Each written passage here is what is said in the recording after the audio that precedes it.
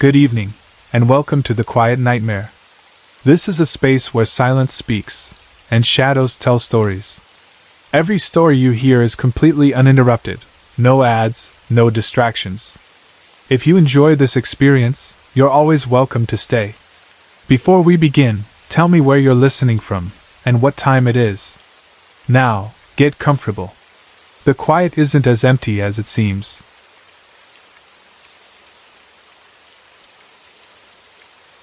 Next month it will be 10 years since I lost my grandfather. I was never extremely close to him in the way some grandchildren are, mostly because our family was large and there were so many of us that it was easy to feel like just another face in the crowd. I used to wonder about that when I was a child, whether I really stood out to him at all or if I simply blended in with the other grandchildren. Even with that thought, I still loved him deeply. To me, he was special. He was like a quiet kind of superstar in our family, someone whose presence carried more weight than his words. Every Christmas, he had a tradition that all of us grandchildren looked forward to, even if we pretended to tease it. Each of us would receive a small gift, but what we really remembered were the bags he personally prepared. He would fill them with simple things like peanuts, peppermint candies, and apples. We would all line up in his living room in a loose U shape, waiting our turn to receive our little bundle. As kids, we used to joke and laugh about how simple the bags were, like they were nothing special. But deep down, I always looked forward to mine. It wasn't about what was inside. It was about the fact that he had made it himself, carefully, for each one of us. As I got older, I learned that the apple had a deeper meaning in older traditions, especially around Christmas. It was often seen as a symbol of unity and togetherness within a family. When I understood that, it made those memories feel even more meaningful. I believe now that my grandfather, even if he never explained it directly, wanted to remind all of us that we were connected, that we belonged to something bigger than just ourselves. He was a quiet man in many ways. He did not speak constantly, and he was not loud or overly expressive. But when he did speak, his words always carried weight. There was a sense of wisdom in what he said, like he didn't waste language on things that didn't matter. As I grew older, I realized that many of the values I carry today were shaped indirectly by him, passed through my father, and then to me. Even when he wasn't speaking directly to me, his influence still reached me through the way he lived and the way he treated others. After he passed away, something in me changed. I started feeling a stronger connection to him than I ever expected. It was not just a memory-based connection anymore. It felt more present, like something ongoing rather than something finished. I would sometimes feel his love in a way that was difficult to explain logically. It was as if that feeling stretched back through time, not just to my childhood, but even further than I could mentally place it. I never tried to force an explanation for it, because I knew it wasn't something I could fully understand with ordinary thinking. What made this feeling even stronger was what happened shortly after his passing. I had gone to see him in the hospital before he died, and when I returned home that evening, I was overwhelmed. I don't think I fully processed what had happened at the time. I remember sitting with the realization that someone who had always seemed strong and steady was suddenly gone. When I saw him in the hospital bed, he didn't look like the same man I remembered. He looked fragile, almost like the physical body no longer matched the person I had known. And yet, even then, I remember feeling like something of him was still present in the room, just not in the way I was used to. That night, when I got home, the emotional weight of everything finally broke through. I cried for a long time, completely drained, and eventually fell asleep. I didn't expect anything unusual to happen after that. But something did. I woke up during the night after hearing his voice. It was clear and distinct, like he was right there in the room with me. He said, "No te preocupes." At first, I didn't fully understand what I had heard. I stayed still in bed, trying to process it, because it didn't immediately register in my mind. I had never really heard him speak Spanish to me before, even though I knew he could. He usually spoke English around me, so hearing those words in Spanish felt different, more personal in a way I can't fully describe. After a few moments, I tried to understand what the phrase meant. I repeated it in my mind until I realized it translated to, "Don't worry." When I understood it, something in me shifted. Instead of fear or confusion, I felt an unexpected sense of calm. It was like the emotional weight I had been carrying softened for a moment. I remember sitting up in bed with tears in my eyes, but this time they were not only from sadness. There was also a strange feeling of peace mixed in with everything else. In that moment, I felt as if he was still there with me in some way that wasn't physical. Not in a visible form, but in a presence that felt surrounding and gentle. It wasn't frightening. It felt comforting, like a reassurance that I didn't expect to receive but somehow needed. After that night, I shared what had happened with my parents. To my surprise, instead of dismissing it, they felt comforted by it as well. When my father heard it, he shared it with other members of the family. My father's side of the family has always had its disagreements and emotional distance, especially during times of loss. People don't always handle grief the same way, and it often creates tension. But this one experience seemed to soften things, even if only temporarily. When I think about it now, it feels like that moment carried the same meaning as my grandfather's old Christmas tradition in a different form. Just like the bags of simple gifts and apples he used to hand out to bring us together, this experience felt like something that brought emotional unity to the family, even in a time of sadness. It was as if, in his own quiet way, he was still reminding us not to fall apart from each other, and not to lose connection even after loss. I don't try to fully explain it or define it in strict terms anymore. I simply remember it as something that brought comfort when it was needed most. And in my heart, that is enough.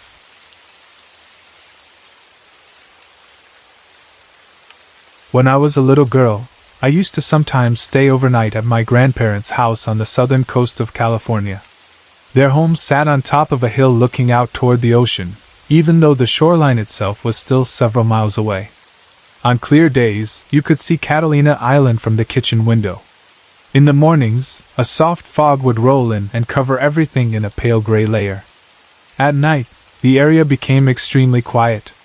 The houses were spread far apart, and there were very few street lights, so the darkness felt thick and complete. On cloudless nights, the sky was full of stars stretching endlessly overhead. Most of the people living nearby were older, so the neighborhood always felt still, almost frozen in time. You could recognize my grandparents' house right away because of its steep driveway. Birds were always around it because my grandmother loved feeding them.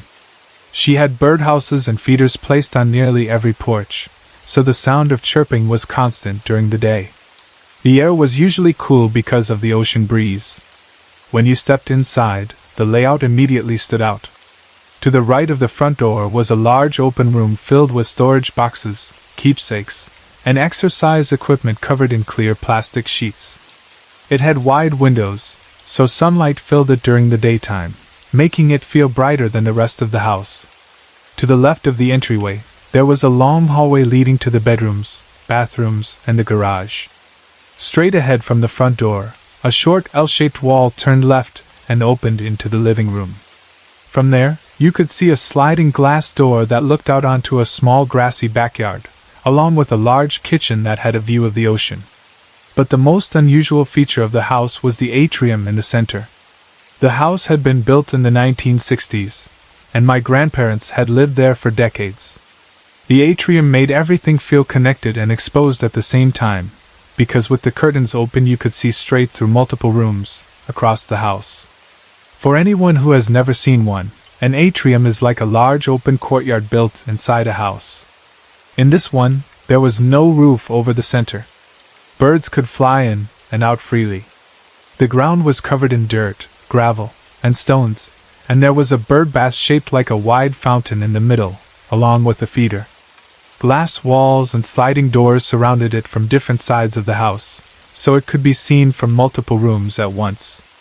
It was beautiful during the day, but at night it became something very different. I was an only child, so when I stayed there, I was usually the only kid in the house. My grandparents were kind, but they were also private people. They often went out during the day to meet friends or run errands, so I would sometimes be alone there for hours. Even though the house was filled with family photos and warm memories, I always felt uneasy in it. I couldn't explain it properly when I was younger. It wasn't something I had learned from movies or stories. I wasn't even allowed to watch anything scary. But still, something about the house made me feel watched. That feeling followed me every time I stayed there. I loved my grandparents deeply, and I enjoyed when they came to visit us, but I never felt comfortable sleeping in their house. Even as I got older, I would sometimes cry and call my parents to pick me up early. It wasn't fear in a normal sense. It felt more like being aware of something you couldn't see, something just outside your understanding. One night stands out more clearly than the rest. I remember it in detail because I couldn't sleep at all. It was very late, and the house was completely dark. I was lying in the guest room where I usually stayed.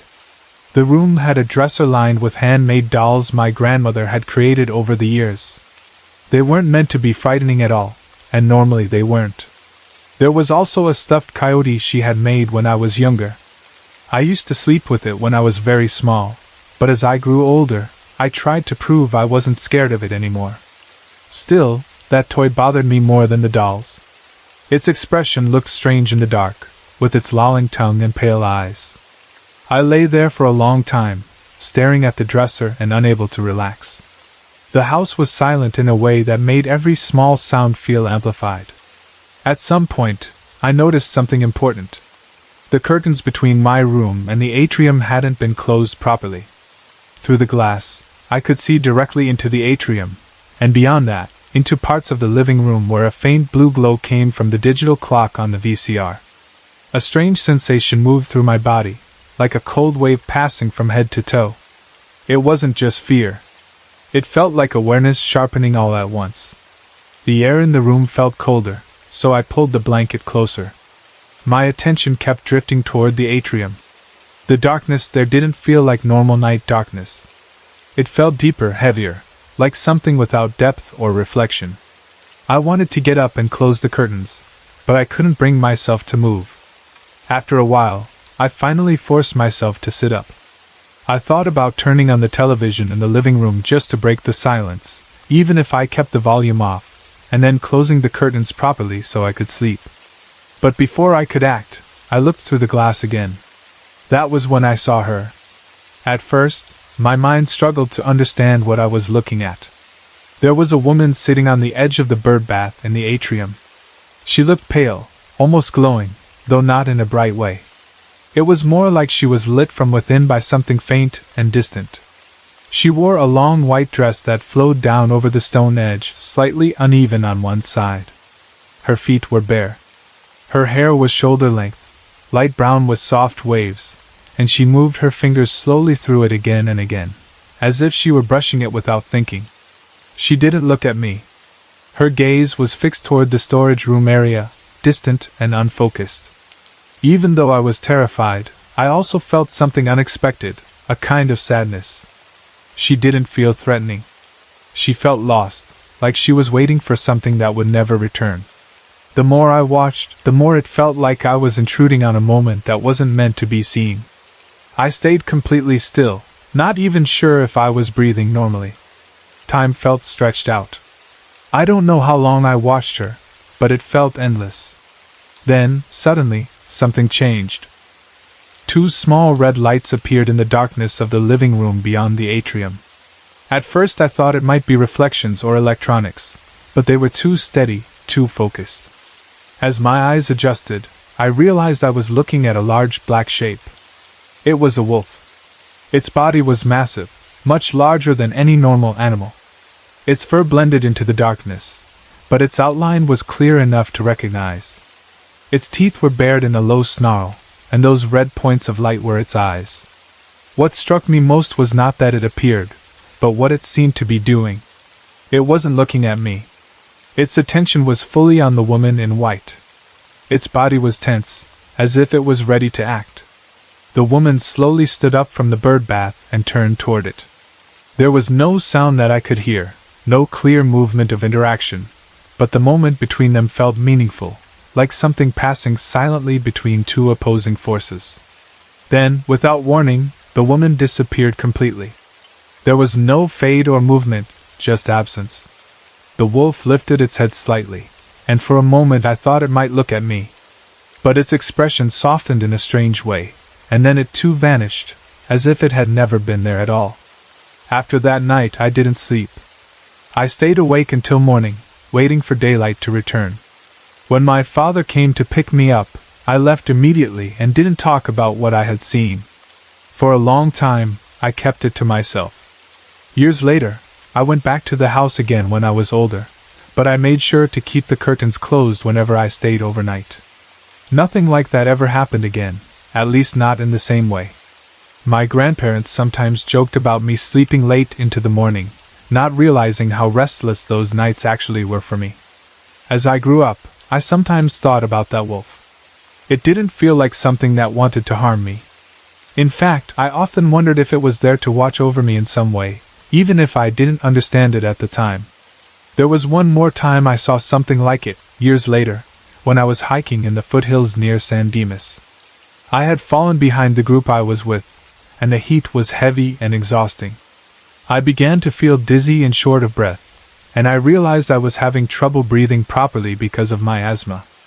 I didn't have my inhaler with me. As I struggled to calm myself, I saw a shape appear between two trees. It was the same presence I remembered, but different. This time, the wolf's eyes were not red. They were a deep brown, calm and steady.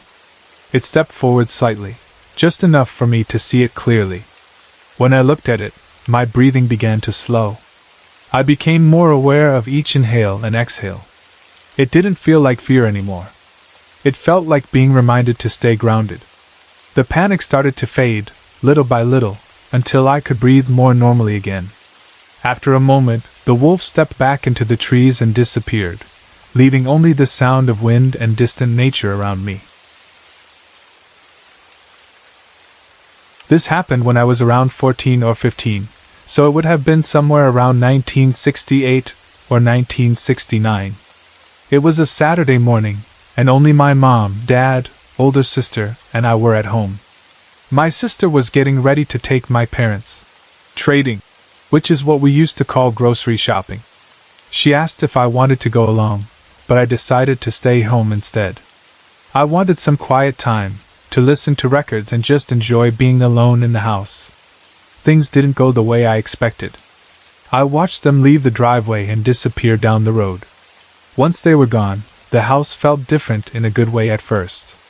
I was finally alone, and I could play my records as loud as I wanted without anyone telling me to turn the volume down. I made myself a glass of Kool-Aid, set up the record player, and was just about to relax when I heard a loud, heavy crash coming from the living room. It was so sudden that it startled me right out of what I was doing. I remember thinking, "What in the world was that?" I immediately got up and ran into the living room, expecting to see something knocked over or broken.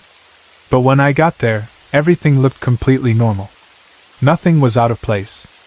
No signs of anything falling or moving. I stood there for a moment, confused, then decided to check upstairs just in case. I went up and looked around carefully, but everything was fine there too. No sounds, no movement, nothing unusual. I came back downstairs, still trying to figure out what I had heard. As soon as I stepped back into the living room again, I heard another loud crashing sound, this time coming from the opposite end of the house. It was strong enough that it made me jump. I felt uneasy at that point, but I still ran straight toward the dining room and checked every corner of it. Again, there was nothing there. No explanation at all. I remember sitting down in the dining room after that, trying to calm myself. I even took a sip of my Kool-Aid and tried to convince myself there had to be a logical explanation. Maybe something settling in the house, maybe something outside that echoed strangely. I was still thinking about it when the crash happened again, this time from the living room behind me.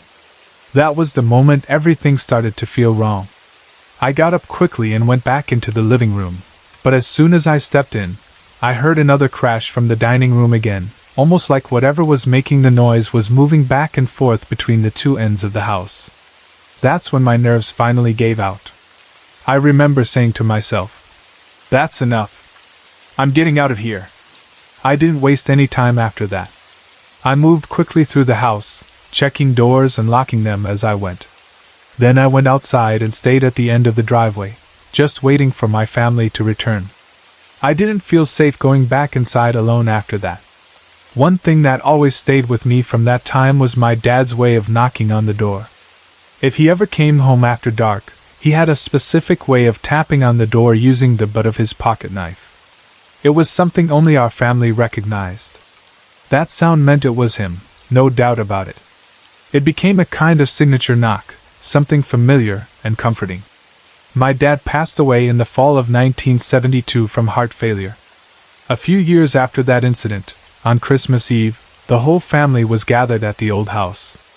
It was one of those big family nights where every room was full, everyone talking, laughing, and catching up. I was sitting in the living room with my brother Earl and several other relatives, just talking like normal, when suddenly we heard that knock. It was clear, sharp, and unmistakable. The same exact pattern my father always used. For a moment, everything in the room changed. Earl immediately got up and rushed to the door, and the rest of us just sat there hoping, almost without saying it out loud, that when the door opened, it would be him standing there. But when the door was opened, there was nothing outside except the cold December air. I still don't know what that knock was. Maybe it was just coincidence. Maybe someone else had knocked in a similar way, or maybe the house itself was playing tricks on memory and emotion. I can't say for sure. But even now, I find myself remembering it differently than the other strange things that happened in that house. That one didn't feel scary. It felt familiar. And in a strange way, it still does. It was the summer of 1975, and I had just turned 21. I was young, restless, and honestly a bit wild, so it didn't take me long to decide I needed my own place. I wanted something simple, cheap, and mine. Eventually I found an apartment that checked all the boxes. With some help from family and friends, I moved in and slowly turned the empty space into what you could call a bachelor pad. The building itself was large and old, a two-story structure that had originally been used as a dormitory during World War II. After the war ended, it had been converted into apartments. There was always something a little unusual about it just from that fact alone, like it carried a history that didn't fully belong to the present. My apartment was on the second floor, all the way on the west end. It was apartment number 216. At first, everything felt normal enough. I settled in, got used to the space, and spent most of my time working or relaxing at home. Then one day, while I was off from work, something happened that I still don't fully understand to this day. I was sitting on the couch listening to music, just relaxing like any other afternoon.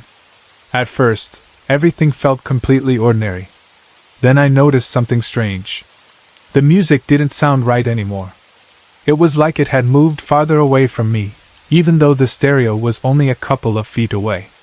The sound felt distant and hollow, like it was coming through a long tunnel instead of from the speakers right in front of me. Almost immediately after that, I started feeling wrong physically.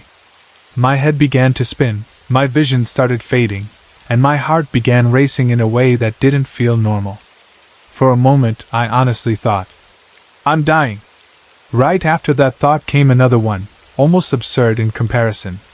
Not now. I'm just starting to enjoy life. I was still sitting upright on the couch, feet on the floor, trying my best to stay conscious. Everything around me started slipping further away. The room felt distant, like I was no longer fully inside it. The darkness in my vision changed into something else entirely, shifting into moving patterns of color, like swirling waves behind my eyes. The music was gone completely at that point. In its place, I started hearing voices. They weren't clear conversations at first. It sounded like overlapping laughter mixed with mocking tones, almost like something or someone was making fun of me while I was in that state. It felt deeply uncomfortable, like I was being observed and judged at the same time. I remember thinking, even in that moment, how strange it was that if I was actually dying, this was what I was experiencing. I forced myself to stand up. I wanted to make it to the bedroom so I could lie down and try to recover. I took a couple of steps, but my balance was gone. Everything tilted, and I felt myself falling forward. After that, I don't remember hitting the floor at all.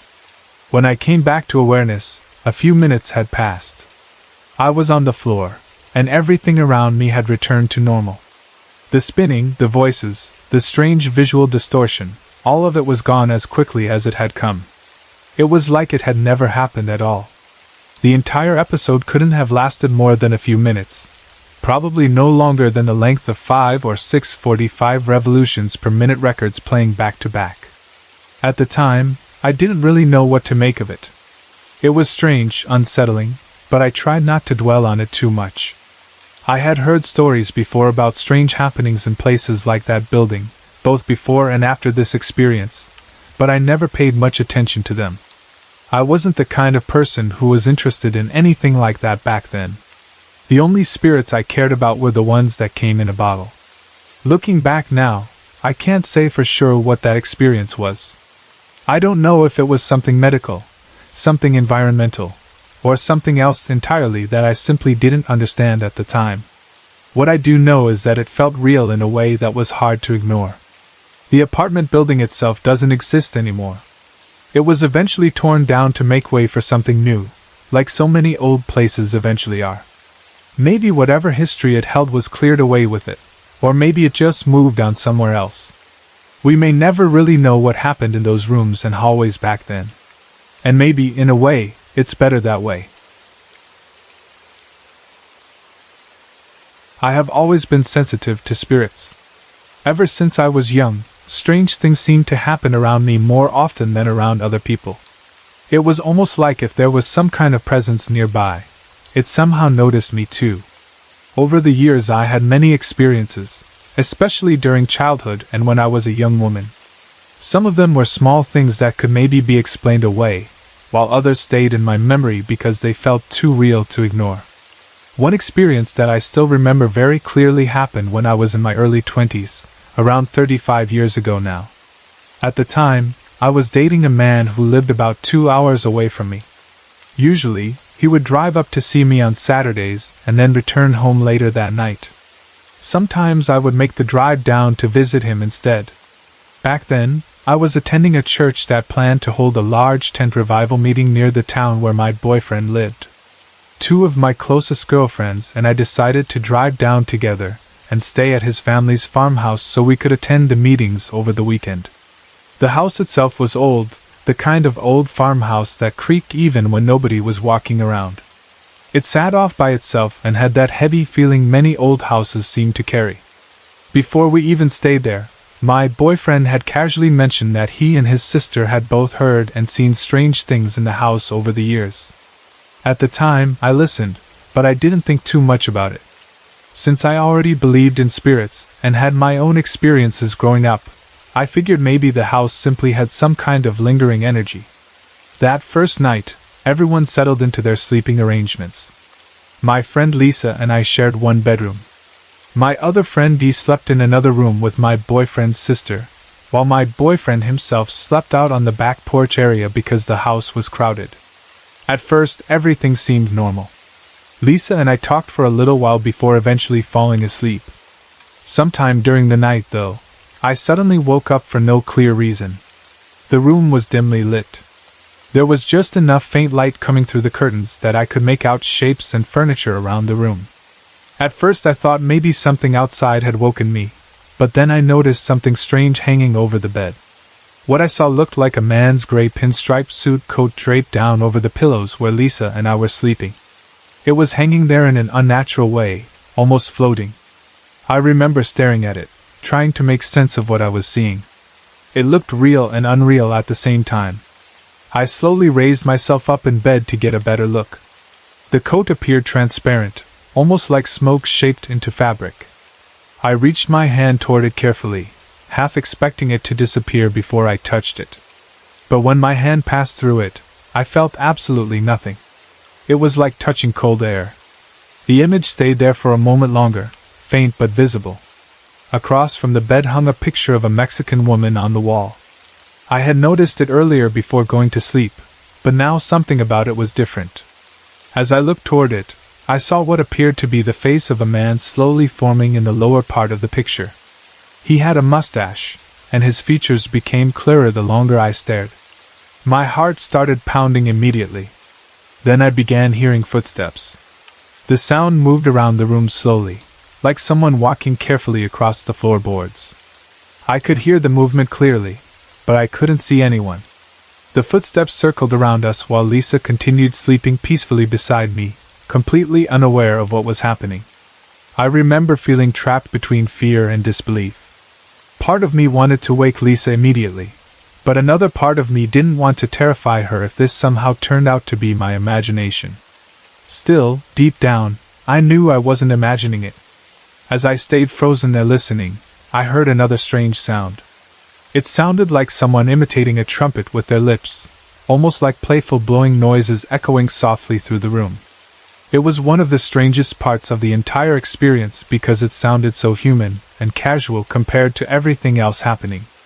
At that point, fear completely took over. I laid back down quickly and pulled the blankets over my head. I started praying silently as hard as I could. I prayed for protection, for peace, for the whole thing to stop. Underneath those covers I could still hear movement in the room now and then, though eventually the sounds faded away. Sometime before morning, I finally drifted back to sleep from pure exhaustion. The next morning, as soon as everyone was awake, I told them exactly what had happened during the night. I explained about the floating suit coat, the man's face appearing in the picture, the footsteps, and the strange trumpet-like sounds. To my surprise, nobody laughed at me. Instead, everyone became serious very quickly. Since we were all church-going people, the first thing we did was pray together in the room. After praying, we took olive oil and used it to make the sign of the cross on different things inside the bedroom. We anointed the picture on the wall, the doors, the windows, and even the bedposts while saying prayers in the name of Jesus. The atmosphere in the room honestly felt different afterward. The heavy feeling that had been there the night before seemed lighter somehow. That second night, all of us slept peacefully. There were no footsteps, no strange figures, no noises, and no disturbances of any kind. Everything remained calm until we left. I never really found out who or what had been in that house. Maybe it was connected to the property's past. Maybe it was some lingering spirit that never moved on. I can't say for certain. What I do know is that the experience felt completely real to me, and it remains one of the clearest paranormal encounters I ever had. Not long after that period in my life, my relationship with that boyfriend eventually ended. We went our separate ways, and honestly, I think that was probably for the best. One thing I know for sure is that I was relieved I never had to move into that old farmhouse permanently. Even now, all these years later, I can still picture that transparent gray coat hanging silently over the bed in the middle of the night. I had just spent 2 long weeks in the hospital, and by the time the doctors finally agreed to let me go home, I felt like a completely different person. Those 14 days felt endless. Every morning blended into the next, every night seemed longer than the one before it, and the smell of antiseptic, medicine, and sickness clung to everything around me. I remember thinking more than once that hospitals never really sleep. Even in the middle of the night there are footsteps in the hallways, distant coughing, machines beeping, muted voices at the nurse's station, and the strange heavy silence that hangs in the air when people are suffering. No one enjoys being stuck in a hospital. Most people count the minutes until they can finally leave and go home again. For me, though, hospitals have always been especially difficult places to be. Ever since I was young, I have been sensitive to things that many other people cannot see or feel. I never asked for that sensitivity, and most of the time it has brought me more fear and exhaustion than comfort. Over the years I learned to live with it, but being trapped inside a building full of sickness, pain, fear, and death was overwhelming. The reason I had been admitted was serious. I could not breathe properly anymore. What started as a terrible cough had slowly become something much worse. At first I tried convincing myself it was just a stubborn cold that would pass in a few days, but instead my chest tightened more and more each day until even walking across a room became exhausting. Every breath felt shallow and painful. At night I could hear a wet rattling sound in my lungs that terrified me. Eventually my husband insisted that I go to the emergency room. I remember sitting there under the harsh fluorescent lights while nurses hurried around me. I could barely stop coughing long enough to answer questions. After tests and scans, the doctors told me I had pneumonia. My lungs were filling with fluid, and my oxygen levels were dangerously low. I still remember how frightened my husband looked when the doctor explained everything to us. He tried to stay calm for my sake, but I could see the worry in his eyes. I suppose I looked just as scared. The next thing I knew, I was being admitted to the contagious disease floor. Oddly enough, despite how crowded the hospital seemed, I ended up with a private room. It was small and plain, but after spending hours in the emergency department, it almost felt peaceful. The walls were a pale color that reminded me of faded clouds, and there was one narrow window near the far side of the room. The window overlooked the parking lot. Not exactly a beautiful view. Still, I found myself staring out that window constantly. During the daytime I could see people coming and going below. Families carried flowers and balloons. Nurses hurried toward the employee entrance with coffee cups in hand. Patients were wheeled out to waiting cars. Sometimes rain covered the pavement in silver reflections, and other times sunlight warmed the tops of the trees beyond the parking lot. When I became tired of looking at the cars and concrete, I would focus farther away, beyond the trees, and pretend I was somewhere else entirely. Somewhere peaceful. Somewhere healthy. At night the parking lot lights glowed like pale moons beneath my window. I would sit there awake while the machines beside my bed hummed softly. Sleep came in short, broken pieces. The coughing alone made sure of that. But the physical sickness was only part of what made those 2 weeks so difficult. The rooms beside mine were occupied by elderly patients, both of them struggling badly. Through the thin walls I could hear their breathing. It was a terrible sound. Ragged. Weak. Desperate. Sometimes one of them would start coughing violently in the middle of the night, and I would find myself holding my own breath while listening. Other times I could hear nurses rushing into the rooms, speaking softly but urgently. One evening I heard a family crying quietly in the hallway. The next morning one of the rooms was empty. The patient had passed away during the night. Not long after that, the other room fell silent too. That was the hardest part for me. Because of my sensitivity, death has never felt like a clean ending. There is always something else. Something lingering. Something difficult to explain. I know many people will not understand what I mean, and honestly, sometimes I wish I didn't understand it either. But during those 2 weeks in the hospital, I felt things. I sensed the moment those people crossed over. It is difficult to put into words. The air changes somehow. The room feels strangely still, but at the same time heavier. There is grief, confusion, sadness, and then something else that arrives afterward. A release. Almost like watching a candle flame finally slip free from the wick. The first time it happened beside my room, I was sitting upright in bed trying to sip water when suddenly I felt an overwhelming pressure in the air. My skin prickled with chills. The sounds around me seemed distant for a few seconds. Then I felt calm. Not my own calm. Someone else's. Tears filled my eyes immediately because I understood what had happened before anyone said a word. A few minutes later I heard quiet footsteps in the hallway and nurses speaking softly. The patient next door was gone. The second passing affected me even more strongly. I had been half asleep when I suddenly woke with the unmistakable feeling that someone was standing near my bed. I opened my eyes expecting to see a nurse. No one was there. Yet I could feel a presence moving through the room. Not frightening. Just aware. I remember looking toward the wall shared with the neighboring room and whispering a small prayer under my breath. Within minutes alarms sounded down the hall. That room also became empty by morning. Being surrounded by sickness and death for so many days exhausted me emotionally as much as physically. One of the nurses assigned to my section was a kind woman with tired eyes and a gentle voice. She often stopped outside my room to check charts or speak quietly with other nurses. One night while my door was slightly open, I overheard her talking about her older sister. Her sister had died recently from pneumonia too. I could hear the pain in her voice as she spoke. She tried to sound professional and composed, but grief always reveals itself in small ways. A pause that lasts too long. A trembling breath. Silence after a sentence. Listening to her made me realize how many people in that building were carrying invisible sorrow. Patients. Families. Doctors. Nurses.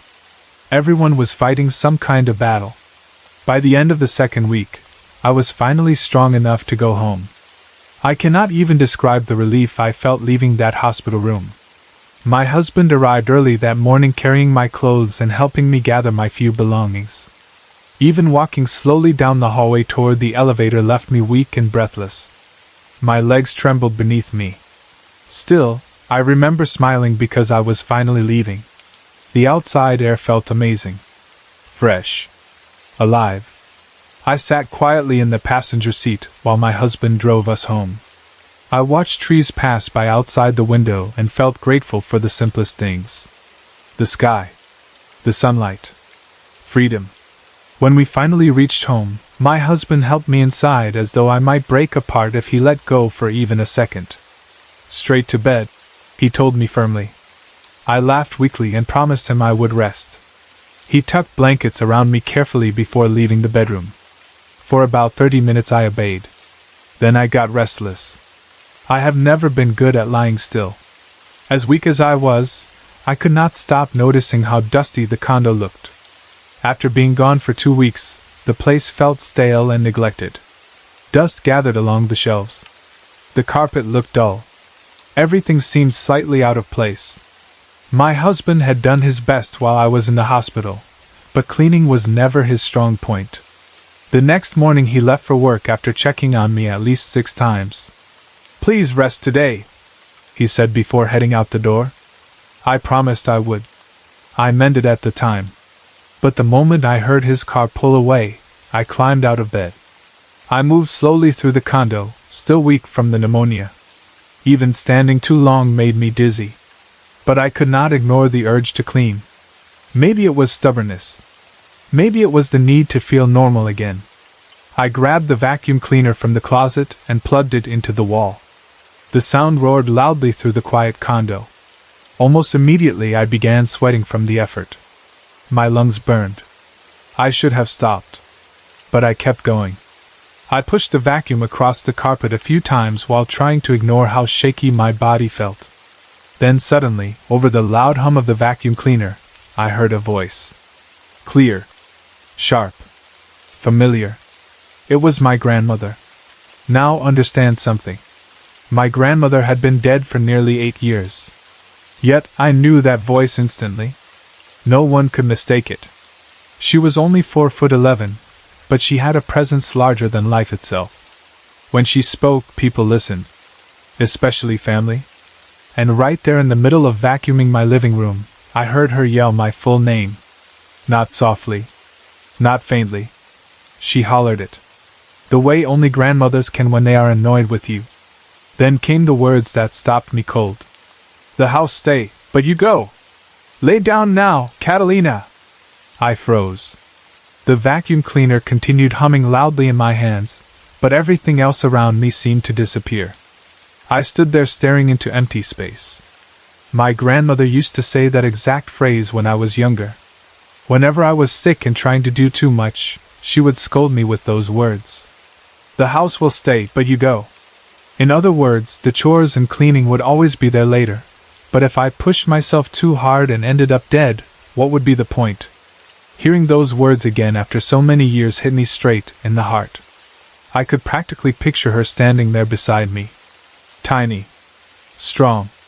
Hands on her hips. Completely unimpressed with my stubborn behavior. And the strangest part was how clear the voice sounded. This was not some faint whisper that could be explained away by imagination. The vacuum cleaner was running loudly. Yet her voice rose clearly above it.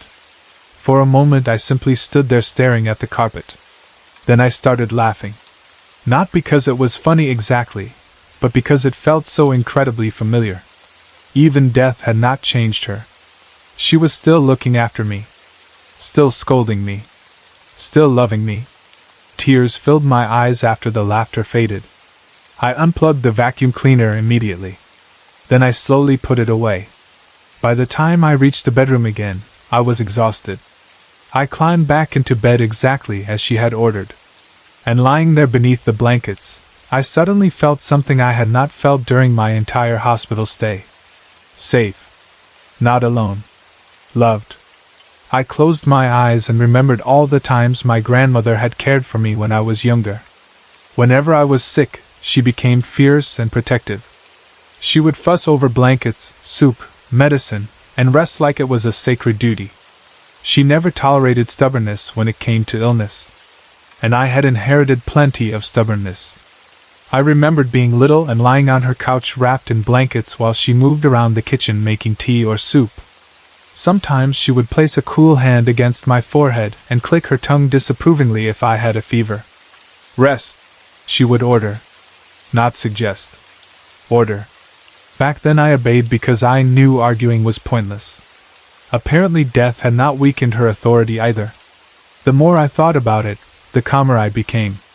Some people might hear this story and immediately search for logical explanations. Maybe they would say I imagined a voice because I was weak from illness.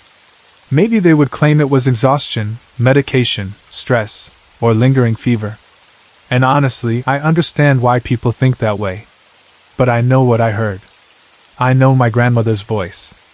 More importantly, I know the feeling that came with it. It was the same feeling I had known my entire life whenever she protected me. Pure love. Strong and unwavering. I stayed in bed the rest of the day. And over the following weeks, I slowly healed. Every now and then while resting quietly, I would think back to that moment with the vacuum cleaner and smile. The experience changed something inside me. Not because it frightened me, because it comforted me. People often think paranormal experiences are always terrifying. They imagine shadows, evil spirits, screams in the night, or haunted houses. But sometimes the experiences that stay with you the longest are the gentle ones. The moments that remind you love does not simply vanish. I truly believe some bonds continue even after death. Not everyone will agree with that, and that is alright. But after everything I have experienced throughout my life, I cannot believe otherwise. My grandmother may no longer walk this earth physically, but in that moment, when I was weak and stubborn and pushing myself too hard, she was still there watching over me. Still caring. Still protecting. And somehow that realization healed more than my lungs. It healed something deep in my heart too. Even now, years later, whenever I become overwhelmed or sick or exhausted, I sometimes think about that day. I can still hear her voice clearly. Strong. Loving. A little irritated. Exactly the way she always sounded. The house stay, but you go. And every single time I remember it, I smile. Because in that strange and unexpected moment, I realize something beautiful. We are never truly abandoned by the people who loved us deeply. Not really. Sometimes they stay close in ways we cannot fully understand. Sometimes they appear in dreams. Sometimes through memories. And sometimes, if we are lucky, they yell at us through the sound of a vacuum cleaner until we finally listen. I did listen. I rested. I healed. And to this day, whenever I think back on that frightening illness and those lonely weeks in the hospital, the thing I remember most clearly is not the coughing, the fear, or even the sadness surrounding death. What I remember most is the overwhelming feeling of being loved. Loved enough that even after 8 years beyond this world, my grandmother still found a way to take care of me one more time. My friend Jenny had been living in her house for about 6 years when the strangest and most terrifying things started happening to her. The neighborhood itself looked completely normal. It was quiet, peaceful, and honestly the last place anyone would expect paranormal activity to happen. The house was not old or abandoned looking. It did not sit on some lonely hill or hidden road. It was just an ordinary home in an ordinary area, which somehow made everything even more unsettling. Most people imagine hauntings happening in ancient houses with creaking floors, broken windows, and dark histories attached to them. Jenny's house was nothing like that. From the outside it looked warm and inviting. The rooms were nicely decorated, the walls were painted in soft colors, and her cats lounged around the house peacefully like any other pets. If you walked into the house during the daytime, you would probably never suspect anything strange had ever happened there. But after living there for about 3 years, Jenny experienced something one night that changed the way she looked at the house forever. It happened late at night, while she was getting ready for bed. The entire house was quiet except for the small sounds that old homes and even new homes naturally make at night. The hum of appliances, the occasional settling of wood, the soft movement of her cats wandering through the rooms. Jenny had just climbed into bed and pulled the blankets over herself when she suddenly heard the distinct rustling sound of a plastic grocery bag moving somewhere in her room. At first she was annoyed more than frightened. Her cats were always getting into things, and she assumed one of them had found a bag on the floor and was playing with it. Anyone who owns cats knows how much noise they can make with the simplest object. Without really thinking much about it, she tossed the covers aside and sat up in bed to shoo the cats away. But the moment she looked across the room, her entire body froze. Standing there in the darkness were 2 women. Not shadows. Not shapes. Actual women. For a split second her mind tried to make sense of what she was seeing. Her first thought was not ghosts or spirits. Her first thought was that someone had broken into the house. She remembered suddenly that she had left the front door unlocked earlier that evening. Panic rushed through her instantly. Her heart started pounding as she stared at the figures standing silently in her bedroom. The women looked strange and unnatural somehow, though later Jenny struggled to explain exactly why. It was almost as if they looked solid and transparent at the same time. Jenny slowly started getting out of bed, unsure whether to run or scream. That was when one of the women noticed her moving. The figure suddenly turned toward Jenny and began coming directly at her with both arms stretched out. The movement terrified her. Jenny let out a loud scream and instantly jumped backward onto the bed again. Acting completely on instinct, she threw the blankets over her head like a frightened child. For several long seconds she stayed frozen beneath the covers, trembling so badly she could barely breathe. She later told me that during those few seconds she was absolutely convinced she was about to die. Every horrible possibility ran through her mind. Were they robbers? Were they going to attack her? Were they even human? The silence outside the blankets felt unbearable. Finally, after what felt much longer than 10 seconds, Jenny forced herself to move. Fear turned into adrenaline. She suddenly became angry. With a scream she threw the covers aside, jumped out of bed, and charged directly toward the figures while yelling at the top of her lungs.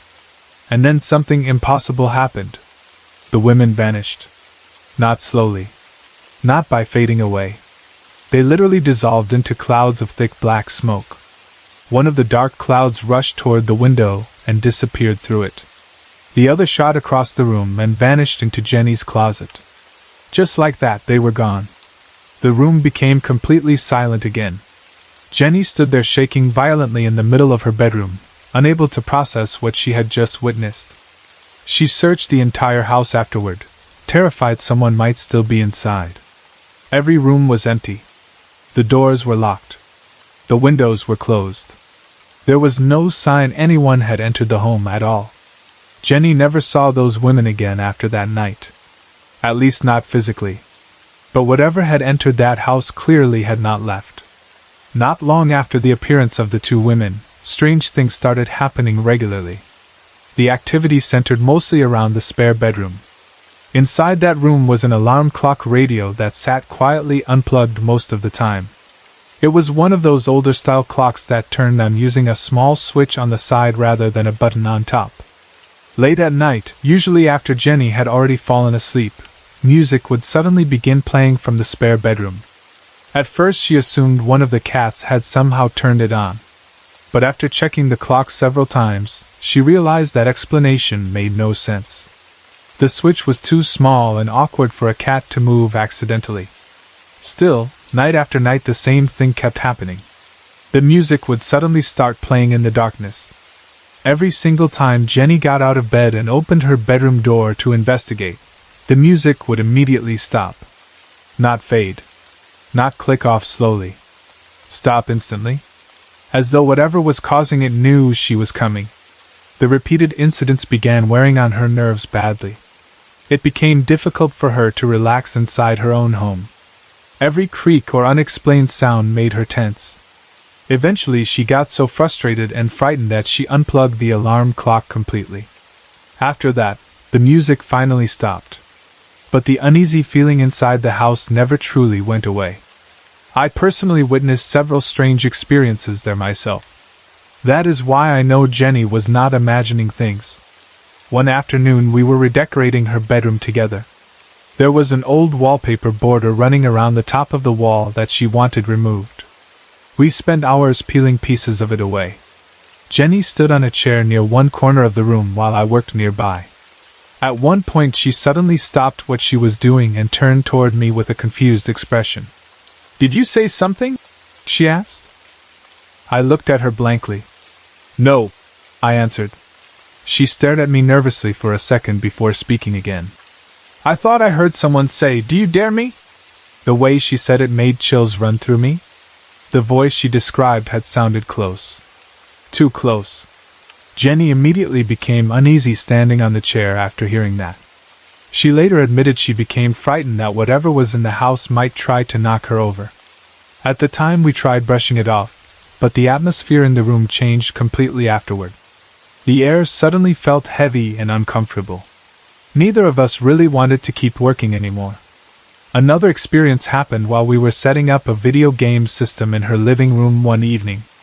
I was sitting on the couch untangling one of the controllers while Jenny moved around nearby connecting wires to the television. Her cats were both across the room at the time. I remember this detail very clearly because afterward I immediately checked where they were. As I sat there focused on the controller, I suddenly felt something touch my shoulder. Not brush against it lightly. Touch it. It felt exactly like fingers pressing briefly against me. I spun around instantly expecting to see one of the cats jumping across the couch. But neither cat was anywhere near me. Both of them were too far away to have reached me in time. For a second I just sat there staring. The feeling had been too clear and deliberate to ignore. Jenny noticed my expression immediately. "What?" she asked. Something in my face must have told her exactly what happened because before I could even answer, she looked nervous too. "I felt something touch my shoulder," I told her quietly. Neither of us spoke much after that. The living room suddenly felt colder than before. Jenny kept several decorative pillows on the couch, many of them covered in beads or thick embroidery. At first I tried convincing myself maybe one of the pillows had shifted strangely behind me. But that explanation did not fit either. Earlier I had carefully moved all of the pillows away specifically so I would not crush or damage the beadwork while sitting down. There had been nothing behind me, and the sensation had felt unmistakably like a hand. Experiences like these happened often enough that Jenny became increasingly nervous inside her own home. Even during the daytime there was an uncomfortable feeling in certain rooms. At night the house felt much worse. Sleeping there became difficult for both of us. Every tiny sound suddenly seemed amplified. A floor creak. A soft movement. A distant thump. Even the cat staring into empty corners sometimes made us uneasy. There were nights when we sat awake for hours with the television on low volume simply because silence felt too unsettling. One thing that always confused me was the fact that the house itself had no obvious reason to feel haunted. It was not ancient. There were no stories of murders or tragedies connected to it. As far as anyone knew, nothing terrible had happened there. Yet something about the place felt wrong. It is difficult to explain unless you have experienced it yourself. Some places simply carry a strange energy. You walk inside and immediately feel uncomfortable for reasons you cannot understand. Your instincts start warning you even when nothing appears unusual. That is exactly how Jenny's house felt. I remember one particular night when I stayed over there. We had all the lights off except for the television in the living room. The glow from the screen flickered across the walls while rain tapped softly against the windows outside. Jenny had fallen asleep on the couch beside me. I remained awake because I could not shake the feeling that someone was watching us. The room itself looked perfectly normal. Nothing moved. Nothing appeared. Yet the feeling kept growing stronger. I found myself staring repeatedly toward the hallway leading to the bedrooms. Every shadow seemed darker than it should have been. At one point I became so uncomfortable that I quietly woke Jenny and suggested we go to bed instead. She admitted later that she had not really been sleeping either.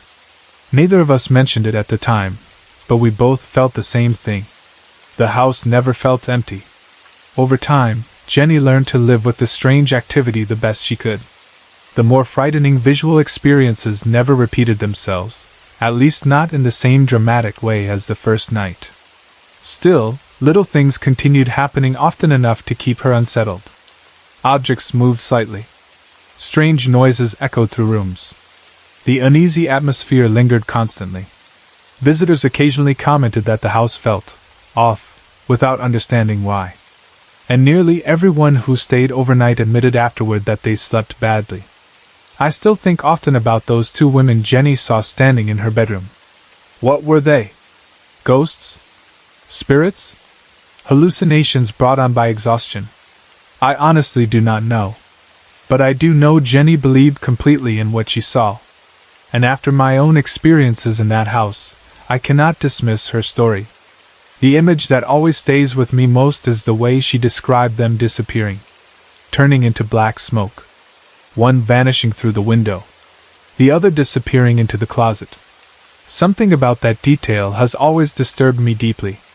Even now, years later, I still feel uneasy whenever I think about spending the night there.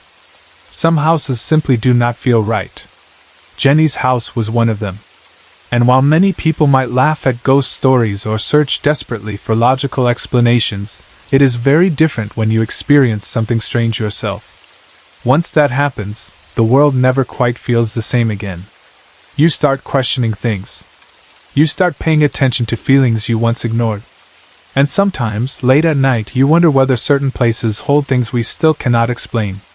I know one thing for certain. Whatever was in Jenny's house did not want to be ignored. Whether it meant harm or simply wanted to be noticed, I cannot say. But the fear we felt there was real. And even today, I still get chills remembering that house and the stories connected to it.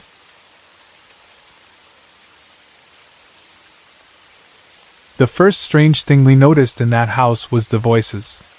At first, we tried to ignore them.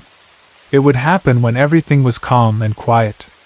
Jimmy and I would be sitting together in the den at night after the kids had gone to bed, watching television or simply talking about our day. Out of nowhere, one of us would hear someone whisper a name. Sometimes it sounded close. Sometimes it sounded far away. Sometimes it sounded like someone was standing directly behind us. Hey, baby! Or one of our names spoken softly, almost lovingly. The strange part was that the voice never sounded threatening. It was more unsettling than frightening at first. It felt like someone was trying to get our attention. Every single time it happened, both of us would turn around expecting to see another person standing there. But nobody was ever there. The first time I heard it clearly, I was sitting on the couch folding laundry while Jimmy watched television. I suddenly heard someone whisper my name right behind my ear. I jumped and looked over my shoulder so fast that the basket of clothes tipped sideways. Jimmy stared at me.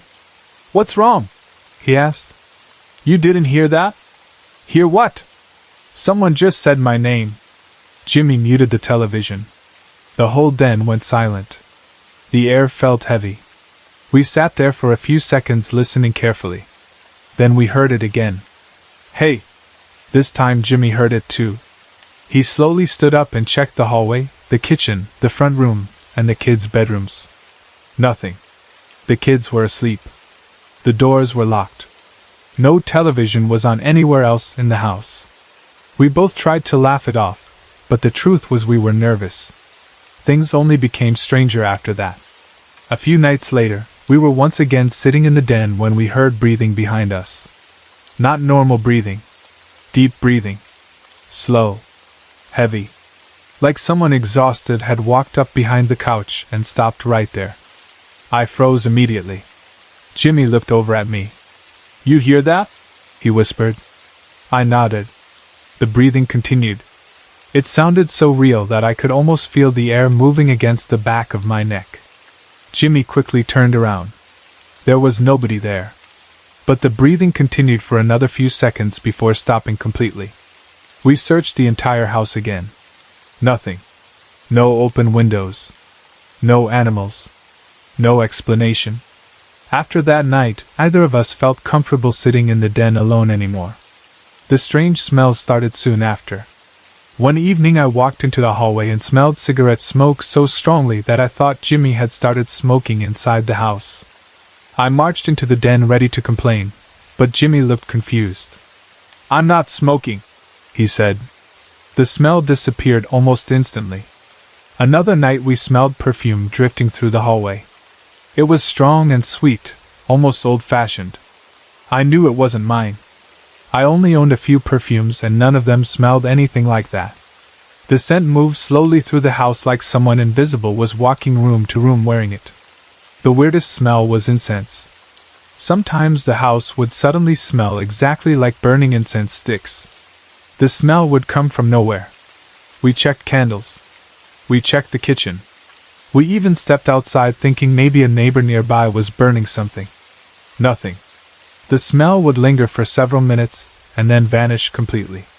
One night, something happened that really shook Jimmy. I had stepped out of our bedroom to check on the kids before bed. A few minutes later, when I came back into the room, Jimmy was staring toward the doorway with a strange expression on his face. "What's wrong?" I asked. He rubbed his shoulder slowly. "It felt like somebody touched me." I stopped. "What do you mean?" "Like fingers." He showed me the back of his shoulder. The hair on my arm stood straight up. He wasn't joking. Jimmy wasn't the kind of man who's scared easily. Seeing him that unsettled made me nervous too. Then there was the mist. That was one of the strangest things either of us had ever seen. I had just walked out of our bedroom to check on one of the kids. When I came back, Jimmy sat up in bed and stared at me. "Were you smoking?" he asked. "No." "Well, when you left the room, something that looked like smoke floated the other direction." I frowned. "What do you mean?" He pointed toward the hallway. "It looked like a mist. Like somebody made of smoke walked past." A cold feeling spread through me. Jimmy wasn't someone who imagined things. He was practical, calm, logical. But he looked genuinely disturbed. As the weeks passed, objects around the house started moving. At first it was little things. A spoon missing from the kitchen. A toy appearing in another room. A towel left in the bathroom showing up in the hallway. We blamed the kids. But then things became harder to explain. One afternoon I was cooking dinner while Jimmy watched television in the den. I distinctly placed the pepper shaker beside the stove. The next morning it was gone. We searched everywhere. The counters. The cabinets. The pantry. Nothing. 2 days later I found it sitting among canned vegetables inside another cabinet. Neither of us had put it there. The same thing happened with boxes. Late at night we would hear the sound of heavy cardboard boxes being dragged across the floor somewhere inside the house. The noise sounded real. Loud. Like someone moving storage around. Every time we investigated, nothing had moved. One evening I heard dishes rattling in the kitchen. It sounded like someone searching through cabinets. I walked in expecting to see one of the kids awake. The kitchen was empty. But several plates inside the cabinet were tilted strangely, as if someone had touched them. The house itself began to feel different. Heavy. Uncomfortable. Like someone was always watching. I especially hated walking through the hallway at night. Even during the daytime, certain parts of the house felt colder than others. The worst room was the spare bedroom. Originally it had belonged to Jimmy's daughter. Now we mostly used it for storage. I avoided it whenever possible. Every single time I stepped into that room, I felt sick. Not nervous. Actually sick. My stomach would twist. I would feel dizzy. Sometimes I felt like I might throw up. Jimmy admitted he had seen black shadows moving inside that room. One night he stood in the doorway staring inside for several seconds. "What?" I asked. He looked pale. "Something moved in there." I refused to even look. Later we learned that Jimmy's grandmother and aunt had both died in the house years earlier. Several pets had died there too. After hearing that, the strange activity became harder to dismiss. One evening I was putting the kids to bed. I switched on the hallway lights so I could see better while tucking them in. A few moments later, while I sat beside one of the beds, the hallway lights suddenly switched off. I immediately assumed Jimmy had done it. "Jimmy?" I called. No answer. I walked into the hallway. The switch was down. Jimmy was sitting in the den nowhere near the hallway. He swore he hadn't touched it. That night I slept with the bedroom lamp on. The doors were another problem. They opened. They closed. Sometimes slowly. Sometimes hard enough to make us jump. Our bedroom door did it. The spare room door did it. The kids' bedroom doors did it. At first we blamed drafts.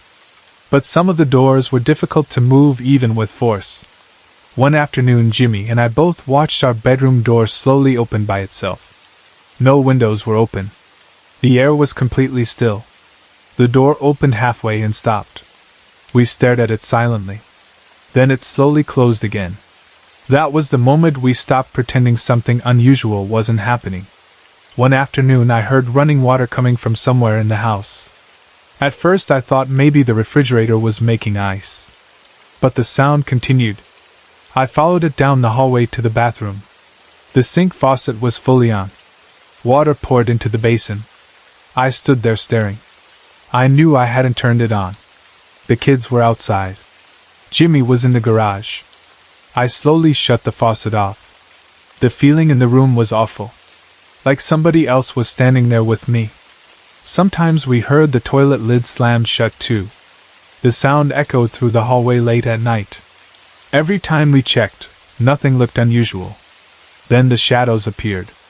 At first I only caught them from the corner of my eye. A dark shape moving past the doorway. Something crossing the hall. A figure standing near the den. Whenever I turned directly toward it, nothing was there. Jimmy started seeing them too. One night he rushed into the kitchen looking shaken. "What happened?" I asked. "I just saw somebody walk past the bedroom. There's nobody there." "I know what I saw." Another night he came out of the bathroom and stopped suddenly. "There!" he shouted. I looked up just in time to see something black move quickly up the wall near the kids' room and disappear behind an old cooler. Jimmy checked immediately. Nothing was there. The kids began noticing things too. That bothered me more than anything. My youngest son once called me into the kitchen looking terrified. "What's wrong?" I asked. He pointed toward the hallway. "Someone's watching me." Nobody was there. Another time the children asked why I had been standing in their room during the night. I told them I hadn't. They insisted they had seen me standing silently at the foot of the bed. That frightened me deeply. The children also spoke about seeing people walking in the hallway. Dark shapes. Figures. They eventually stopped talking much about it, but they became afraid to sleep without lights on. Sometimes they refused to leave their room at night. Our pets acted strangely too. The dogs would suddenly stop in the hallway and refuse to move forward. They stared upward at empty corners of the ceiling. Our smallest dog barked furiously at the kitchen entrance almost every night. Sometimes she growled at absolutely nothing. Our cat once puffed up her tail and hissed toward the spare bedroom door for nearly 5 minutes. There was nothing there. At least nothing we could see. Then came the night of the apparition. It was late. Jimmy and I were asleep when both of us woke suddenly at nearly the same time. Something felt wrong. The room seemed colder than usual. I opened my eyes and immediately froze. At the foot of the bed stood what looked like a dog. But it wasn't our dog. This thing looked darker. Larger. Its shape seemed blurry around the edges. Neither of us moved. The figure stood there silently for several seconds before disappearing. Not walking away. Just disappearing. The next morning we hardly spoke about it. Neither of us wanted to admit what we had seen. But deep down we both knew it had been real. One night Jimmy woke me saying he heard one of the children standing outside our bedroom door calling for me. "Mommy!" The voice sounded weak and soft. I immediately got up and checked. All the children were asleep. Their bedroom door was closed. The hallway was empty. Jimmy looked genuinely disturbed. "That sounded exactly like one of them," he whispered. Another strange thing involved the den. Jimmy had a model F-18 airplane sitting on the table. It rested tilted upward slightly. Several times we watched the nose slowly push downward by itself until the plane sat level. Then after a few moments it would slowly tilt back upward again. Nobody touched it. There were no strings. Nothing near it. The atmosphere in the den itself often became unnatural. We had a computer with a screensaver that constantly changed colors and images, so there should always have been light in the room. Yet sometimes the den became pitch black. Not normal darkness. A thick darkness. Like the light itself was being swallowed. Jimmy noticed it first. One night he suddenly stood up. "Do you see that?" he asked. The den looked wrong. The computer screen still glowed, but somehow the room around it looked unnaturally dark. I can't explain it properly. It was as if shadows filled the entire room. Then just as suddenly, the darkness faded. One of the most disturbing experiences happened when we decided to record the den with a video camera. We wanted proof. Something concrete. The camera recorded for several hours. Nothing unusual happened while we filmed. Later, when we replayed the tape, we noticed something strange near the model airplane. A pale face. It appeared only briefly. The face looked white and distorted. Not human. At least not completely. It vanished after a second. We replayed the footage several times in disbelief. Neither of us slept well after that. We also took photographs throughout the house. Many of them contained strange lights. Not normal camera flashes or dust. These lights appeared as long streaks stretching across rooms. Some pictures showed strange glowing shapes near the chimney.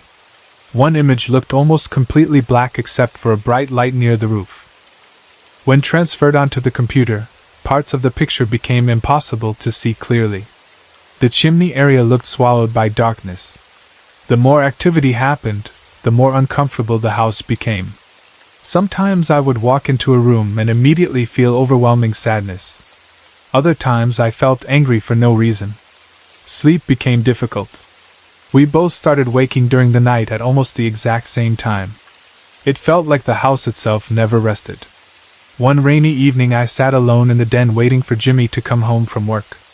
The television played quietly in the background while rain tapped against the windows. Suddenly I heard footsteps in the hallway. Slow footsteps. Heavy. They stopped just outside the den. Thinking Jimmy had arrived home early, I smiled and looked toward the doorway. Nobody stood there. The footsteps continued. I could hear them moving through the kitchen. My heart pounded. I grabbed the phone and called Jimmy immediately. He answered from work. I locked myself inside the bedroom until he got home. Jimmy experienced things alone too. One night he went outside after hearing noises on the roof. At first he thought maybe a raccoon or stray cat had climbed up there. But when he stepped outside, he saw something black moving rapidly across the roof. He said it was too fast to be an animal. Then, to his horror, it leaped from near the chimney and vanished into the darkness. Jimmy came back inside pale and shaken. "I don't know what that thing was," he admitted. The house never felt completely quiet after sunset. There was always some sound. Whispers. Movement. A door creaking. Breathing. Sometimes faint knocking. Sometimes footsteps overhead when nobody else was awake. One of the worst nights happened during a storm. The power flickered several times while rain slammed against the windows. The kids had already crawled into our room because they were scared. Suddenly the spare bedroom door slammed shut so hard the walls shook. The children screamed. Our dog started barking wildly. Then we heard what sounded like boxes crashing onto the floor inside the room. Jimmy grabbed a flashlight and slowly opened the door. Nothing had fallen. Nothing was out of place. But the room smelled horrible. Rotten. Heavy. Like something old and damp. Jimmy closed the door immediately. We all slept together in the living room that night. Despite all of these experiences, neither of us felt truly attacked. Frightened, yes. Watched, absolutely. But not harmed. That's why I always tried calming the children down. I told them sometimes houses settle. Sometimes our minds play tricks on us. But deep inside, I knew there was more happening. The activity seemed connected to the history of the house. Jimmy's grandmother had died there. His aunt had passed away there too. Many pets had died on the property over the years. Sometimes I wondered if emotions somehow lingered inside places. Maybe memories stayed trapped there. Maybe spirits. I honestly didn't know. One afternoon I finally worked up enough courage to enter the storage room alone during daylight. Dust floated through the air. The room smelled stale. I stood there quietly trying to convince myself there was nothing to fear. Then I felt it. That awful nausea. The sensation came instantly. My stomach twisted so violently I nearly doubled over. At the same moment I felt like someone stood directly behind me. I turned quickly. Nobody. But I could feel anger in that room. I rushed out and never went back inside alone again. The children eventually became used to certain things. That may sound strange, but it's true. They stopped reacting every time they heard footsteps or whispers. They simply stayed close to one another. Still, they always wanted lights on. Especially near the hallway. My youngest son once asked me a question I'll never forget. "Mom, why does the dark walk around at night?" That sent chills through my entire body. I asked him what he meant. He shrugged. The dark people. I didn't know what to say.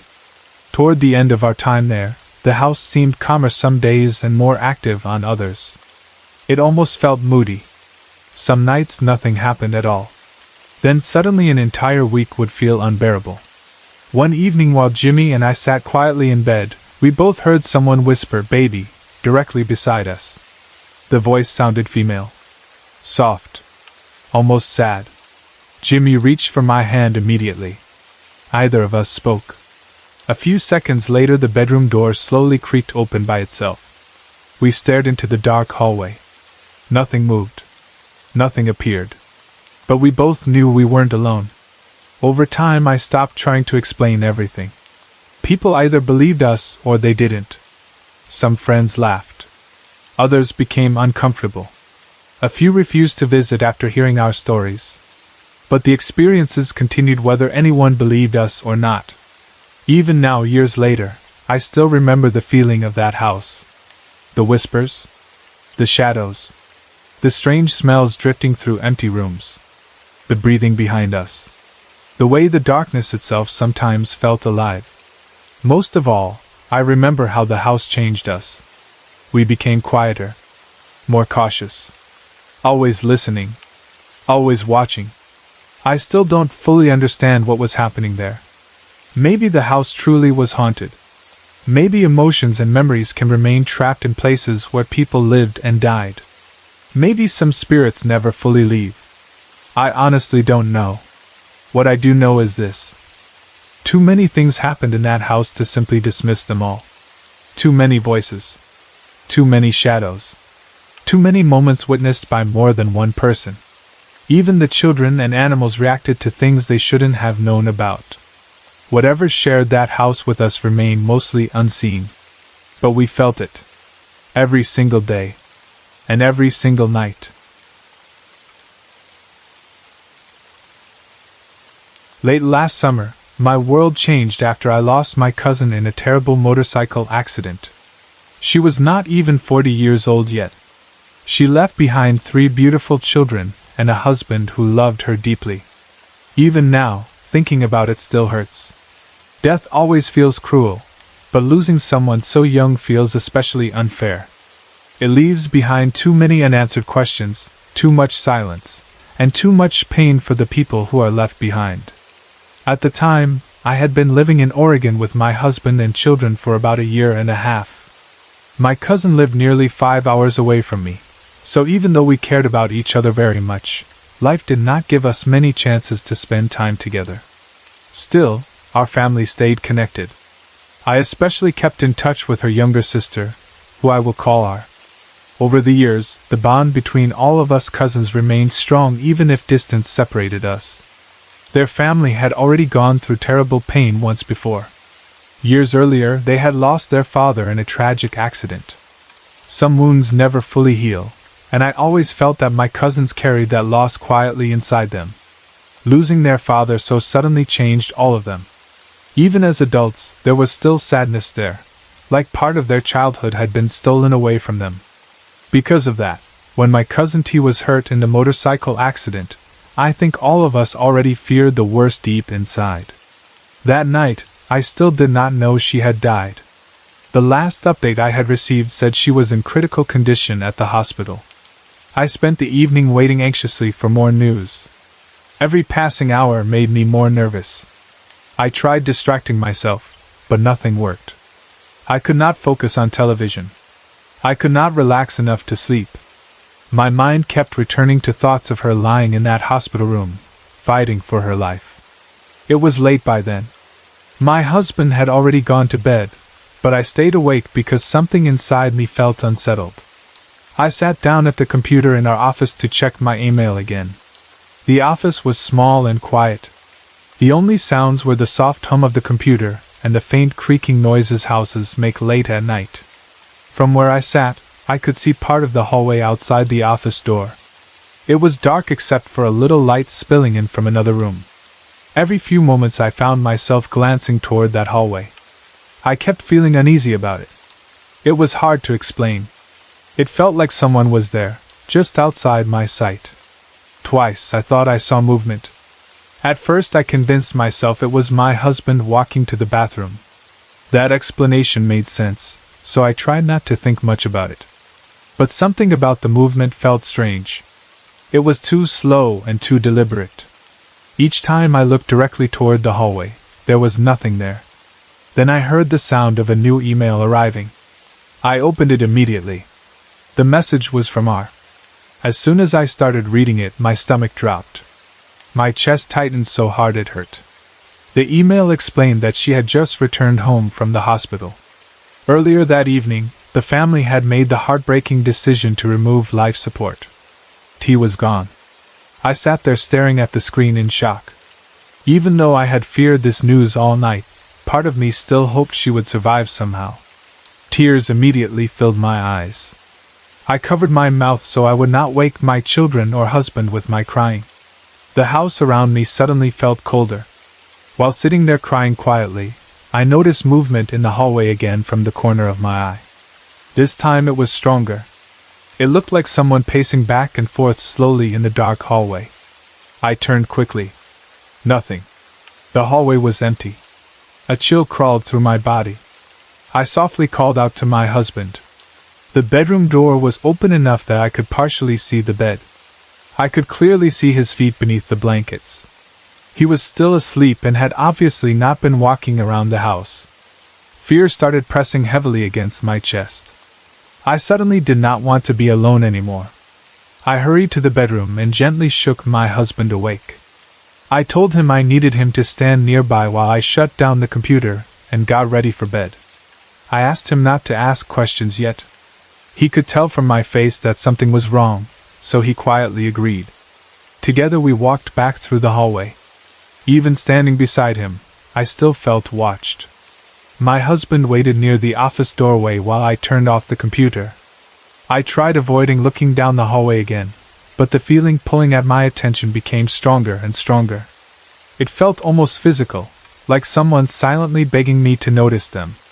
Later, my husband admitted something to me that he kept hidden that night. While standing in the hallway waiting for me, he thought he saw a dark figure moving near the living room. He chose not to mention it because he knew I was already frightened enough. After getting ready for bed, I walked toward our children's rooms to check on them. Our baby son had started fussing softly through the baby monitor. When I entered his room, I found him sitting upright in his crib instead of sleeping. He was staring toward one corner of the room. Not moving. Not crying. Just staring. The direction of his gaze made my skin crawl because there was absolutely nothing there. Babies look around randomly sometimes, so I tried convincing myself that was all it was. I gently laid him back down and rubbed his back until he relaxed again. My husband waited quietly in the hallway while I checked on our daughter next door. She shifted slightly in her sleep but remained asleep. As I walked back toward our bedroom, I glanced down the hallway toward the living room. Near the children's play area, I noticed a strange patch of darkness. At first I thought maybe it was just shadows from furniture or toys. But the darkness seemed deeper somehow, almost thicker than the rest of the room around it. I immediately looked away and hurried back to bed because I did not want my imagination running wild. But once I lay down, the atmosphere in the room changed completely. I suddenly felt an overwhelming presence enter the room. It did not feel evil. It felt devastated.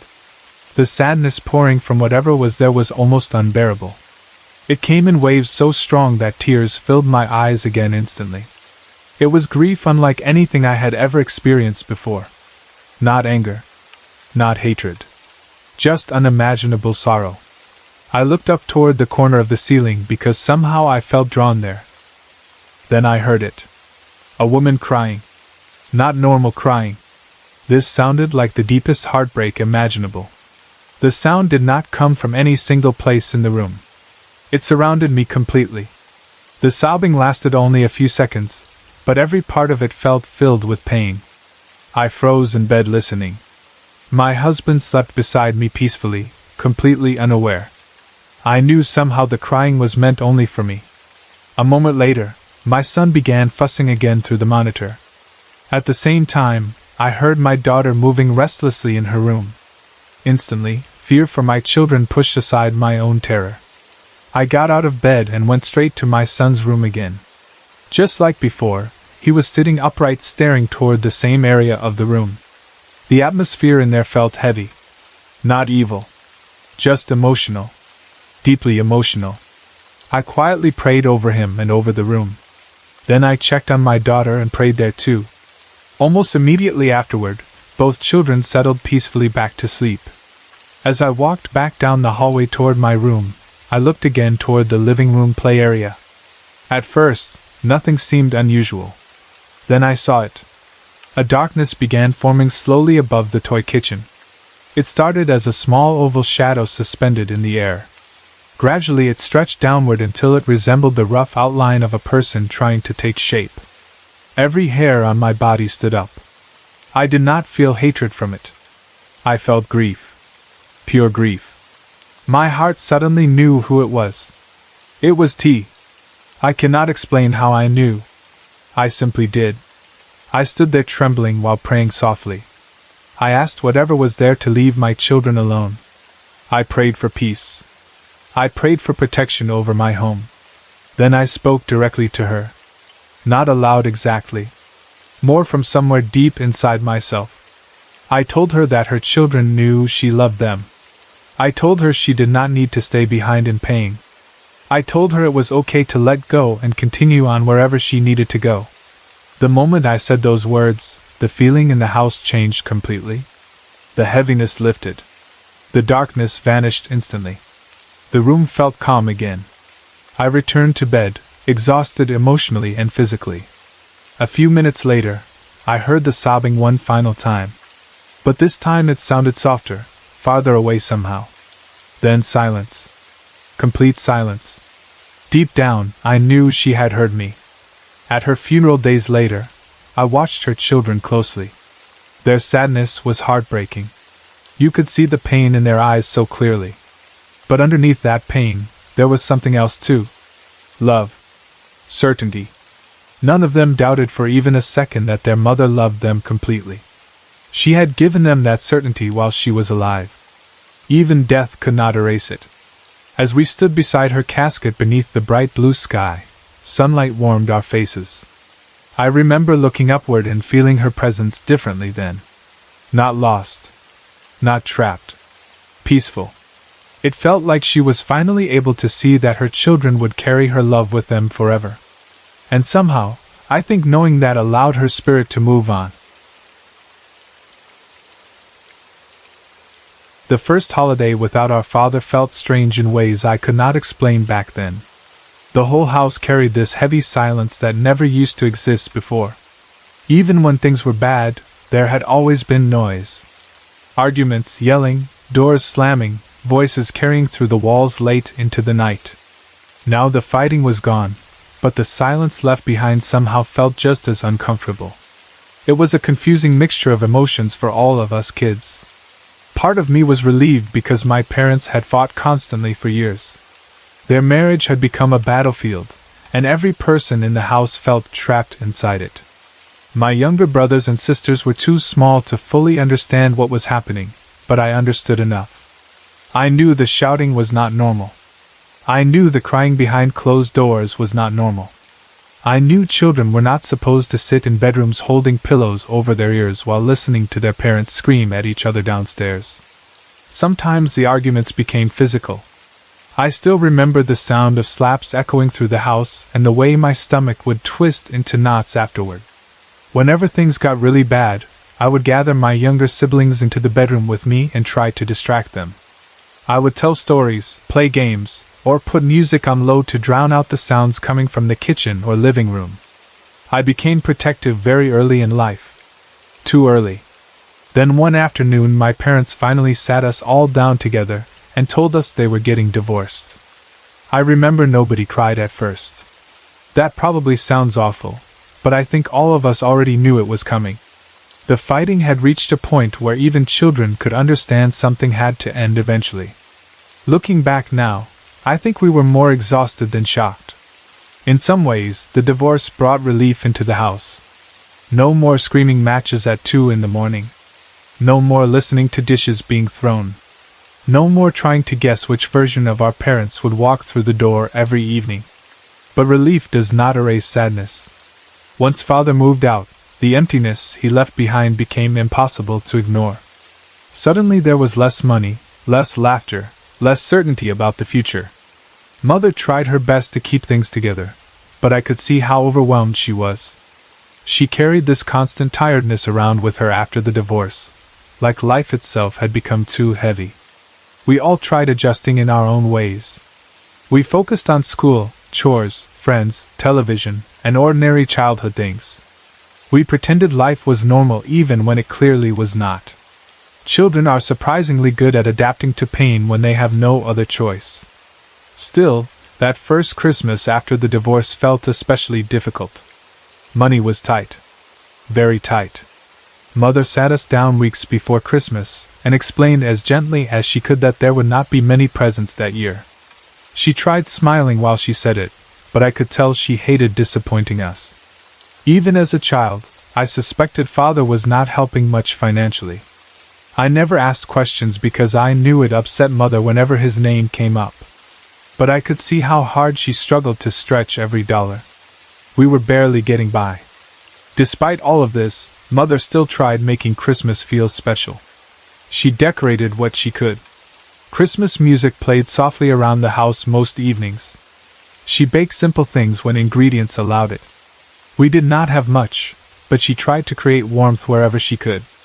Around that same time, my younger brother had been chosen to play an angel in a church Christmas program. Mother spent days trying to put together some kind of costume for him using old fabric, cardboard, and wire. I remember sitting nearby while she worked on the wings. Something about them bothered me immediately. "They're wrong," I finally said. Mother looked up tiredly from her sewing. "What's wrong with them? Angel wings don't look like that." My brother burst out laughing. "And how would you know?" he teased. I remember feeling suddenly frustrated because I truly did know. Even as a child, I had seen things other people could not see. Spirits. Presences. Shapes in rooms. Faces and shadows. I never fully understood it back then, but I had always been sensitive to things beyond normal sight. And yes, I had seen angels before. Real ones. Not the tiny decorative wings people used in church plays or Christmas decorations. Real angel wings were enormous. They curved outward in beautiful arches and seemed almost alive when they moved. There was power in them. Grace. Light. But how could I explain any of that without sounding crazy? So instead I stayed quiet. Still, inside I felt annoyed because I knew I was right. That evening the house felt calmer than usual. For once all of us children were quiet. Christmas music played softly from the radio while we sprawled across the bedroom floor reading books or flipping through magazines. Mother sat in a chair near the bedroom doorway reading silently. The atmosphere felt peaceful for the first time in weeks. Then something moved near the doorway. At first it caught only the corner of my eye. I glanced up automatically, expecting maybe one of my siblings had gotten up. But instead I froze completely. Standing in the doorway was an old man. He looked absolutely solid and real. He wore high-waisted pants held up by suspenders and a plaid shirt. His hair was gray and thin around the top. He stood calmly with his hands relaxed at his sides, simply watching the room quietly. Without thinking, I blurted out loudly, "Who is that man?" The entire room went silent.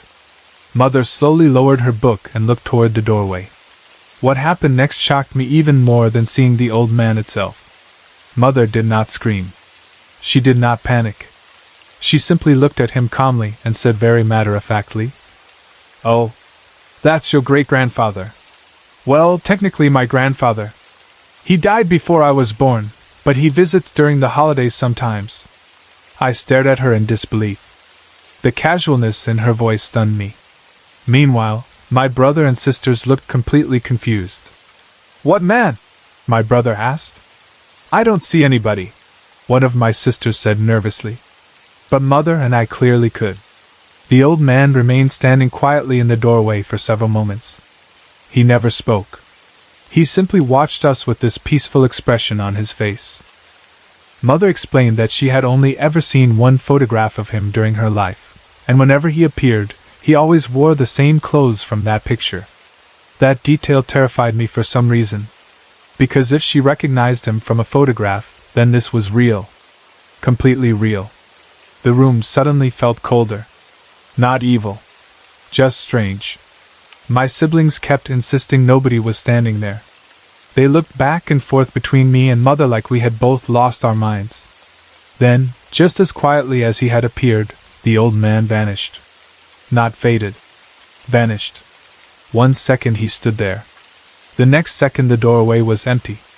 Nobody spoke for a moment afterward. I remember staring at Mother, waiting for her to explain more. I wanted answers desperately. Had she seen spirits before? Why had she never mentioned this? Why did she sound so calm about something impossible standing in our doorway? But the strangest part came afterward. As soon as he disappeared, Mother completely changed. She acted like nothing unusual had happened. She picked up her book again and continued reading quietly.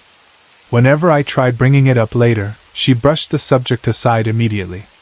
She never wanted to discuss spirits, ghosts, or paranormal things again after that night. Not once.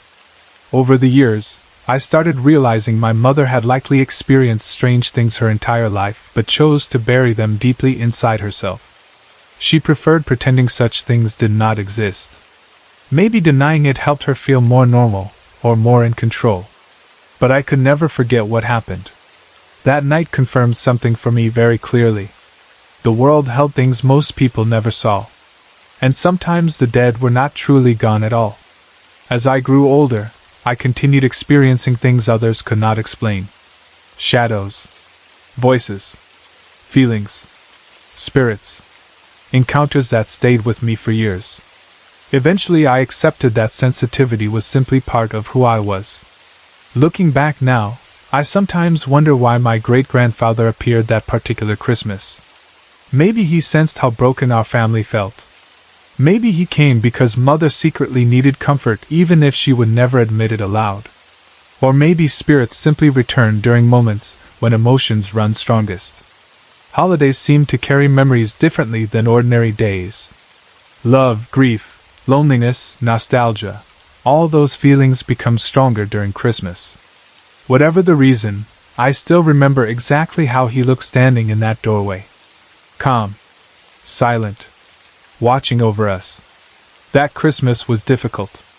We had little money, a broken home, and uncertain futures ahead of us. But somehow, despite everything, we survived it together. And strangely enough, one of my clearest memories from that painful holiday season is not the sadness.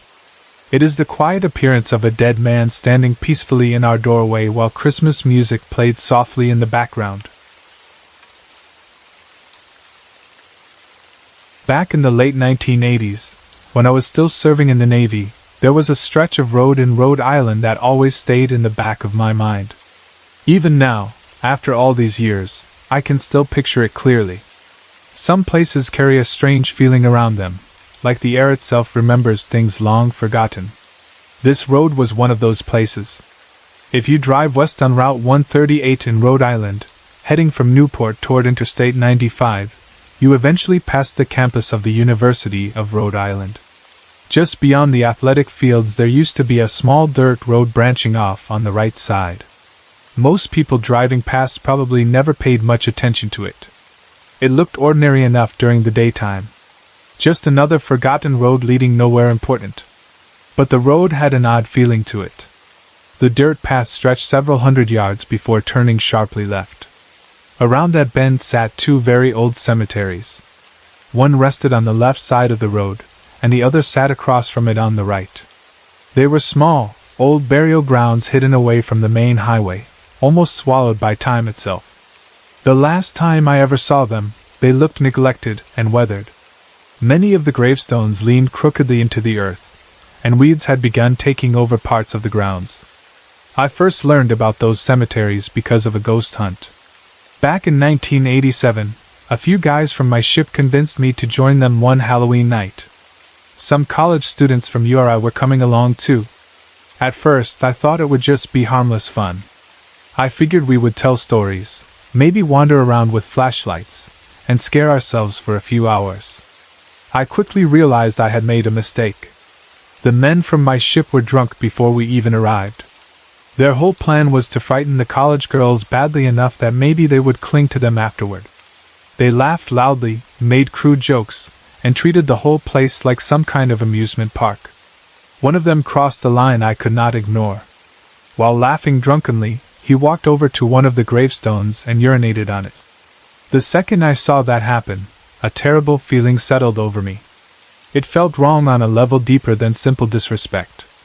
The atmosphere around the cemetery seemed to change instantly, becoming colder and heavier. I remember snapping at the guy and telling him he was an idiot.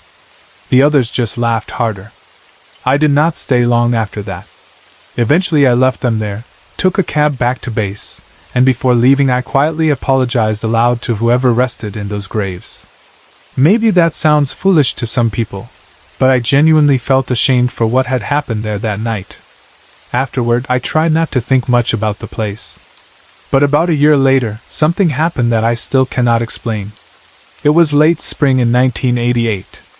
I had just received orders to attend a Navy school in Norfolk, Virginia.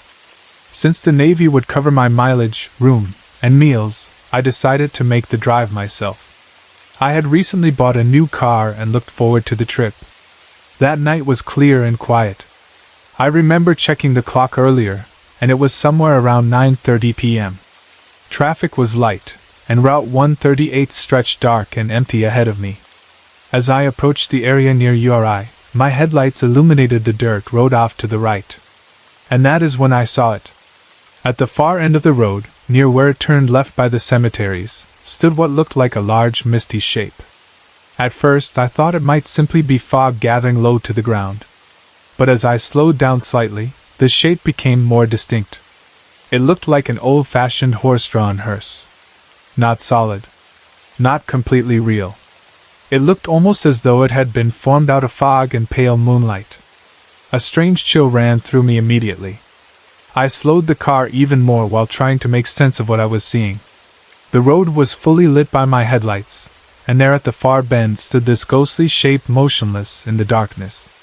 I remember gripping the steering wheel tighter. Part of me wanted to keep driving and forget about it entirely. But another part of me, The curious part needed a closer look.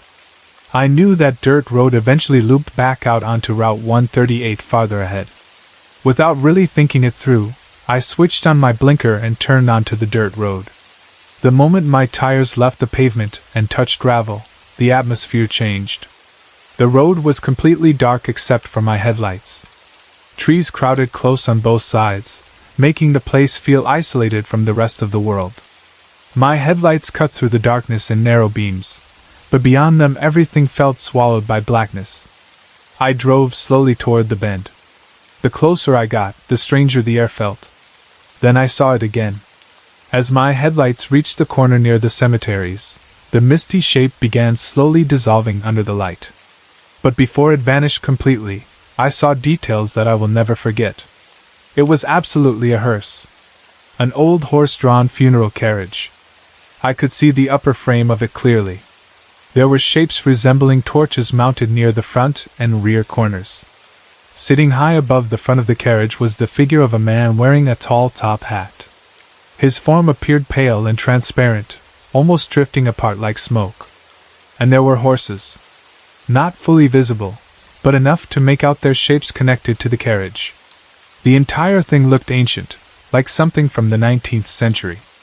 For several seconds I simply stared in complete disbelief as the image slowly broke apart beneath my headlights, scattering into wisps of fog that disappeared into the night air. Then it was gone. Completely gone. I stopped the car immediately. The engine idled softly while I sat frozen behind the steering wheel, staring into the darkness where the apparition had stood only moments earlier. Every instinct told me I should leave. Instead, I opened the car door and stepped outside. The night air felt cool and strangely damp. Everything around me had become incredibly quiet. No traffic sounds. No wind. No movement from the trees. Only silence. I stood there near the cemeteries trying to calm my racing heartbeat. Then I heard it. A horse snorting loudly nearby. The sound was sudden and unmistakable. It came from somewhere close beside me, yet there was nothing there. At the exact same moment, the right side of my face became wet. Not drenched. Just a quick burst of warm moisture. Like the breath or spray from a horse standing inches away. I froze completely. Slowly, I reached up and wiped my cheek. It was damp. That was enough for me. I climbed back into my car quickly and locked the doors, though I knew locks would not matter much if something truly supernatural wanted inside. For several minutes I simply sat there breathing hard while staring into the darkness surrounding those old cemeteries. Oddly enough, despite the fear, I did not feel threatened. The atmosphere did not feel evil. It felt solemn. Ancient. Almost ceremonial. Eventually I whispered a quiet thank you aloud. I thanked whatever powers might exist in this world, and I thanked those resting in the graves nearby for allowing me to witness something so extraordinary. Then I drove away. I never saw the ghostly hearse again. Over the years I have replayed that night in my head more times than I can count. I have tried explaining it logically. Maybe fog and headlights created an illusion. Maybe my imagination filled in details that were never truly there. But deep down, I know what I saw. And I know what I heard. That horse was real. Or at least, real enough for its breath to touch my skin. It happened several years ago on a warm weekday afternoon when I was working as a process server.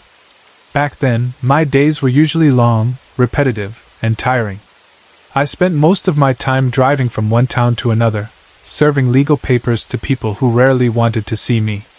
Some days were easy and forgettable, while others stayed with me for years. What happened in the small town of Wilcox, Arizona became one of those experiences that never truly left my mind. At the time, I had been hired to deliver legal documents to the city of Wilcox. It was a simple job on paper, nothing unusual. Wilcox was a small town in southern Arizona, around 70 miles southwest of Tucson. People often described it as an old cowboy town because so much of its history still lingered there. Old buildings, dusty roads, weathered signs, and railroad tracks all gave the place the feeling that time had slowed down years earlier and never fully moved forward again. I had visited many small towns during my work, but there was always something different about places tied to old railroads. The atmosphere felt heavier somehow, almost as if memories remained trapped there long after the people were gone. Maybe it was because railroads once connected so many lives. Travelers, soldiers, workers, families, drifters, and dreamers had all passed through towns like Wilcox. Every station had stories buried inside its walls. That particular day had already been exhausting before I even started the drive. I had several deliveries to make around Tucson and nearby areas. By the time I finally finished, the sun had already begun to lower in the sky. I considered postponing the trip until the next morning, but I wanted to complete the job and avoid another long drive the next day. So I grabbed a soda, climbed into my car, and headed toward Wilcox. The drive itself was quiet. Arizona highways have a lonely beauty to them. Endless stretches of road cut through open desert land, and in the late afternoon the sunlight turns everything gold and orange. Mountains sit in the distance like giant shadows, and the heat rising from the pavement makes the horizon shimmer strangely.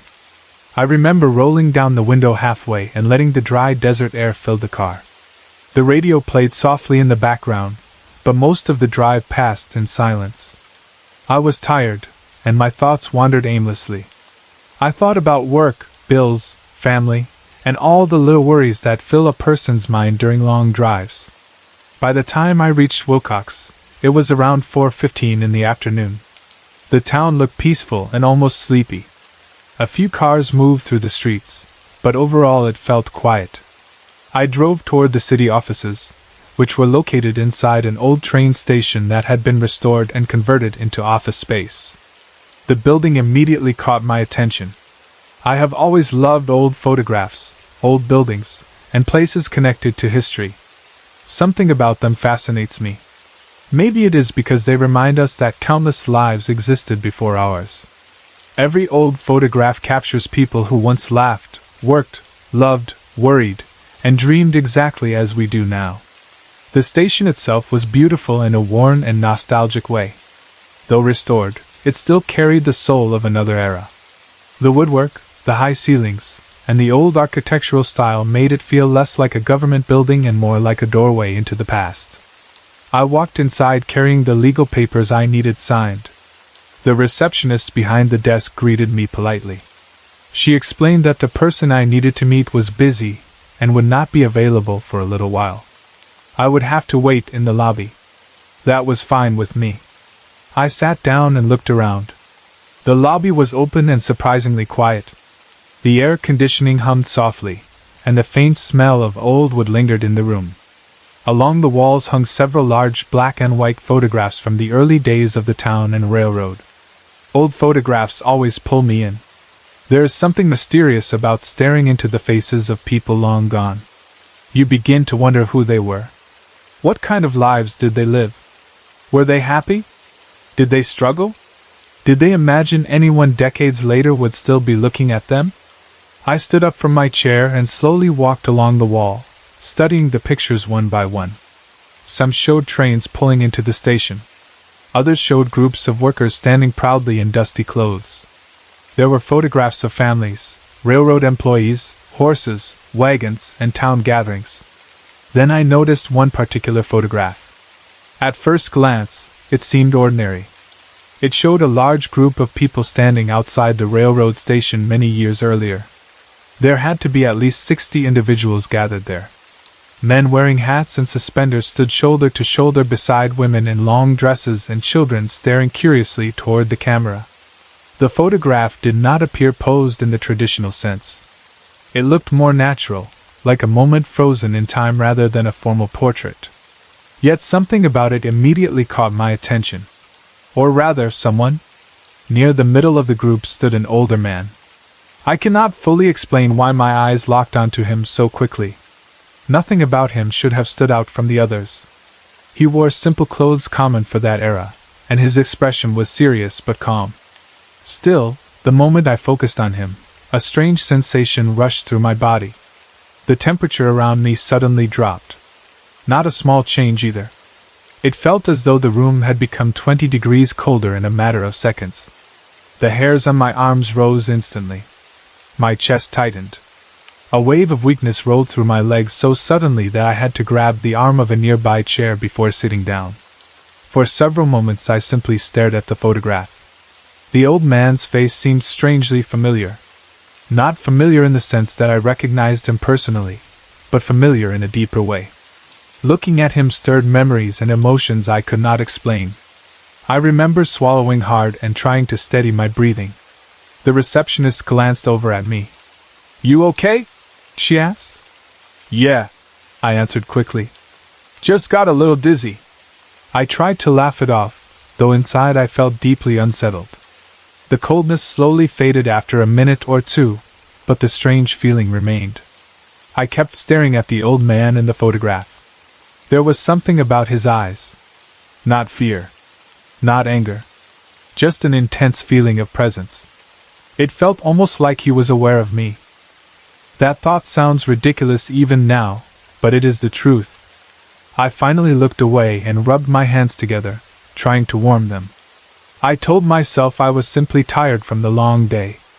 Maybe my blood sugar had dropped. Maybe the air conditioning vent above me had kicked on suddenly. There were plenty of logical explanations. Still, none of them truly felt right. A few minutes later, the woman I had come to meet entered the lobby. We completed the paperwork quickly. She apologized for the delay, signed the necessary documents, and thanked me for making the drive. As we spoke, I found myself glancing repeatedly toward the photograph on the wall. Even while talking to her, I could feel it pulling at my attention. Eventually our business was finished. Before leaving, I walked back toward the photograph one last time. The moment I stood in front of it again, the exact same thing happened. The sudden cold. The weakness. The strange pressure in the air. This time it felt even stronger. I could actually hear my own heartbeat. My hands trembled slightly. And once again, my eyes fixed directly on the same old man. I cannot explain why, but at that moment memories of my grandfather flooded my mind. My grandfather had been a doctor in southern Arizona many years earlier. He traveled from town to town treating people before modern hospitals became common in remote areas. Back then, transportation was far different from today. My grandfather often traveled by horse and buggy across rough desert land to help sick families living far from civilization. As a child, I loved hearing stories about him. He was respected, hardworking, and known for helping people no matter how poor they were. Looking at that old photograph in the Wilcox station, I suddenly found myself wondering whether the old man in the picture had once known my grandfather. The possibility seemed absurd. Southern Arizona was large, yet in those days the communities were often connected through trade, travel, and necessity. Maybe their paths had crossed. Maybe they had spoken once. Maybe my grandfather had treated him. Or maybe none of that was true at all. Still, the feeling remained strong enough to stay with me long after I left the building. Outside, the sun had begun dipping lower toward the horizon. The desert sky glowed orange and red as I walked back toward my car. My friend Dave had come along for the drive mostly to keep me company. Dave was the complete opposite of me when it came to anything paranormal. He did not believe in ghosts, spirits, or unexplained experiences. To him, everything had a logical explanation. When I got into the car, he immediately noticed something was wrong. "You look pale," he said. I shrugged. "Probably just tired." But I knew it was more than that. The drive home felt strangely quiet. The radio played softly, but neither of us talked much. I spent most of the drive staring out the window while thoughts about the photographs circled endlessly in my mind. The old man's face. The sudden cold. The overwhelming feeling of familiarity. It all felt deeply personal somehow. Days passed. Then weeks. Yet I could not stop thinking about the photograph. That bothered me more than the experience itself. I had seen strange things before in life, but this was different. This felt unfinished. The old man in the picture stayed in my mind constantly. At random moments during the day, his face would suddenly appear in my thoughts. I began wondering if I had imagined the entire thing. Perhaps exhaustion and nostalgia had simply affected me emotionally. Still, something inside me insisted there was more to it. Eventually the curiosity became impossible to ignore. So several months later, I decided to return to Wilcox. This time I planned the trip carefully. I took the entire day off work and invited Dave to come along again. When I told him why I wanted to go back, he laughed. "You're really driving all the way back there because of an old photograph?" he asked. "I just want another look at it," I answered. He shook his head but agreed to come anyway. We left early in the morning. Unlike the first trip, I was nervous during the drive. Part of me hoped nothing unusual would happen this time. Another part of me desperately wanted confirmation that what I experienced before had been real. The desert stretched endlessly around us as we drove. Dust swirled behind trucks on distant roads, and heat waves shimmered across the highway. Dave joked occasionally to lighten the mood, but I remained distracted. Finally we arrived back in Wilcox. The station looked exactly as I remembered. Quiet. Historic. Almost frozen in time. We entered the building and walked into the lobby. The photographs still hung in the same places. And there it was. The photograph. Even from across the room, I felt tension building inside me. Dave wandered around casually while I slowly approached the wall. The moment my eyes settled on the old man again, the cold returned. Instantly. Far stronger than before. I stopped breathing for a second. My arms covered in goosebumps. A heavy pressure filled the air around me. The lobby suddenly felt unnaturally silent. Even the sounds from outside seemed distant. I stared at the old man's face. This time I noticed details I had not focused on before. The shape of his jaw. The tired eyes. The weathered expression. There was sadness there. Not obvious sadness. Not dramatic. Just the kind carried quietly by people who lived hard lives. I do not know how long I stood there. At one point Dave walked beside me. "You're doing it again," he said quietly. "What?" "Staring like you've seen a ghost." I forced a nervous laugh. Maybe that was exactly what I was doing. The receptionist from months earlier was not there, but another employee sat behind the front desk. I finally turned away from the photograph and approached her. "Excuse me," I said. "Do you know anything about the people in these photographs?" She smiled apologetically. "Not really," she answered. "Most of these were already here before I started working." I pointed toward the group photograph. "Do you know who that man is?" She squinted at the picture. "There are a lot of men in there," she said with a small laugh. I pointed more specifically. "That one." She looked carefully. "No, sorry. I couldn't tell you." I felt disappointed, though I had not expected much. I explained my interest in local history and asked whether anyone in town might know more about the old photographs. She suggested I try local newspapers or historical societies. Then she offered to make me a photocopy of the photograph. I accepted immediately. While waiting, I stood near the picture once more. Again the strange sensations returned. Only this time, beneath the cold and dizziness, I felt something else. Recognition. It is difficult to describe. Not recognition from memory exactly. More like emotional recognition.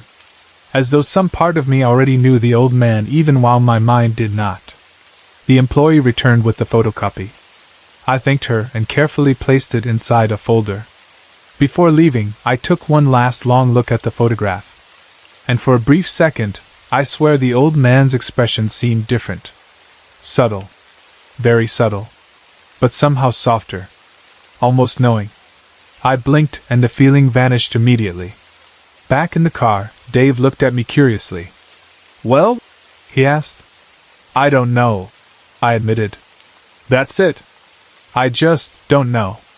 The drive home felt even stranger than the first one. This time I could not stop thinking about the possibility that something unexplainable had happened. I spent weeks afterward trying to investigate the photograph.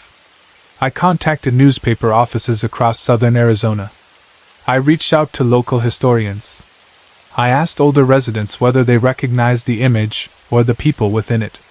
Most had never seen the photograph before. Some remembered hearing stories about the railroad station and the early settlers, but no one could identify the man. That frustrated me deeply. The more answers I failed to find, the stronger the mystery seemed to become. I began studying the photocopy constantly. At home, I would place it on the table and stare at the old man for long stretches of time. Something about him continued to bother me. Not in a frightening way. More like unfinished business. Sometimes late at night I would catch myself wondering what kind of life he lived. Maybe he worked for the railroad. Maybe he lost family. Maybe he spent years watching trains arrive and leave while his own life quietly faded into history. The photograph itself fascinated me too. Every person inside it had once been alive. Every single one had hopes, fears, regrets, and dreams. Yet now they existed only as frozen shadows trapped inside fading paper. That realization always gives me chills. There is something haunting about old photographs beyond ghosts or spirits. They remind us how temporary life really is. One day we are living, breathing, laughing people. Then decades later we become faces strangers study on forgotten walls. Over time I slowly accepted that I might never know the truth about the old man. Still, the experience changed something inside me. Before Wilcox, I enjoyed history and old photographs casually. After Wilcox, I began looking at them differently. Now when I stare into an old photograph, I wonder what emotions linger behind the image. Can memories somehow attach themselves to places and objects? Can emotions leave impressions strong enough for sensitive people to feel years later? I honestly do not know. But I believe certain places hold energy. Old train stations especially feel heavy with memories. Think about how many goodbyes happened there. How many reunions? How many soldiers left for war? How many families waited desperately for loved ones to arrive? Those emotions do not simply disappear. At least that is how it feels to me. Even now, years later, I still have the photocopy tucked safely away. Every once in a while I take it out and look at it again. The old man still stares back with the same calm expression. And strangely enough, I still feel something every time I look at him. Not the overwhelming cold from before. Not the weakness. But a faint echo of recognition. A strange connection that refuses to fade. I have often wondered whether my grandfather somehow truly knew him. Perhaps they crossed paths briefly one afternoon long ago in some forgotten Arizona town. Maybe the old man had once needed medical help. Maybe my grandfather treated him. Or perhaps my mind simply created that connection because both men belonged to the same era. I may never know. What I do know is this. Something happened in that lobby. Something I cannot fully explain. People often dismiss paranormal experiences because they expect ghosts to appear dramatically. They expect loud noises, floating objects, or shadowy figures in dark hallways. But sometimes the strangest experiences are quiet. A sudden coldness. A feeling of presence. A photograph that seems almost alive. Those moments stay with you because they reach beyond logic. They touch something deeper. Years after the experience, I returned once more to Wilcox while passing through Arizona. The station still stood proudly. The town remained quiet. I considered going inside again, but something stopped me.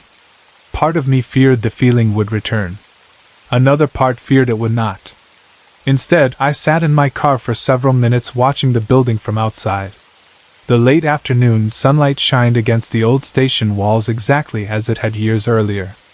For a strange moment, time itself felt thin. Like the past and present existed side by side. Then the feeling passed. I drove away slowly, glancing once more in the rearview mirror. The station grew smaller and smaller until it disappeared behind the desert road. But even now, all these years later, I still remember the old man in that photograph. I remember the sudden cold. I remember the silence. And most of all, I remember the overwhelming feeling that for just a few moments, someone from another time reached across history and made sure I noticed him. Maybe that is all he wanted.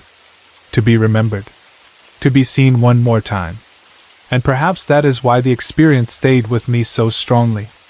Because in that quiet old train station in Wilcox, Arizona, surrounded by fading photographs and forgotten history, I realized something important. No matter how much time passes, some people never completely leave the places where their stories began. Sometimes they linger in memories. Sometimes they linger in old buildings. And sometimes they linger inside a single photograph, waiting patiently for someone to stop, look closely, and feel their presence once again.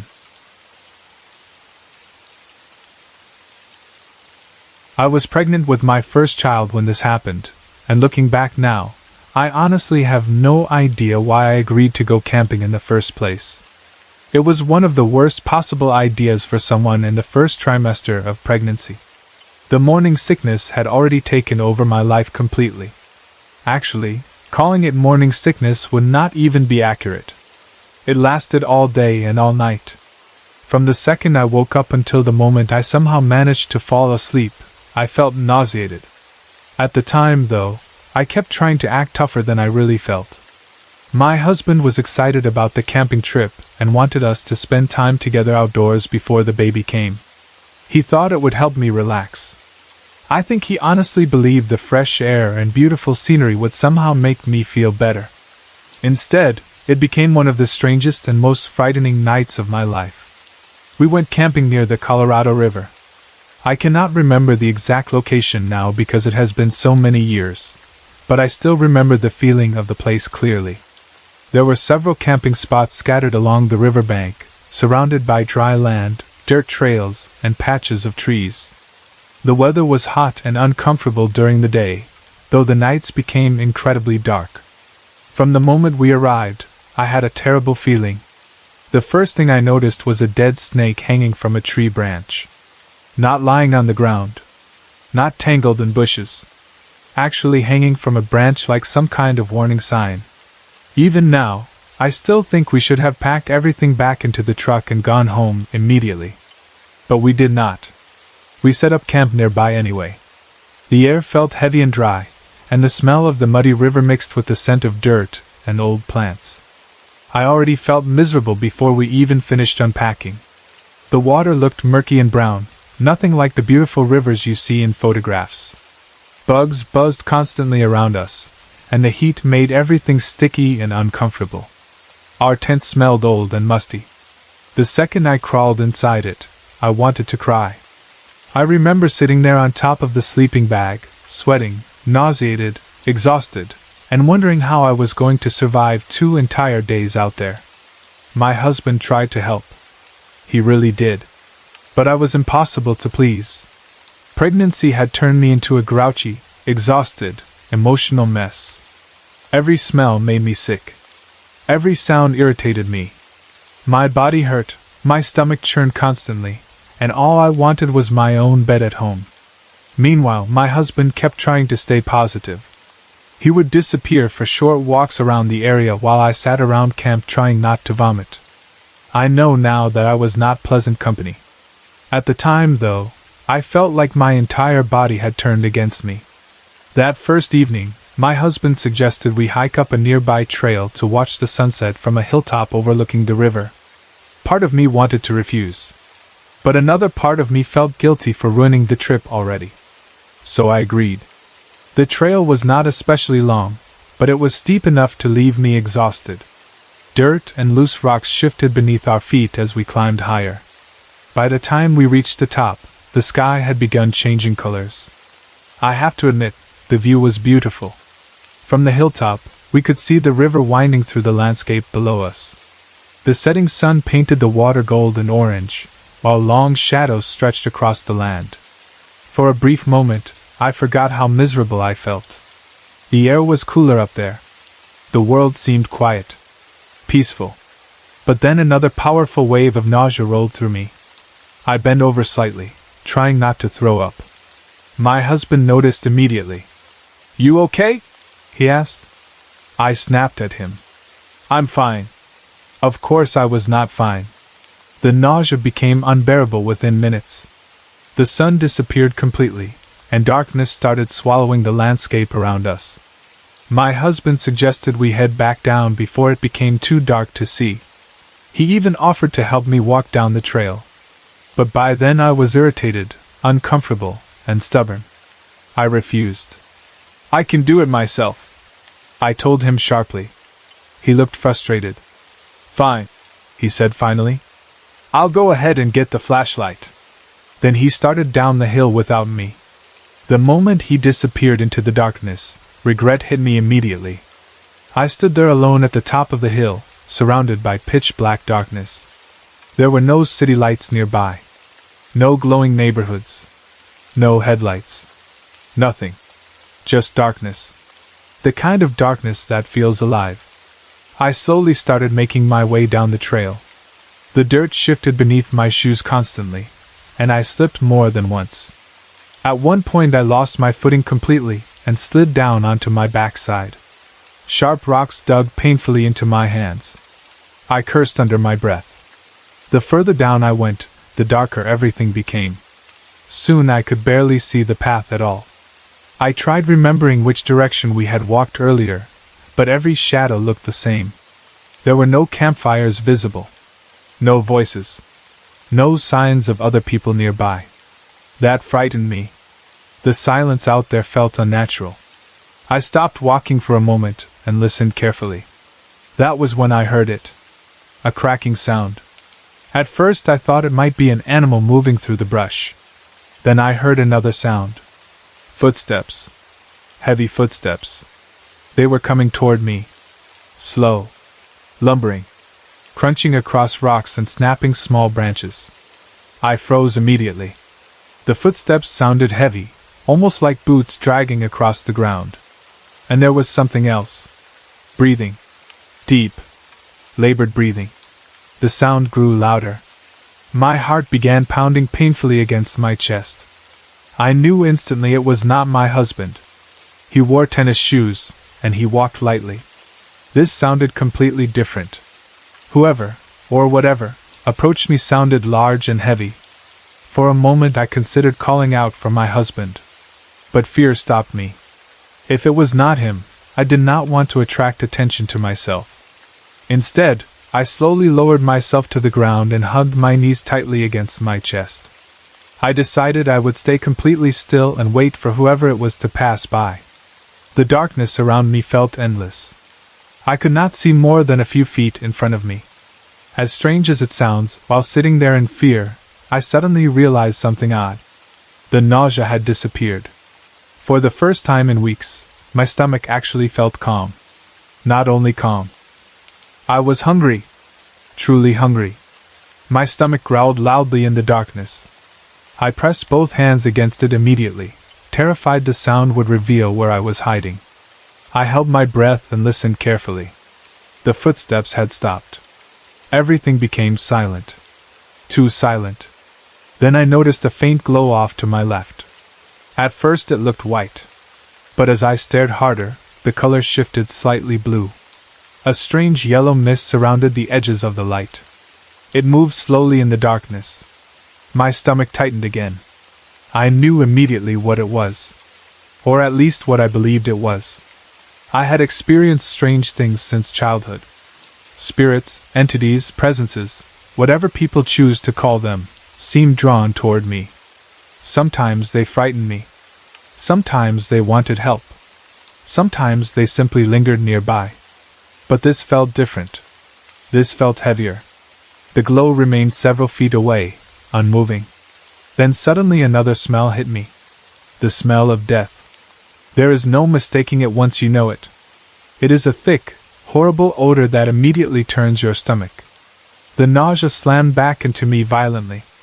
I doubled over and vomited onto my shoes. The smell of death lingered around me even after the vomiting stopped. I wiped my mouth shakily with the bottom of my shirt and looked toward the glow again. It still waited there. Not coming closer. Not leaving. Waiting. Somehow I understood that I was supposed to follow it. Every logical part of my mind screamed against the idea. I was pregnant. Exhausted. Lost in darkness. Yet something stronger pushed me forward. I stood slowly and began walking toward the glow. The ground beneath me felt uneven and dangerous. Loose rocks shifted under every step. The blue light moved slightly ahead of me like a beacon guiding my path. The entire area remained eerily dark. Still no campfires. Still no voices. Nothing. Only silence. And that strange glow. As I walked, I prayed quietly under my breath. I prayed for protection. For safety. For strength. It took nearly 20 minutes before I finally reached the source of the light. When I saw him clearly for the first time, my entire body tensed. The figure standing there was enormous. At least 6'3". Maybe 300 pounds or more. He looked like a massive man built thick and heavy. But he was not solid. He glowed faintly in the darkness. The bluish light surrounded him like mist. He stared past me without seeming to notice I had arrived. His expression was tense. Anxious. As though he waited desperately for someone. Then suddenly, in the blink of an eye, he stood directly in front of me. I gasped. Up close, his face terrified me. His eyes looked black. Not dark brown. Not shadowed. Actually black. And on the side of his temple I saw a terrible wound. A bullet hole. The sight of it made my stomach twist. He looked confused. Lost. Afraid. And somehow I understood immediately that he did not realize he was dead. Experiences like this are difficult to explain. When spirits appear confused or trapped, there is often a deep emotional panic surrounding them. This man radiated panic. I spoke gently. "What's the last thing you remember?" I asked. He frowned. "I don't know," he muttered. His voice sounded distant and strained. He pressed both hands against his head repeatedly as though trying to force himself to remember. "My head hurts," he kept saying. "It hurts so bad." I stepped back nervously. But he moved closer. The closer he came, the weaker I felt. It felt almost like he pulled energy from me. From me and from my unborn child. My legs trembled. I could barely stay standing. Finally I lowered myself carefully onto the ground. The large spirit copied me immediately, kneeling awkwardly nearby. He swayed back and forth while holding his head. At times his appearance flickered and faded. I struggled to hear him clearly. I knew I needed him to focus. To understand what had happened. But he remained trapped in confusion. Then another wave of nausea overtook me. I turned suddenly and vomited onto the dirt beside me. Oddly enough, that got his attention immediately. He stared at me silently. I looked at him carefully. "Do you know you're dead?" I asked softly. He shook his head quickly. "No," he insisted. "I'm alive. I'm just hurt." "You're not alive anymore," I said gently. His expression hardened. "You're wrong. I'm as real as you are." I nodded slowly. "Then touch my arm." He stared at me but refused. "No." I realized he was afraid. Instead, I carefully reached my hand toward him. Then I pushed my hand directly through his arm. The spirit jerked backward in shock. His eyes widened. For the first time, true understanding crossed his face. He looked down at himself. Then back at me. The panic slowly turned into resignation. I asked him what year he believed it was. 1937, he answered immediately. I swallowed hard. It's 1975 now, I told him. He stared at me silently. The realization seemed to crush him. Sometimes spirits fight against the truth. Some become angry.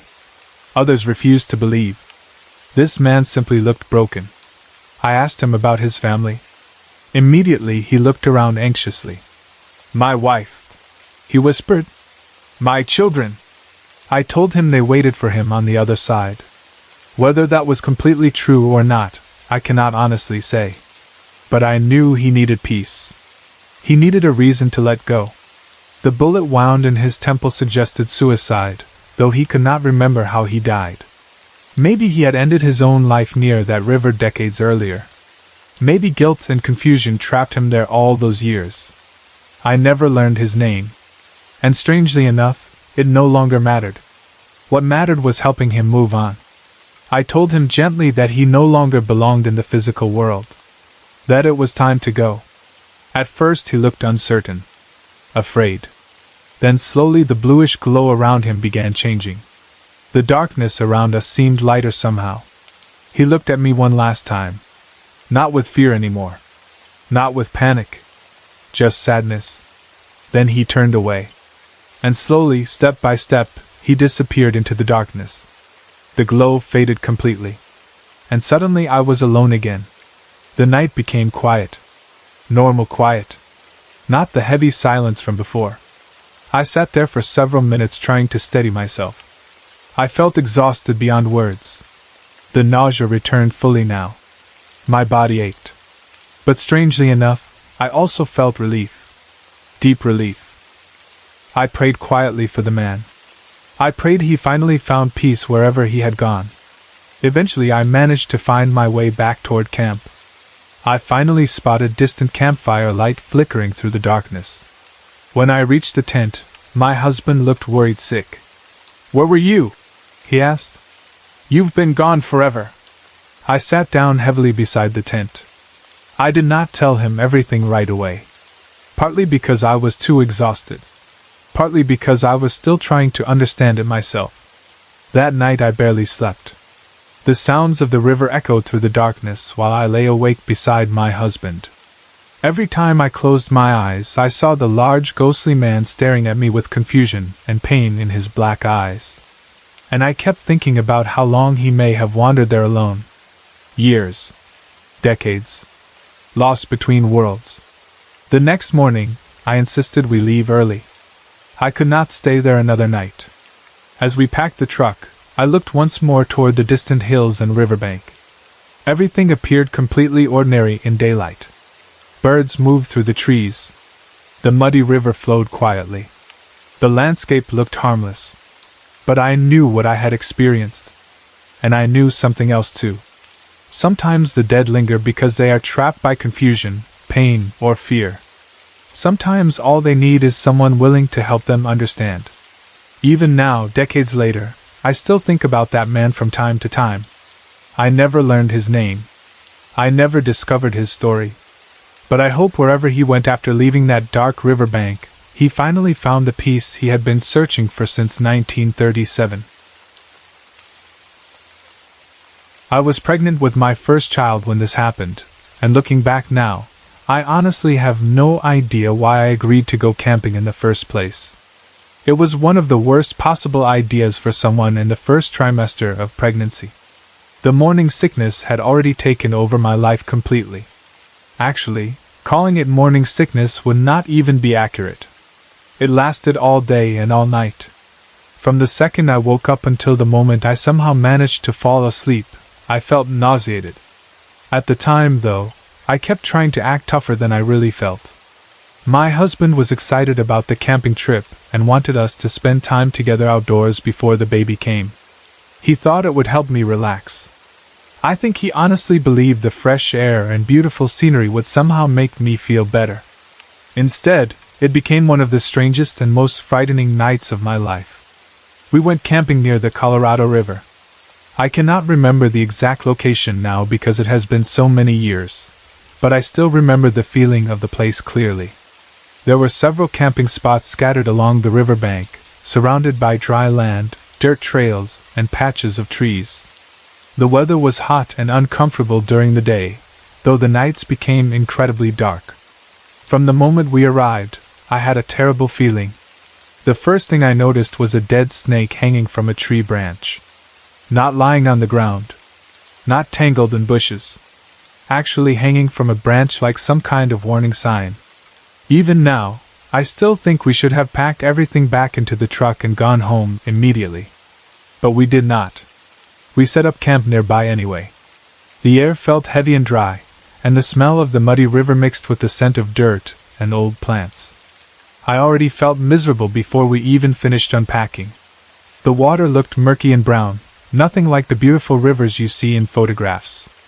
Bugs buzzed constantly around us, and the heat made everything sticky and uncomfortable. Our tent smelled old and musty. The second I crawled inside it, I wanted to cry.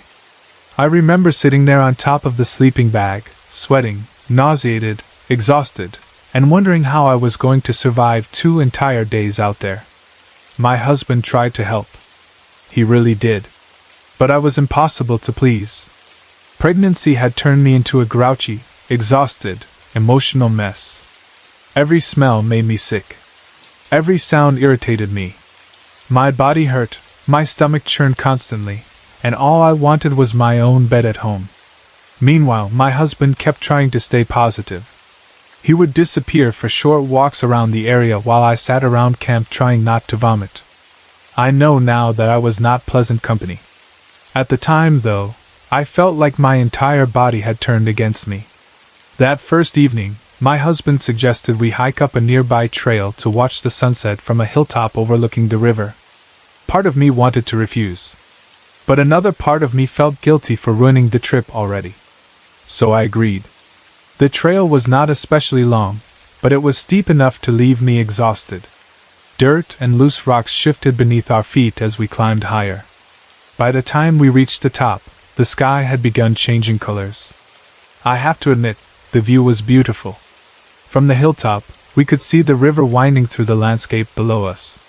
The setting sun painted the water gold and orange, while long shadows stretched across the land. For a brief moment, I forgot how miserable I felt. The air was cooler up there. The world seemed quiet, peaceful. But then another powerful wave of nausea rolled through me. I bent over slightly, trying not to throw up. My husband noticed immediately. "You okay?" he asked. I snapped at him. "I'm fine." Of course I was not fine. The nausea became unbearable within minutes. The sun disappeared completely, and darkness started swallowing the landscape around us. My husband suggested we head back down before it became too dark to see. He even offered to help me walk down the trail. But by then I was irritated, uncomfortable, and stubborn.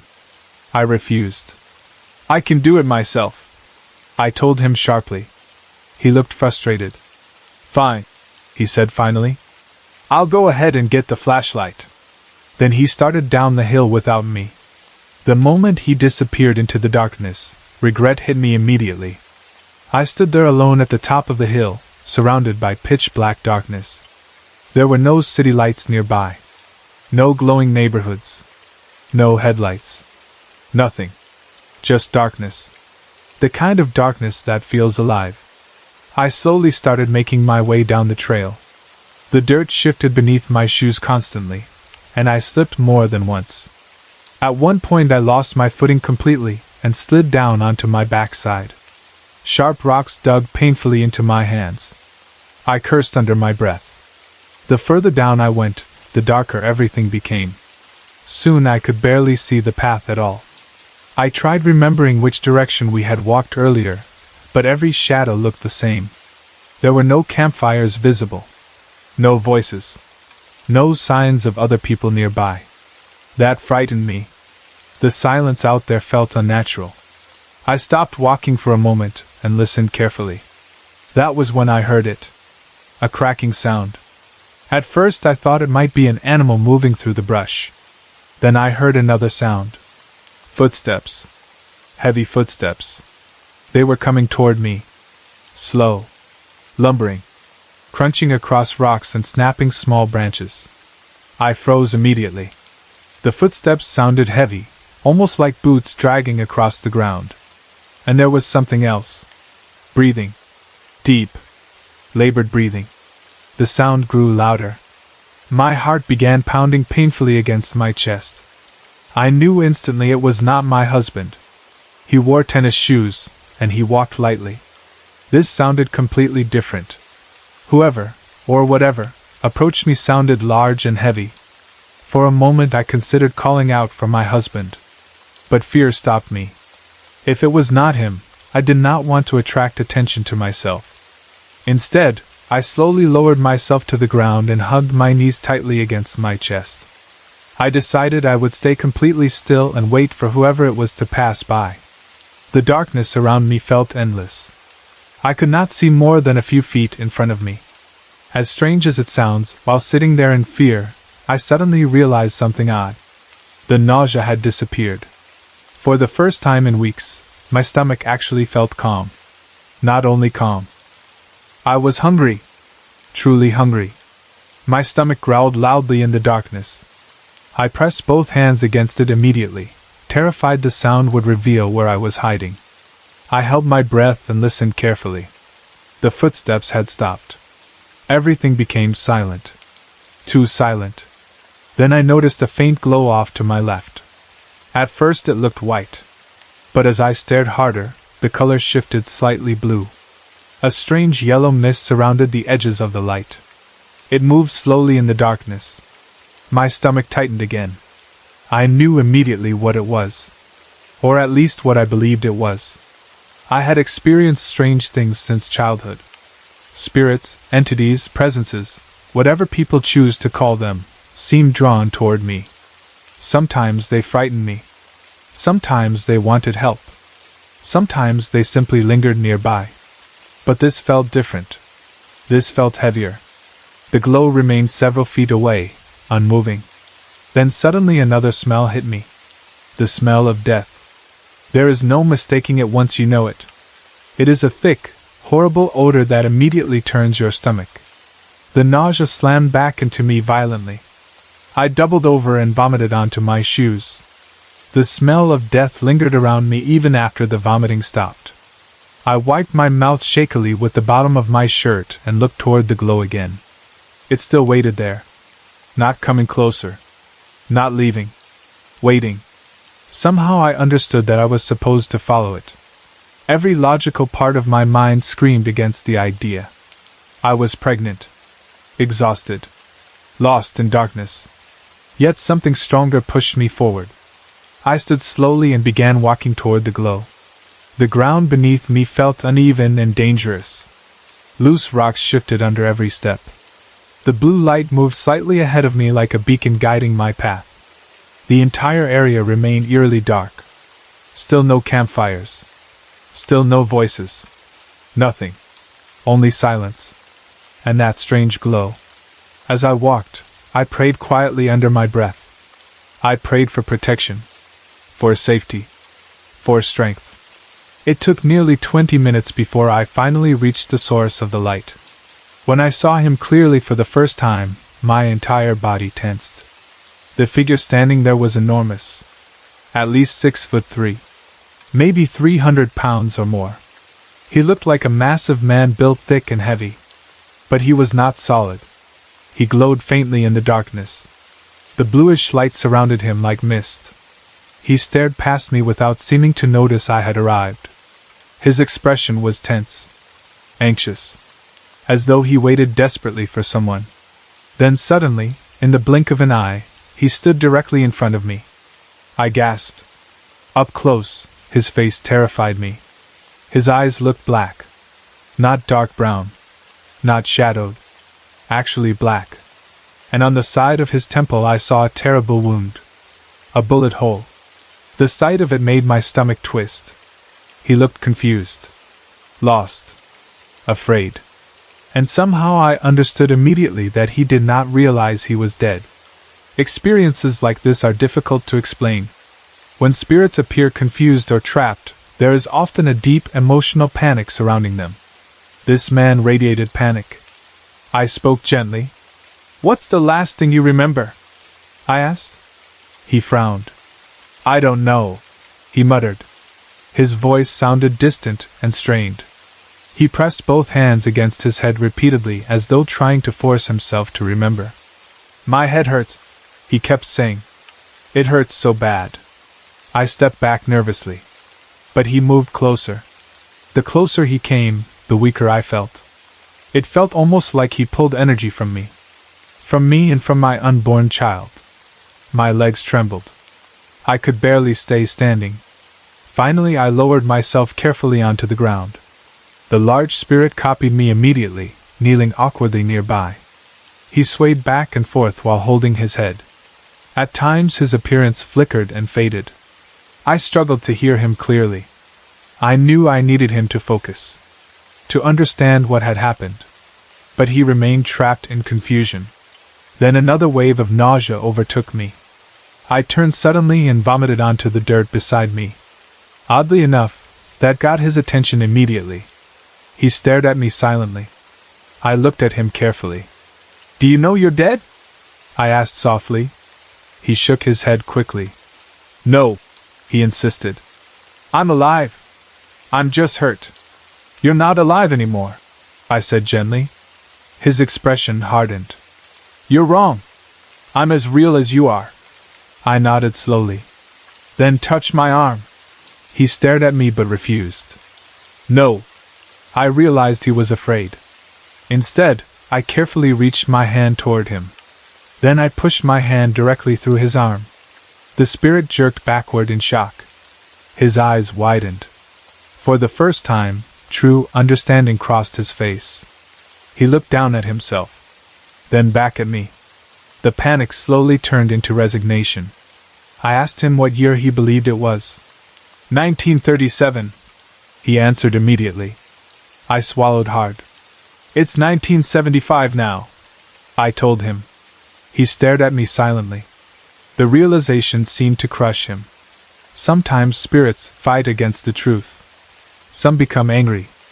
Others refuse to believe. This man simply looked broken. I asked him about his family.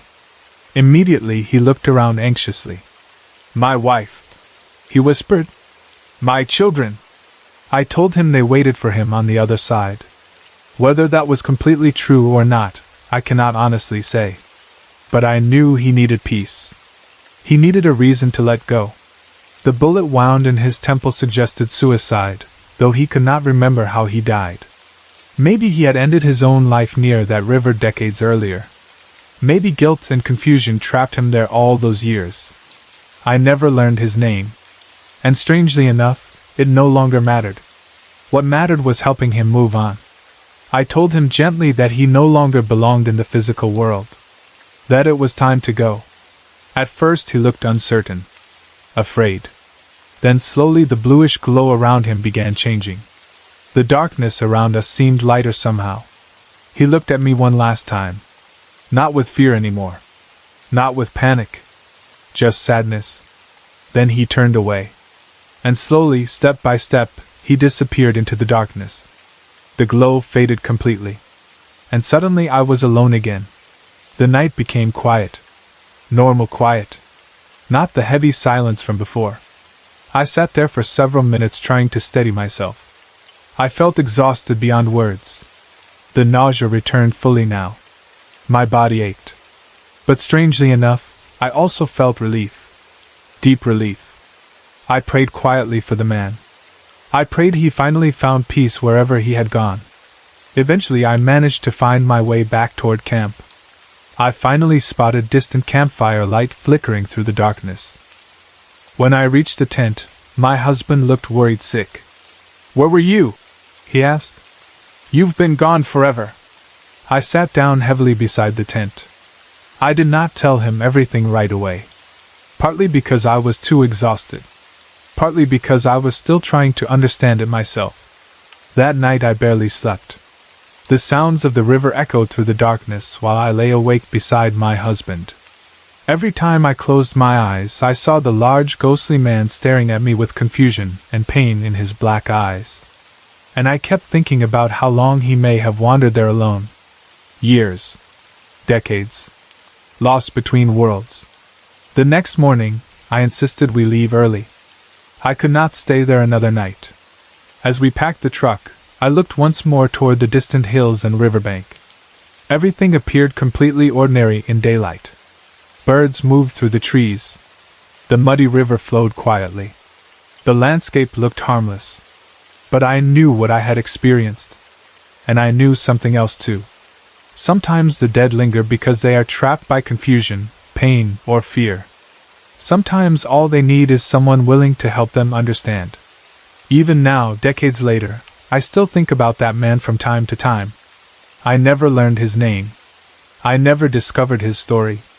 But I hope wherever he went after leaving that dark riverbank, he finally found the peace he had been searching for since 1937. I grew up in a small lakeside town in Wisconsin called City Algoma, Wisconsin, USA. Back then, life felt quiet and simple. Everybody seemed to know everyone else, and most families had lived there for generations. The town itself was peaceful, with cold lake winds in the evenings and long silent winters where the streets looked almost frozen in time. Even now, whenever I think back to my childhood, I can still picture the calm water near the harbor, the old houses lined up along the streets, and the strange feeling that always seemed to hang in the air around certain places. When I was around 11 or 12 years old, something tragic happened in our family. One of my cousins drowned in an accident in a river not far from where he lived. I never knew every detail about what happened that day because the adults rarely talked about it around us kids. Whenever his name came up, conversations would suddenly stop or voices would grow quiet. I only knew that he had died suddenly, and everyone in the family was devastated. At that age, death was confusing to me. I didn't fully understand how someone who had been alive one day could simply be gone forever the next. I remember seeing the sadness on my aunt's face after the accident. My uncle became much quieter too. The whole family changed after that. Holidays felt different. Gatherings felt heavier somehow, even if nobody said anything out loud. Not long after my cousin passed away, my parents decided we would move into the upstairs apartment where my aunt and uncle had been living before. It was a large 4-bedroom apartment above an older house, and for a growing family like ours, it seemed perfect. My parents were excited because we needed more room. To me, though, the place already carried a strange feeling before we even moved in. The apartment had an odd layout. At one end of the house were my parents' bedroom, and another room they called the nursery. At the opposite end were 2 more bedrooms. Between those rooms sat the kitchen, the bathroom, and the living room. Long hallways connected everything together, and at night those hallways always seemed darker than they should have been. My older brother and I shared one of the bedrooms at first, even though there was another empty bedroom right next to ours. That empty room had belonged to my cousin before he died, and because of that, nobody wanted to use it anymore. Instead, it became a storage room filled with old boxes, clothes, toys, and random things nobody knew what to do with. Even as a child, I noticed that people avoided talking about the room directly. My mother would simply call it the other room. My younger brother slept down near my parents, far away from it. At first, everything seemed normal enough. We settled in, unpacked our things, and tried to adjust to living there. But not long after moving in, strange things started happening. I remember waking up many nights to use the bathroom. The apartment always felt especially creepy after midnight. The floorboards creaked loudly, and every little sound seemed amplified in the darkness. Whenever I used the bathroom, I would close the door completely behind me. Almost every time, I would hear footsteps outside. Not soft footsteps either. These sounded clear and steady, like someone pacing slowly up and down the hallway. The footsteps would move from my parents' bedroom toward ours and then back again over and over. At first I thought it was one of my parents checking on us. But every time I opened the bathroom door, the hallway would be empty. I would quietly walk to my brother's room and find him asleep. Then I would go check on my parents. They would be sleeping too. Still, the footsteps continued. Night after night, year after year. At some point, I almost became used to them. That sounds strange to say now, but children can adapt to unusual things when they happen often enough. I stopped questioning it after a while. Instead, I would just hurry back to bed and pull the blankets over my head. As I got older, my mother decided I was finally old enough to have my own room. That meant moving into my deceased cousin's old bedroom. I remember not wanting to say yes. Even though I never openly admitted it, that room always made me uncomfortable. Still, my mother tried hard to make it feel cheerful. She painted the walls a bright sunny yellow, and cleaned out most of the old storage boxes. She wanted me to feel comfortable there. I ended up with a set of bunk beds, though I usually slept on the bottom bunk. For the first couple nights, everything seemed fine. Then the door started. The bedroom door never shut properly because it was old and slightly crooked in the frame. My parents had installed a hook lock on the outside years earlier to keep us kids out of the storage room. One evening, I was sitting on the lower bunk watching television by myself. The apartment was quiet, and everybody else was somewhere else in the house. Suddenly, without warning, the bedroom door slammed shut. Not slowly. Not from a breeze. It was like somebody had violently pulled it closed from the outside. The sound startled me so badly that I jumped right off the bed. My first thought was that my little brother was trying to scare me. I ran over and grabbed the handle. The door wouldn't open. I pulled harder. Nothing. I started panicking almost immediately. I yanked on the knob with both hands, throwing my weight against the door. It felt like somebody on the other side was holding it shut. Then, just as suddenly as it locked itself, the door opened easily. I stumbled forward into the hallway. The apartment was completely dark. Everyone was asleep. I checked my younger brother's room first. He was deeply asleep, snoring softly beneath his blankets. I checked my parents' room next. They were asleep too. Nobody had touched the door. From that point on, it kept happening. Sometimes the door would slowly drift closed on its own. Other times it would violently slam shut while I was inside the room. Every single time, fear crawled through my chest the moment it happened. Still, I never told my mother. I didn't want to upset her. After everything the family had already gone through with my cousin's death, I felt like saying something would only make things worse. Then came the night I never forgot. I had stayed up late watching television in my room. I often fell asleep with the TV still glowing in the darkness because it made me feel less alone. That night, I remember lying on my back on the bottom bunk, half asleep. Suddenly, I felt something wrap around me. At first I thought I was dreaming. But then I realized I could physically feel arms pressing down across my stomach and chest. It felt exactly like someone had clasped their hands together over me, holding me firmly against the mattress. I couldn't move. At that exact same moment, the bedroom door slammed shut again. The sound echoed through the room. Panic exploded inside me. I tried to sit up, but the pressure holding me down wouldn't let me. I could feel what seemed like fingers interlocked over my stomach. The weight wasn't crushing, but it was strong enough to keep me pinned. I remember staring toward the ceiling, terrified and confused, trying to scream but barely able to breathe. Then, after what felt like forever but was probably only a minute or two, the pressure disappeared. The moment I could move again, I ran. I flew out of that room and refused to sleep in there the rest of the night. Even after that experience, I still didn't tell my mother the full truth. Years later, after we had already moved out of the apartment, my mother finally admitted something shocking. When we had first moved into the apartment, she originally put my younger brother in that same room. She said he constantly talked about a little boy playing with him. At first she thought it was an imaginary friend. She would hear him talking late at night when he was supposed to be sleeping. Sitting in the living room, she would hear him laughing and speaking quietly inside the bedroom. Over and over, she would yell down the hallway, "Go to bed!" One night, after hearing him talking for what felt like the 100th time, she finally became frustrated and walked to the bedroom. When she opened the door, she froze. My brother was asleep, but his Hot Wheels cars were floating in midair. She said they were moving in a circle around each other, as if invisible hands were pushing them.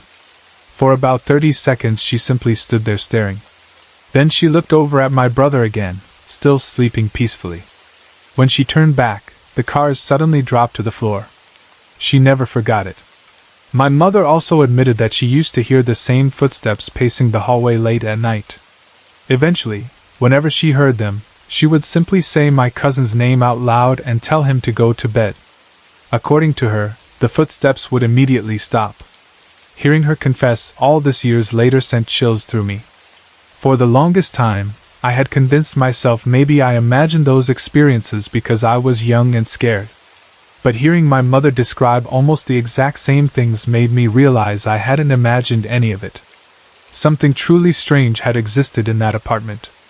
Oddly enough, none of the activity ever seemed to happen when visitors came over. The apartment would feel completely normal whenever other people were around. The sounds, the moving objects, the strange feelings, all of it seemed to happen only when we were alone. Looking back now as an adult, I still don't know exactly what was in that house. Part of me believes it was my cousin. Not something evil or dangerous, but maybe a confused spirit lingering near the place he once called home. Another part of me wonders if grief itself somehow left an imprint on the apartment. My family carried so much sadness after his death that maybe the emotions became tied to the house. Whatever the truth was, one thing remained strange. When we finally moved out of that apartment, everything stopped. The footsteps ended. The doors stopped slamming. The feelings disappeared. And it almost seemed like whatever had been there moved on too. It was one of those evenings that felt slightly off from the moment it began, even though nothing unusual had actually happened yet. I had not made it to the small boat harbor before sunset, even though I had tried. Time just slipped away faster than I expected. I had packed up my dog, thinking it would be a simple short drive, a quick walk, and then back home before it got dark. But the island has its own way of stretching minutes into something longer, especially when you are watching the sky and the ocean at the same time. The drive toward Poipu Beach is not long at all, maybe around 12 minutes if you go straight through. Still, I always feel like the road gives me more than just distance. There is so much to see along the way that it slows your thoughts down. Trees bend over parts of the road, small houses appear and disappear between curves, and the ocean sometimes opens up unexpectedly like a moving wall of silver and black. That night, I could feel something building in the air even before I fully understood it. Rain was coming. I didn't need a forecast or a report to know it. I could feel it in my head, like pressure behind my eyes and a quiet heaviness in my thoughts. My husband often jokes that I am like a human barometer, and he is not wrong. I can usually tell when rain is close, sometimes within minutes before it starts. That evening, everything felt charged in a way that made me more aware of every sound and movement around me. The sky started to change slowly at first. It was not dramatic, not at the beginning anyway. The light dimmed in a strange way, like someone was slowly turning down a switch that controlled the world's brightness. Then it shifted faster than expected. Within a short time, the sky turned so dark that it felt almost unnatural. There were no stars visible anymore. Even the outlines of clouds disappeared, swallowed by thick darkness. The ocean, however, was still there, and I could hear it faintly in the distance, a deep and steady sound that felt muffled, like it was coming from another place. When we reached the small boat harbor area, I pulled the car into a spot away from the water. I prefer parking a bit farther back when I have my dog with me, especially at night. On the other side of the street, there is an open valley with wide fields. It feels more comfortable for quick stops, more space, more visibility, and less tension. I thought it would just be a short break, nothing more than letting my dog stretch her legs before heading back home. The air outside felt unusual the moment I opened the door. It was completely still.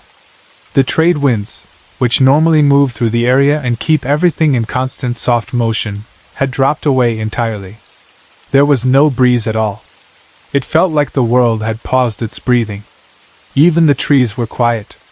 There was one old palm tree standing in the middle of the lot. A single branch on it barely moved, and even that movement looked uncertain, like it was not sure whether it should sway or stay still. I remember thinking it was probably just a rat or something small moving through it. Out here, that is normal. In the tropics, you get used to sharing space with all kinds of wildlife. Mice and rats are part of the environment, especially near vegetation and open areas. Nothing about that seemed strange at the time. I opened the door and let my dog out. The moment her paws touched the ground, I noticed a change in her behavior. She was usually curious and relaxed during our stops, always eager to sniff around and explore. But that night, she stayed unusually close to me. She didn't wander ahead or pull away like she normally would. Instead, she stayed right beside my legs, matching my steps almost perfectly. There was a nervousness in her posture that I did not like. We had only taken about 5 steps away from the car when everything changed. At first, I thought I was imagining it, The darkness was thick, and my eyes were still adjusting. But then I saw movement ahead of us. Not just movement, but something forming within the darkness itself. Out of the blackness, shapes began to appear, and they were unlike anything I had seen before in a place like this. Small blue and white spheres of light started to emerge. They were not like headlights or reflections. They did not behave like physical light sources. They moved in a way that felt intentional but also fluid, like they were drifting and steering at the same time. Some were brighter, some dimmer, and they seemed to float independently while also staying connected to the same general area. I stopped walking immediately. There were more of them than I could count at first glance. Some were small, like glowing dots, while others were larger, like soft floating orbs of condensed light. They moved through the air quietly, without sound, without resistance. I didn't hear anything unusual from them, but I could feel the atmosphere shift as they passed through the space around us. I have always believed that different forms of energy exist, and I do feel that what people sometimes call spirits or souls can express themselves in different ways. What I saw that night felt like a combination of both presence and movement. The smaller lights seemed more neutral, almost like pure energy without form or intention. But there were others that felt different, heavier somehow, like they carried something more aware inside them. Then something else happened that made everything feel even more personal. One of the larger blue-white formations seemed to change. It didn't just move, it transformed. Within a blink of an eye, a shade briefly formed inside it. I saw what looked like the outline of a child. It was not fully solid or detailed, but it was there for a moment, like a memory becoming visible in the air. Then it faded just as quickly as it had appeared, dissolving back into the glowing mist. That moment stayed with me longer than anything else that night. I instinctively reached for my camera. These days, I always carry it with me. I don't always know why I will need it, but I have learned to trust that feeling. I took several photos of what was in front of us, trying to capture what my eyes were seeing.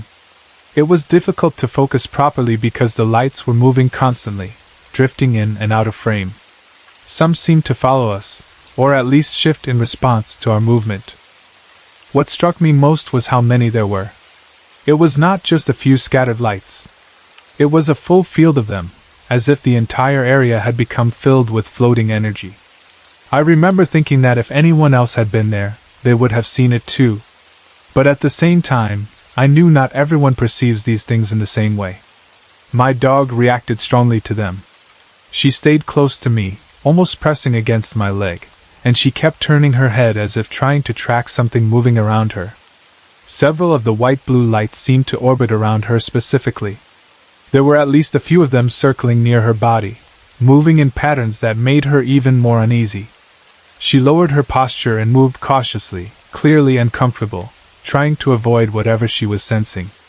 I have a photo of her from that moment. In it, she looks like she is almost trying to shrink into the ground, staying low and careful, avoiding the space around her as if it was crowded with things she didn't like. As I stood there, I became more aware of the overall feeling in the air. It was not just visual anymore. The atmosphere felt charged, almost like static electricity building in the environment. My body felt slightly energized, but at the same time a little lightheaded, like my senses were being stretched too far in different directions. I could not explain it in simple terms. It was not like floating dust, and it was not insects. There were no fireflies, no visible flying bugs around us. In fact, the area was unusually quiet in terms of normal wildlife activity. I could hear a few crickets in the grass nearby, and I could see some crawling insects closer to the ground, but nothing flying in the air. That absence made the glowing forms even more noticeable. Everything above ground level belonged only to those lights. The location itself is not untouched land. Over the years, the area has been changing rapidly. There are renovations happening across the landscape, and large portions of land are being reshaped. I have seen tractors working in the distance, tearing through old lava rock fields, preparing new developments and structures. I was told that hundreds of acres are being altered over time. That kind of transformation always makes me wonder what is disturbed when the land itself is changed so heavily. That night, standing in that still air with my dog pressed against me and those glowing forms moving all around us, it felt like I was witnessing something happening just beyond normal perception. Something present, but not fully understandable. Eventually, I knew I had to leave. The feeling didn't intensify, but it also didn't fade. It stayed consistent, like a steady presence surrounding us. I guided my dog back toward the car slowly, keeping my eyes forward, still aware of movement around us. The lights did not rush us or follow aggressively, but they remained there, scattered through the darkness like a living field of energy. When we finally got back into the car and closed the door, the sense of pressure eased slightly. The world outside returned to being just night, road, and ocean sound.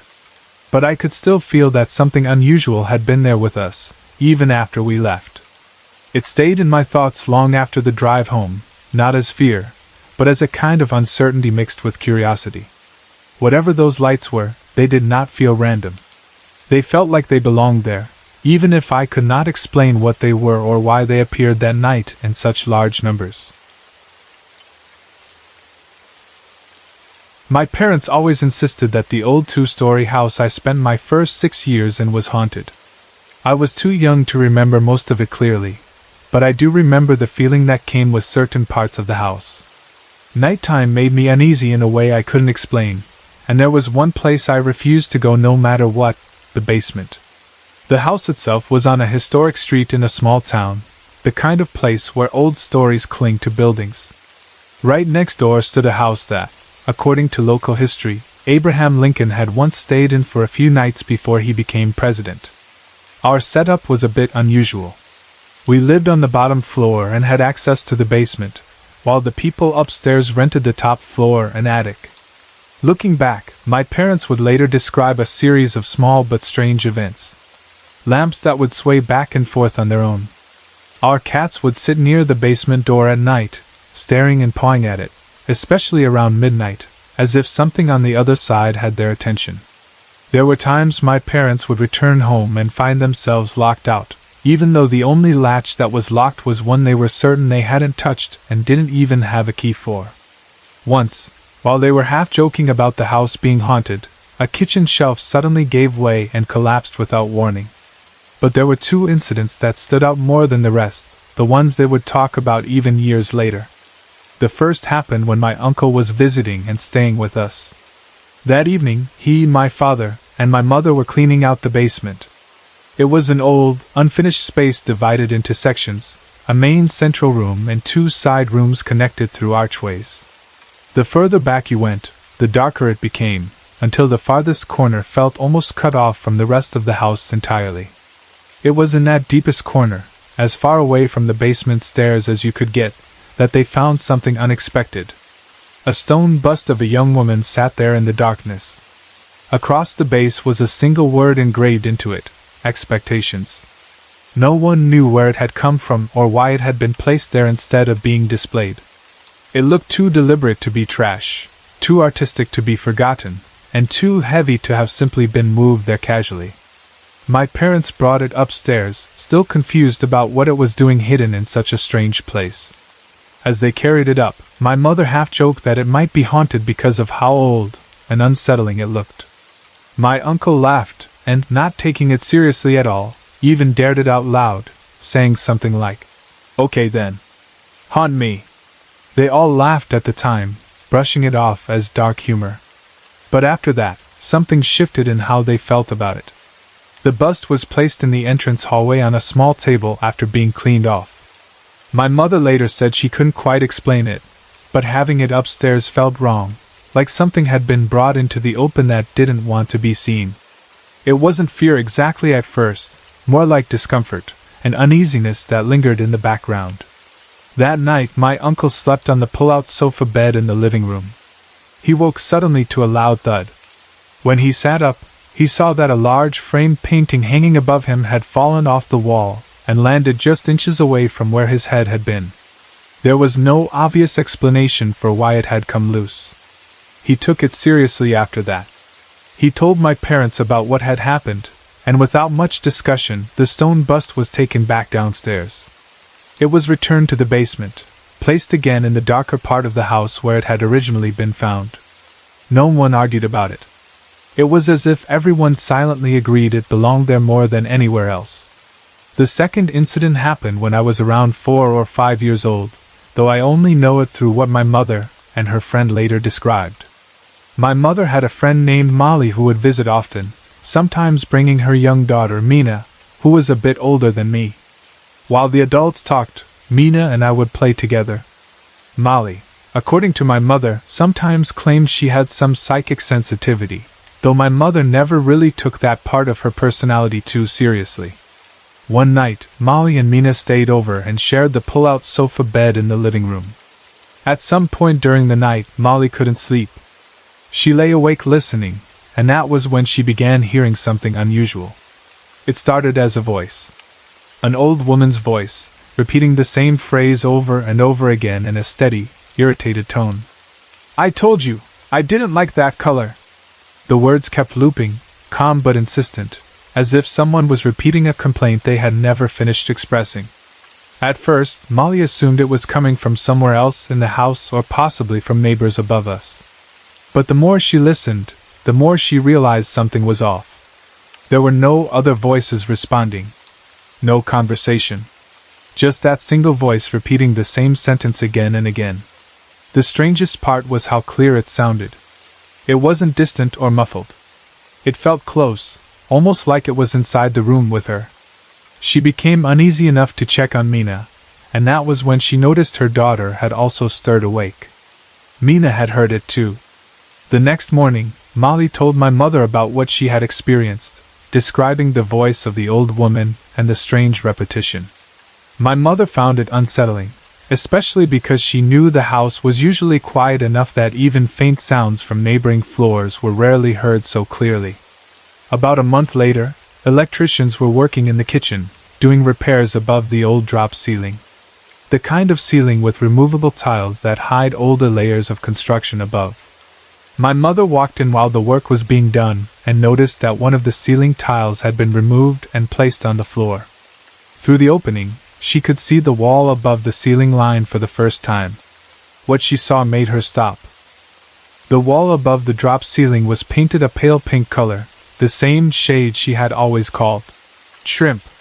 It was a color she recognized immediately because she had painted the kitchen cabinets in that exact shade not long before. But she also knew something important. She had never painted above the ceiling tiles. That upper section had been untouched for years, preserved from an earlier time. In that moment, it clicked for her. The voice Molly had heard, repeating that she didn't like the color, suddenly had context.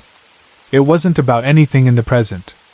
It was tied to something from the house's earlier history, something my mother had unknowingly covered over by repainting the kitchen in a shade that had once existed there long before her time.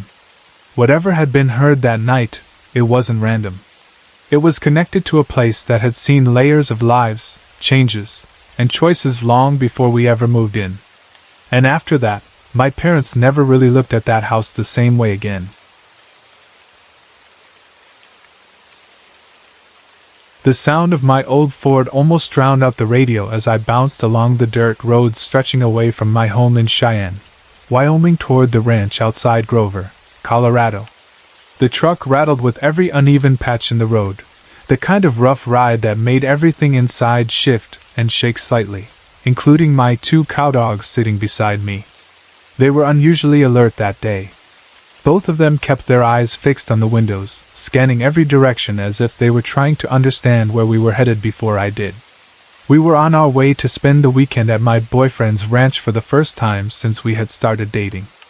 I remember feeling a mix of nervousness and excitement, the kind that sits somewhere between curiosity and uncertainty when you are entering someone else's world for the first time. After a little over an hour on the road, the landscape slowly began to change. The narrow dirt road dipped down into a wide open meadow, and that was when the ranch came into view. The farmhouse stood out immediately, a white 2-story structure surrounded by tall, uneven trees that looked almost too still. From a distance, it had a quiet, isolated presence, the kind of place that could feel either peaceful or unsettling depending on the light and your state of mind. There was also an old rusted windmill nearby, It turned slowly, making low, dragging sounds as it moved with the wind. Even though it was just an ordinary object, the noise it made added something eerie to the setting, like a distant groan carried across the open land. The moment I stepped out of the truck, a sudden chill ran through me. It wasn't extreme, but it was sharp enough to make me pause for a second. I remember looking around briefly, taking in the house, the trees, the open space, and that strange feeling of being slightly out of place. But the feeling didn't last. It faded as quickly as it had come when I gathered my dogs and followed my boyfriend inside. The kitchen was warm and full of life. My boyfriend and his friends were sitting around playing cards and eating supper, talking and laughing like it was just another ordinary evening. The contrast between the outside and inside was almost immediate. Whatever heaviness I had felt outside seemed to dissolve as soon as I stepped into that space. The evening itself turned out to be relaxed and enjoyable, and by the time the guests left, I felt tired in a good way. Later that night, we finally went to bed.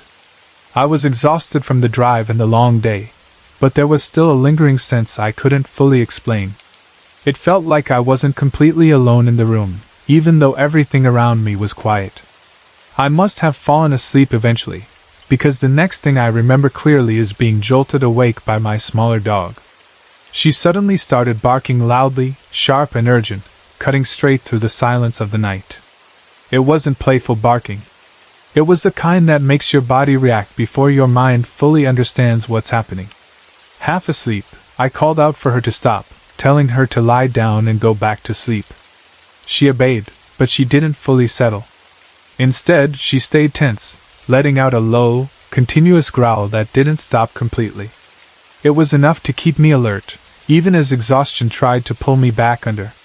My boyfriend, on the other hand, slept through everything without stirring. Eventually, I drifted back into sleep myself, though it wasn't a peaceful rest. Instead, I slipped into a dream that felt unusually vivid. In the dream, I found myself walking out of the bedroom and into the living room. The house looked exactly the same, but there was a strange stillness in the air, like the space was waiting for something. When I entered the living room, I saw an older man sitting in a chair. He was large in build, but there was something clearly unwell about him. His posture and stillness suggested illness or exhaustion. His face carried a heaviness, and his eyes were deep and quiet, almost distant, as if he had been carrying something for a long time. His clothes were simple, not expensive, but neatly kept, like someone who took pride in small things even in difficult circumstances. He looked like an old cattleman from another time. He didn't speak. He only looked at me with a calm, unreadable expression. I woke up the next morning still carrying the weight of that dream. It didn't fade easily. It stayed with me in a way that made me curious rather than afraid. Later that morning, while we were out doing chores, I asked my boyfriend who had lived in the house before. He told me it had belonged to his grandfather. He explained that his grandfather had passed away a few years earlier, and that he had died in the living room, in his chair. The same chair I had seen in my dream. According to him, it was the same blue chair that still sat in the house. When I described the dream to him in detail, he didn't seem surprised. He simply shrugged and said something along the lines of, "He's still around to keep an eye on the place." That response stayed with me, not because it was dramatic, but because of how casually it was said, as if it was just part of the house's normal reality. Over the next few months, small things continued to happen. There were noises at odd times, objects not quite where they had been left, and occasional shadows that didn't seem to match anyone in the room. Sometimes it felt like something was moving through the space without fully revealing itself. The dogs, who had been unsettled at first, eventually stopped reacting the way they did that first night. It was as if whatever presence they had sensed either became familiar to them or simply stopped drawing their attention. In time, everything was attributed to the idea that the grandfather was still keeping an eye on things. Whether that was taken literally or just as a comforting explanation depended on who you asked. Living there also made it hard not to notice the land itself. Anyone who has spent time in the Pawnee grasslands in northeastern Colorado knows how vast and open it feels, almost endless in every direction. There is a strange combination of emotions that come with it. At times it feels harsh and lonely, shaped by wind and distance. At other times, especially during sunset, it becomes almost beautiful in a quiet, overwhelming way. There is something about that kind of land that holds memory differently. It feels like it carries the weight of everyone who has lived and worked on it before, especially the men and women who spent their lives trying to build something out of it, despite how unforgiving it can be. When I stand outside now and look across the corrals toward the wide meadows stretching out into the distance, all the way to the bluffs painted in soft evening colors, I understand a little more why someone like him might never really want to leave it behind. The place stays with you. This is something that has stayed in my family for as long as I can remember. Something that gets brought up every now and then when people start sharing unusual experiences or talking about things that cannot easily be explained. It happened before I was born, back when my mother was still young and struggling to take care of 2 small daughters on her own. Life was not easy for her at that time, and she worked long hours as a waitress in downtown Philadelphia just to keep everything going. She never talked much about how she met the man I will call Mr. X. It was one of those parts of her life that never came with a clear beginning when she told the story. One day he was just there, part of her world, and somehow they had met through the everyday routine of her job in the restaurant. He was a truck driver who traveled long distances across different states, living a life on the road, always moving from place to place. Despite the difference in their lives, something between them grew into love. It was real enough that they began talking about a future together, something more stable, something where they could finally build a life instead of constantly struggling through the present. At some point, they made a plan to move to Florida. It felt like a fresh start, a chance to leave behind the stress of the past and begin again somewhere warmer and calmer. But before that could happen, Mr. X had one last trip to complete. It was part of his work, something he could not avoid, and like always, he would be traveling through several states before he could return. He gave my mother the phone number of a truck stop in western North Carolina. It was a place he often stopped at when he crossed through the Smoky Mountains from Tennessee. It was not unusual for him to pause there on his routes, rest for a while, and then continue his journey. The night before he was supposed to reach that truck stop, my mother had a dream. It was not a dream of something familiar or something she had seen before. In fact, she had never been to that part of the country in her life. In the dream, she saw a mountainous road, winding and high, with a large truck coming down from the other side. Everything felt real in a way that dreams sometimes do when they leave a strong impression. But in the dream, something went terribly wrong. The truck lost control and rolled over again and again, 3 times in total. The image stayed with her even after she woke up. My mother was not someone who believed strongly in psychic things or anything like that. She was practical, focused on real life, and usually dismissed anything that sounded too strange or supernatural. Still, this dream bothered her enough that she mentioned it to her own mother before leaving for work that morning. She did not present it as a warning or a message, just something strange that had stayed in her mind. Later that day, around noon, she decided to call the truck stop where Mr. X was supposed to arrive. This was not unusual for her. She had called that place before to check on him, and the people who worked there had become familiar with her voice over time. They even had a nickname for her, calling her Miss Dolly in a friendly Southern way, even though her real name was Dolores. When she called that day and asked if Mr. X had arrived yet, there was a strange silence on the other end of the line. It was not the normal kind of response she was used to hearing. Then the man who answered the phone told her to hold on, and said he would go get the owner right away. At that moment, my mother said she already felt something was wrong. She could not explain it, but she sensed it before anything was even confirmed. When the owner came on the line, he told her that there had been an accident. Mr. X had fallen asleep while driving as he was crossing from Tennessee into North Carolina. His truck had gone out of control and rolled over 3 times. The same detail that had appeared in her dream was now part of real life. After that, everything changed for her, of course, even if life kept moving forward. She had to continue raising her children and working, And time did what it always does, slowly carrying people forward whether they are ready or not. But I do not think she ever truly forgot him. And I know she never forgot that dream, the one that seemed to match something she had no way of knowing. For a long time, the story stayed in the background of our family life. It was not something discussed often, just something that would come up occasionally when certain conversations reminded us of it. It became one of those memories that sits quietly in the past but never fully disappears. There is also a strange continuation to this story, something that happened many years later when I was an adult. By that time, I was living in North Carolina, something I never would have imagined growing up in Pennsylvania. Life has a way of placing people in places they never planned to be, and I had settled there with my own family. For many years, I had not really thought about the old story my mother had told us about Mr. X. It had faded into the background of childhood memories, something I remembered in pieces but never really revisited in detail. I had never shared it deeply with my own children, because it always felt like one of those family stories that belonged to another time. Then, about 10 years ago, I was traveling with my husband, our younger son, and a friend along with her daughter. We were making a trip to Cookeville, Tennessee, to pick up an RV. It was one of those long drives that take you through highways that stretch across states, with hours of open road and changing scenery. On the way back, I ended up driving our van, with my younger son sitting beside me. He was about 17 at the time, old enough to notice when something was different in my mood. We were driving east on I-40 in North Carolina, not far from the Tennessee border, when something unusual happened.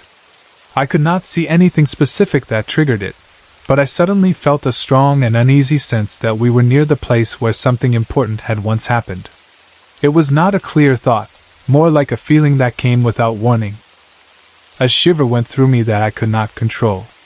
My son noticed immediately and asked me what was wrong, because I must have looked different in that moment.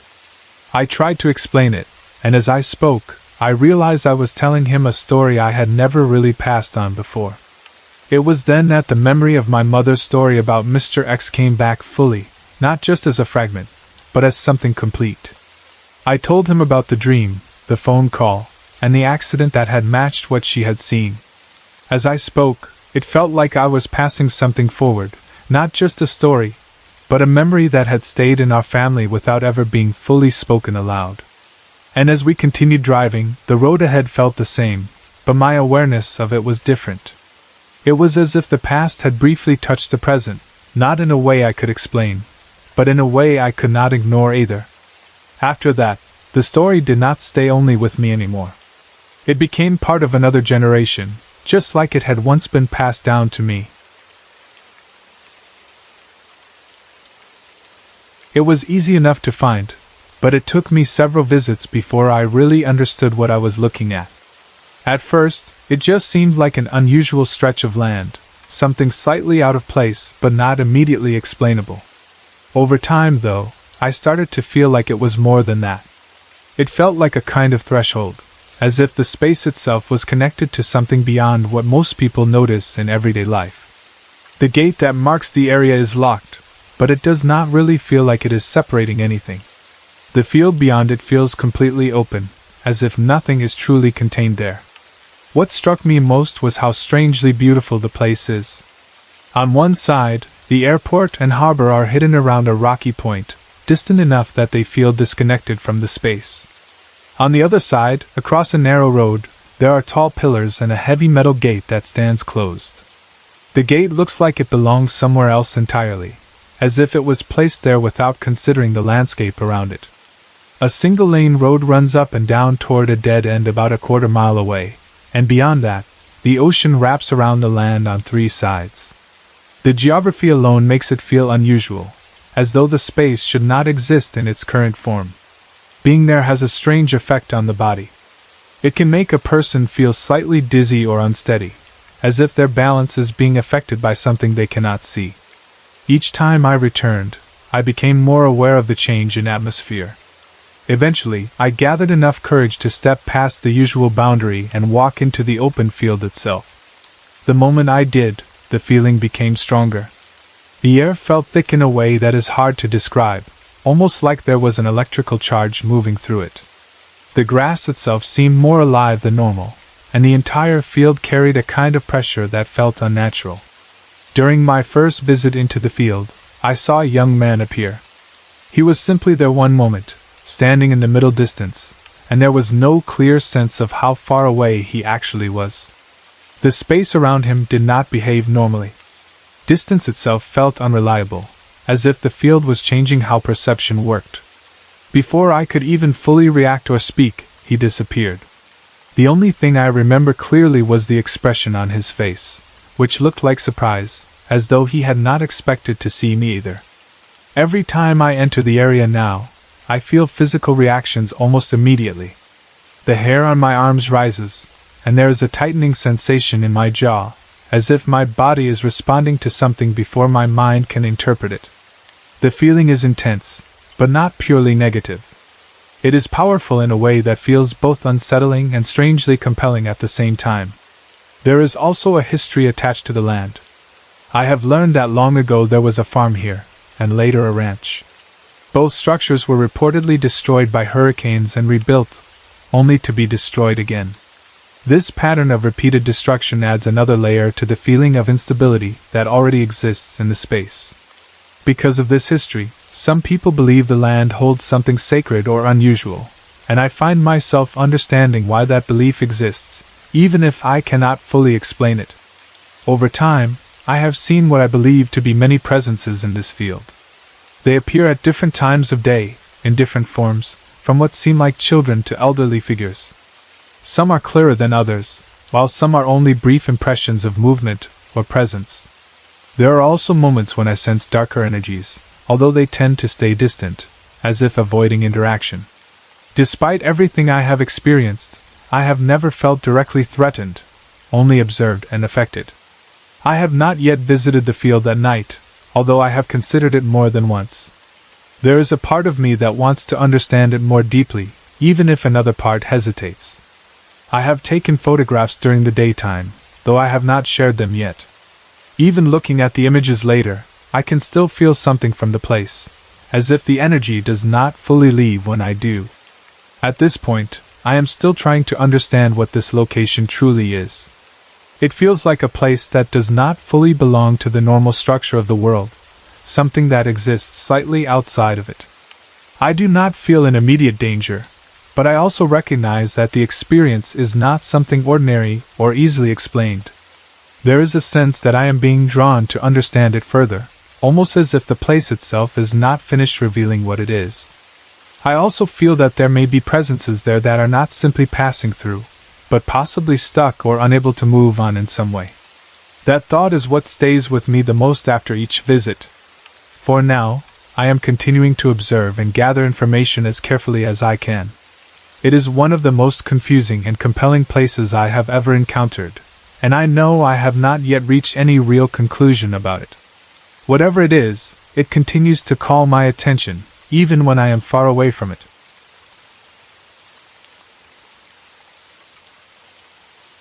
About 7 months ago, I started working at a hotel called Hawthorne Suites. It is located next to SeaWorld on Westwood Boulevard. When I first got the job, I honestly never thought anything strange would happen there.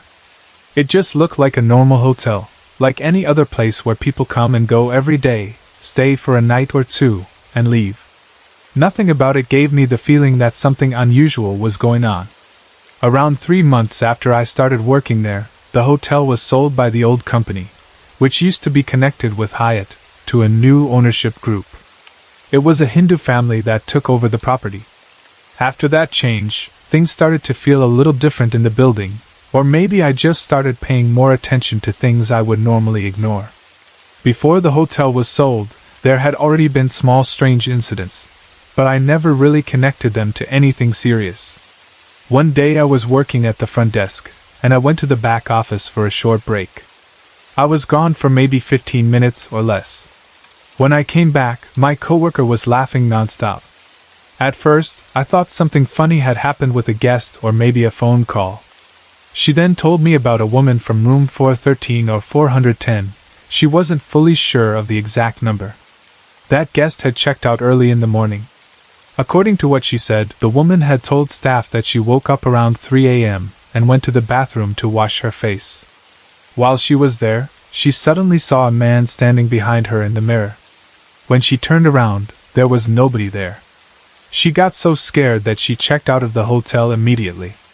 I remember reacting with surprise and saying something like, "For real? That's strange." At that time, I didn't think too deeply about it, but I did find it unusual. After the hotel changed ownership, I started experiencing things myself.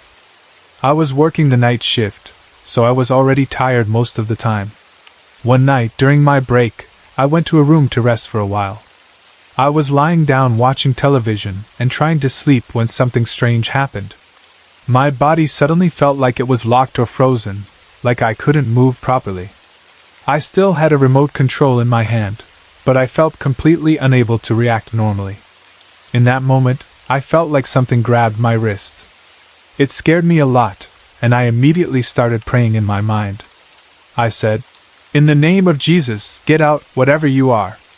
After that, the pressure or feeling stopped, and it felt like whatever was there let go of my hand. But when I looked, the remote control was no longer in my hand. It was on the table beside me. That really confused and frightened me, because I clearly remembered holding it. After that experience, I started talking about it more. One day, my coworker brought a group of young men from a church convention to the hotel. During a conversation, I shared what had been happening.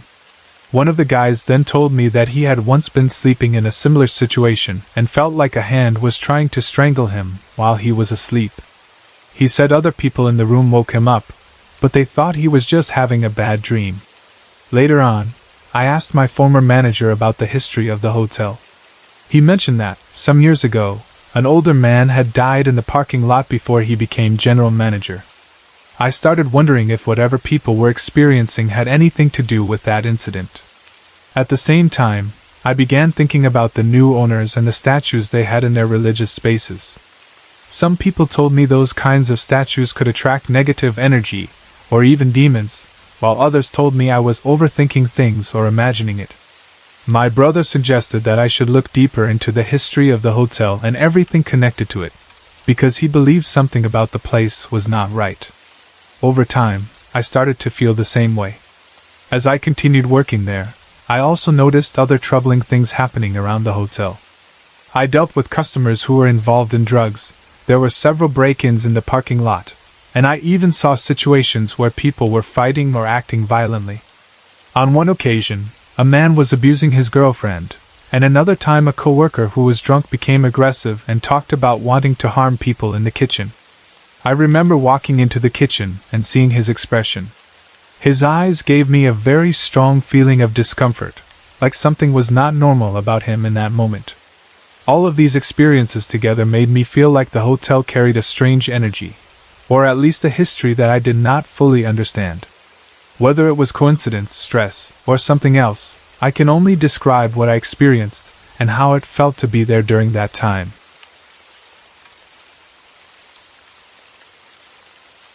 The back door of our house is what most people would normally call the front door. When you come in through it, you step into a room we call the mudroom. It is a narrow space that holds the washer and dryer, a small dividing wall, the furnace, a water softener that we do not actually use, and a deep freezer. It is more of a utility space than anything else, a kind of in-between area before you actually enter the main house. From there, if you go through the doorway into the house, you step directly into the kitchen. The kitchen connects most of the home and acts like the central point. To the right of the kitchen is the living room. On the far side of the living room, along the same wall that backs onto the mudroom, is my bedroom along with the master bathroom. If you continue through the kitchen in the other direction, you reach the dining room. Past the dining room is the family room. Off the family room, there is a hallway. On the right side of that hallway is my son's bedroom, and next to it is my daughter's bedroom. At the very end of the hall, on the left side, is the children's bathroom, which also serves guests when we have visitors. One thing that has always been a problem in this house is the temperature. It is almost impossible to keep the entire home evenly heated or cooled. The layout and airflow just do not work together properly. Most of the time, my room ends up being much hotter than the rest of the house, especially in November. It often feels like a sauna in there while the other rooms are perfectly comfortable. Other times, it swings the opposite way, and my room becomes much colder than the rest of the house, especially in summer when we are trying to keep the children's side of the house from overheating.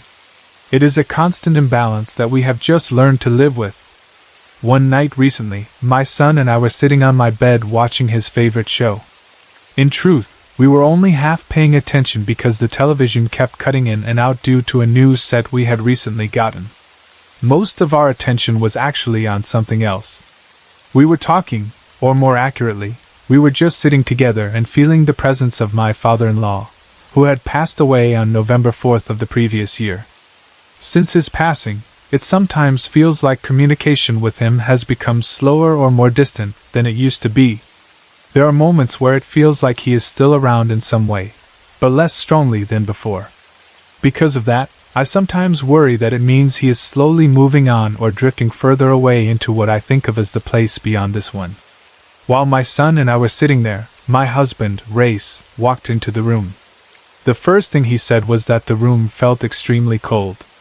He used stronger language, clearly surprised by the temperature difference compared to the rest of the house. My son and I just looked at each other but did not respond much. We went back to what we were doing as if it was not unusual, even though we both noticed his reaction. Race then left the room and checked the bathroom nearby, clearly trying to figure out what could be causing the temperature change. When he came back, he looked confused. He said everything in the rest of the house seemed normal. The vents were working properly, and warm air was coming out as expected. He then checked the furnace and also walked through the children's section of the house.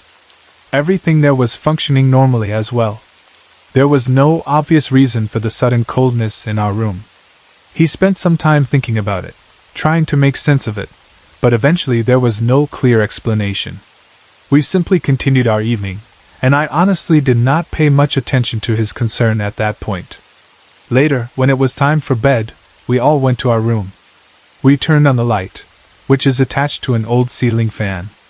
The setup is unusual because there is no separate pull chain for the light itself. Instead, one switch controls the light, and another controls the fan. When the light is turned on, the fan is supposed to spin automatically.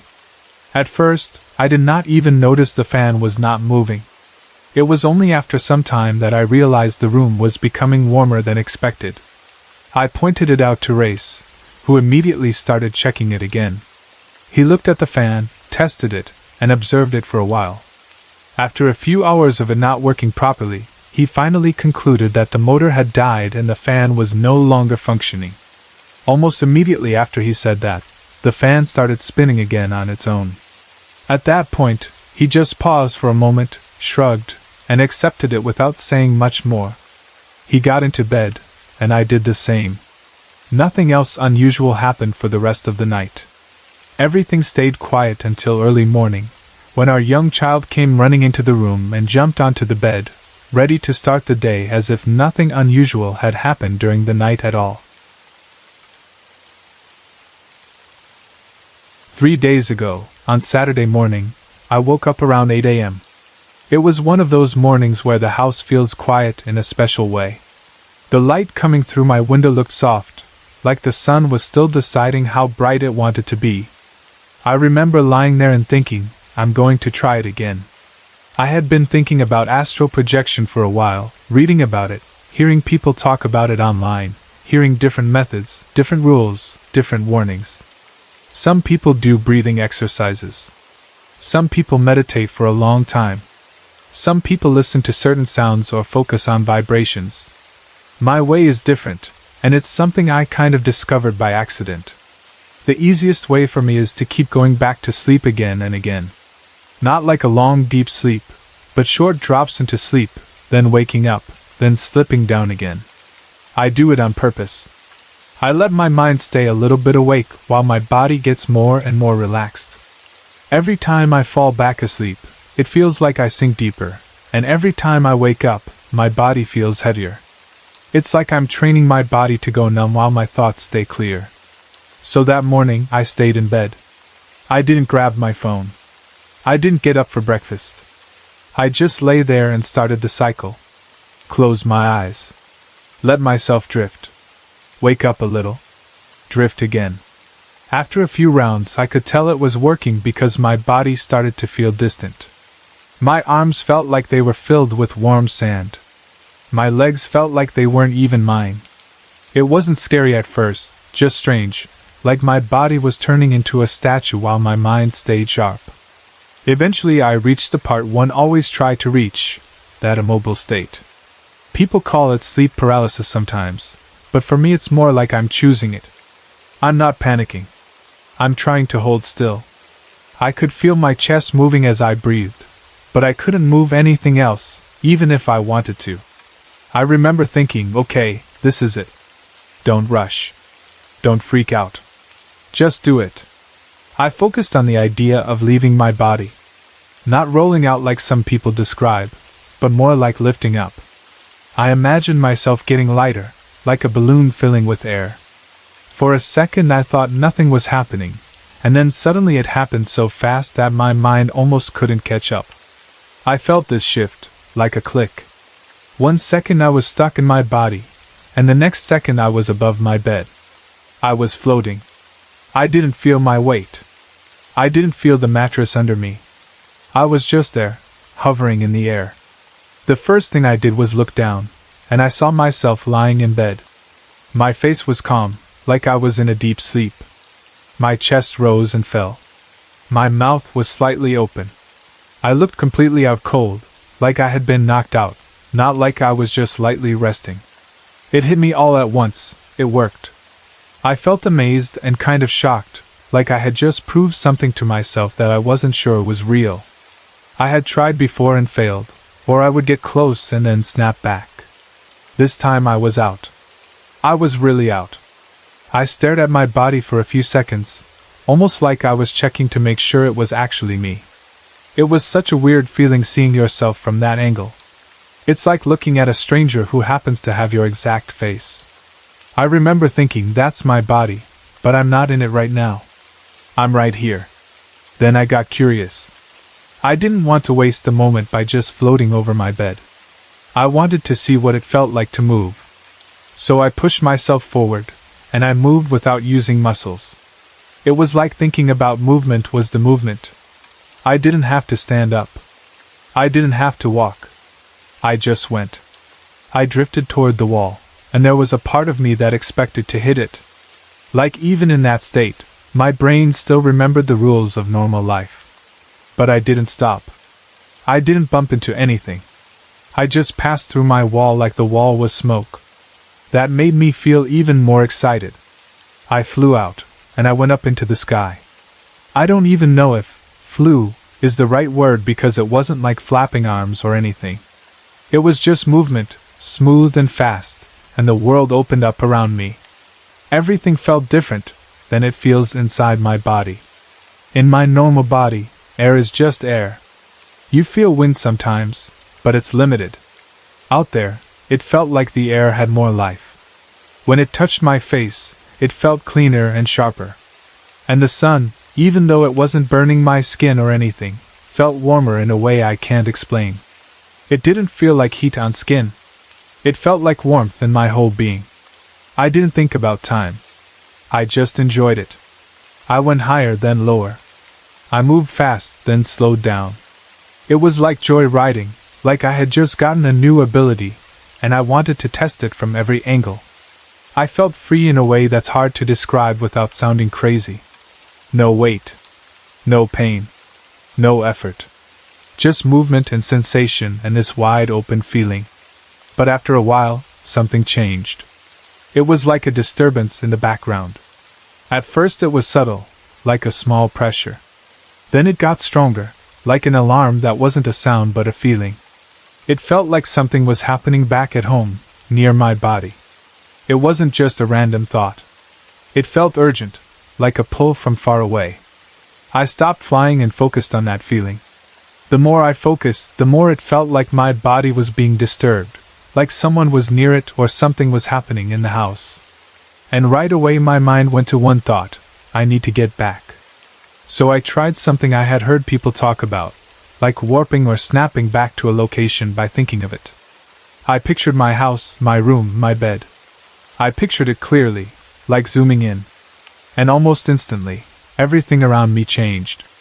I was back at home. I was in my room again, near my bed, but still out of my body. And the moment I arrived, I felt nervous. It wasn't like before when I was excited. It was different. The atmosphere felt tense, like I was walking into a scene that was already in progress. At first I didn't understand what was wrong. Then I noticed movement in the room. I saw my cousin. He was in my room like it was no big deal. He was chewing gum, and he had that bored, playful look on his face like he was just messing around. He took the gum wrapper and tossed it, and it came right toward me. It didn't hit me like a normal object would, but it was like he was throwing it at the spot where I was floating. He laughed, like he was doing it on purpose, like he knew where I was. I got confused and annoyed at the same time. In my head I was thinking, can he see me? Or is he just being random? He threw another wrapper, laughing again, and it felt disrespectful, like he was trying to mess with me. Then he walked out of my room and went into the living room like nothing happened. Before I could even process that, my older brother came into my room. He was holding a hat, one he had just gotten. It was a cap with red and black colors. I could tell he was excited to show it off. He didn't see me floating there. He just walked through, heading toward my parents to show them. As I watched him, I felt something else. My body on the bed started to move. It was small at first, like fingers twitching or a shift in my breathing. Then it got stronger. It felt like my body was waking up, and at the same time it felt like I was being pulled toward it. People talk about a silver cord or a magnetic pull, and that's honestly what it felt like. Like my body was a magnet, and I was metal getting dragged back. I tried to resist because I wanted to stay out a little longer, especially now that something interesting was happening. I tried to fly away, but I couldn't. It was like the second my body began waking, I lost freedom. I could move a little, but not enough. The pull got stronger, and the room started to feel like it was spinning toward my body. Then it happened. I snapped back in. I took a sharp breath and opened my eyes. My heart was beating fast. My body felt heavy again, like all the weight of being human had dropped back onto me. I sat up quickly, still feeling like I was half in a dream, half in reality. And that's when it got even more interesting. I jumped out of bed and went straight toward my cousin. I was still mad about the wrappers. I didn't even think about how weird it would sound. I just said, "Why did you throw the wrappers at me?" He froze for a second and stared at me. Then his face changed into this shocked expression like he wasn't expecting me to say that. He said, "How did you know I did that?" The way he said it made my stomach flip. Because if it was all in my head, if it was just a dream, he wouldn't react like that. He wouldn't say it like I caught him doing something. "I saw you," I told him. "I saw you in my room throwing them." He started laughing, but it wasn't a normal laugh. It was like nervous laughter mixed with disbelief. Like he didn't know how I could know. He shook his head like I was playing a trick on him. I didn't stop there. I went into the living room where my older brother was.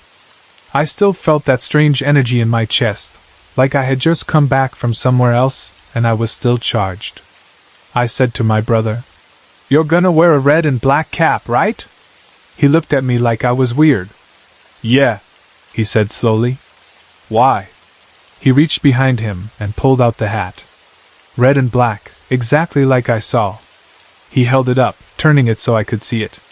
In that moment, I felt a mix of victory and fear. Victory because I was right. I really saw them while my body was asleep.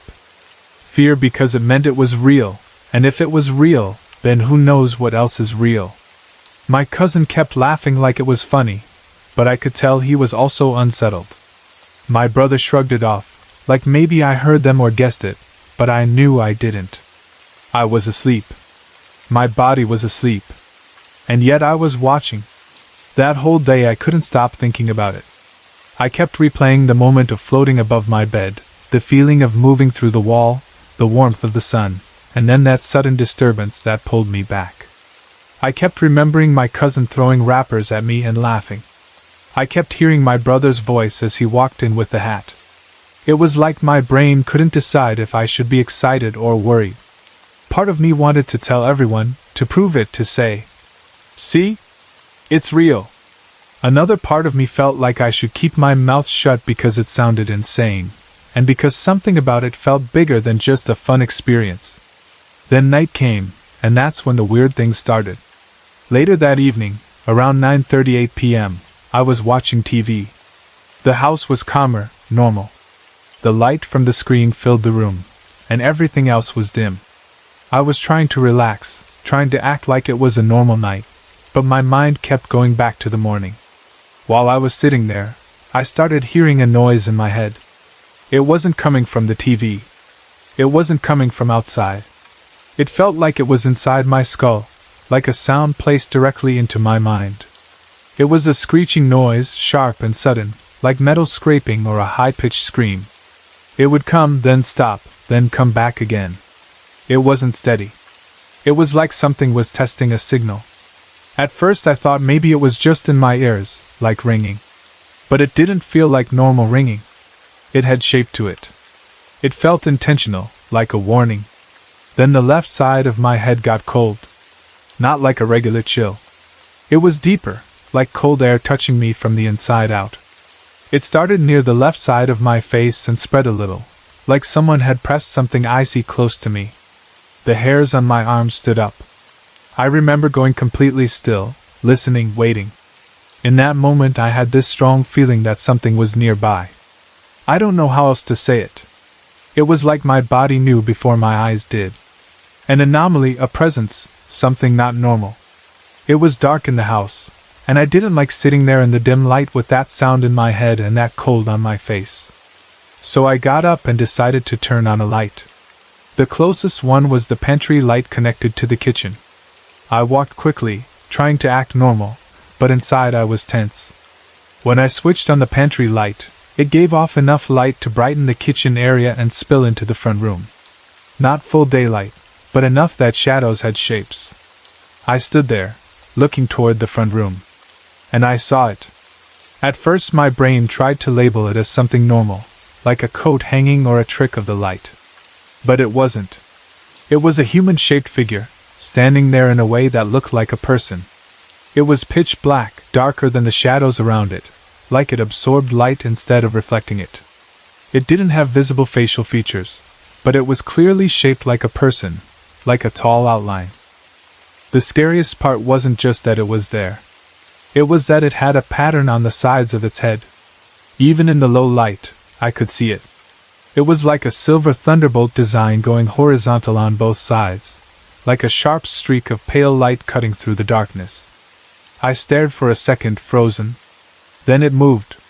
It moved so fast that it didn't feel like normal movement. One moment it was standing across the room, the next moment it was rushing toward my direction. It wasn't walking. It was gliding or snapping forward, like it could cross distance without effort. The speed made my stomach drop. I ran. I didn't stop to think.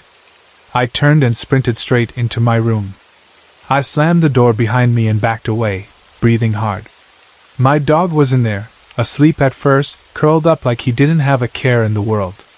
I went right next to him because for some reason being near him made me feel safer, like if anything was real, he would sense it too.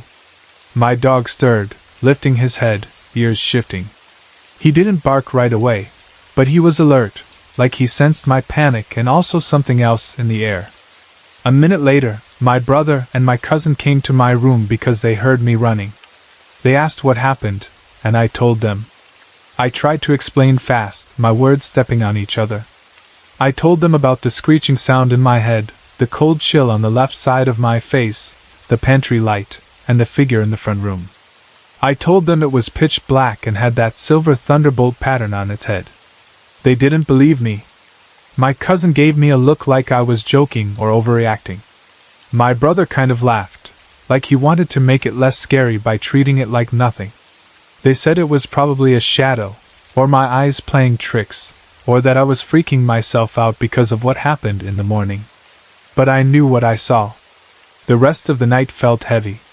Even when things looked normal, I couldn't shake the feeling that something was off. I stayed in my room a lot, checking the hallway, listening for sounds. Every little creak made me tense. It was around 12:40 a.m. when everyone arrived home and the house settled down again. Doors closed, lights went off, and one by one people went to sleep. I tried to sleep too, but my mind wouldn't rest. I kept thinking about that dark figure and the way it moved. Then we heard whistling in our room. It wasn't loud like someone standing right next to you, but it was clear enough to notice. A slow, strange whistling sound that didn't match any song I recognized. It came and went, like it wasn't steady. It was the kind of sound that makes you sit up and listen, trying to figure out where it's coming from. My brother heard it too. My cousin heard it too. For a moment nobody spoke. The room was dark, and the only sound was that whistling and our breathing. My brother finally said something like, "It's probably outside." But his voice didn't sound confident. It sounded like he was trying to convince himself as much as us. I didn't sleep well. When morning came, I felt tired, but not just physically. I felt like something had changed in me since that astral projection. It wasn't just a cool experience anymore. It was like a door had opened, and now things were slipping through. Since that night, I'd been seeing more weird things. It's not constant, but it's enough that I can't ignore it. Like yesterday, I was going up the stairs to my house, and I felt like someone was behind me. You know that feeling when you can tell someone is close even without turning around? It was like that, but stronger. My skin got tight, and the left side of my face got that cold chill again. I stopped halfway up and looked back, expecting to see a family member or maybe nobody at all. I didn't see anyone clearly, but I still felt it, like something was following me up the steps, close enough that if I took one more step it would be right behind my shoulder. I hurried up the rest of the way, trying not to panic. My dog has been acting different too.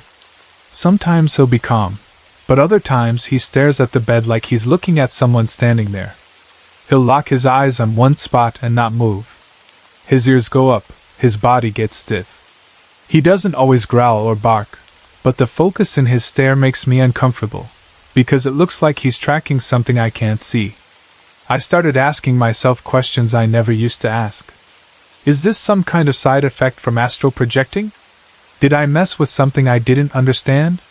Did I make myself more sensitive to stuff that was always around, but I just couldn't notice before?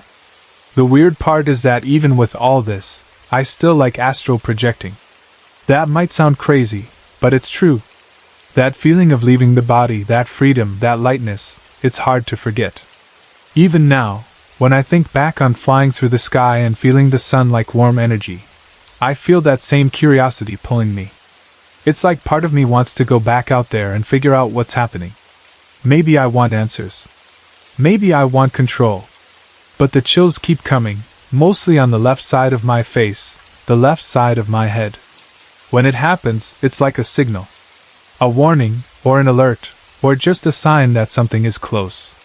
Sometimes it happens when I'm alone. Sometimes it happens when my family is around.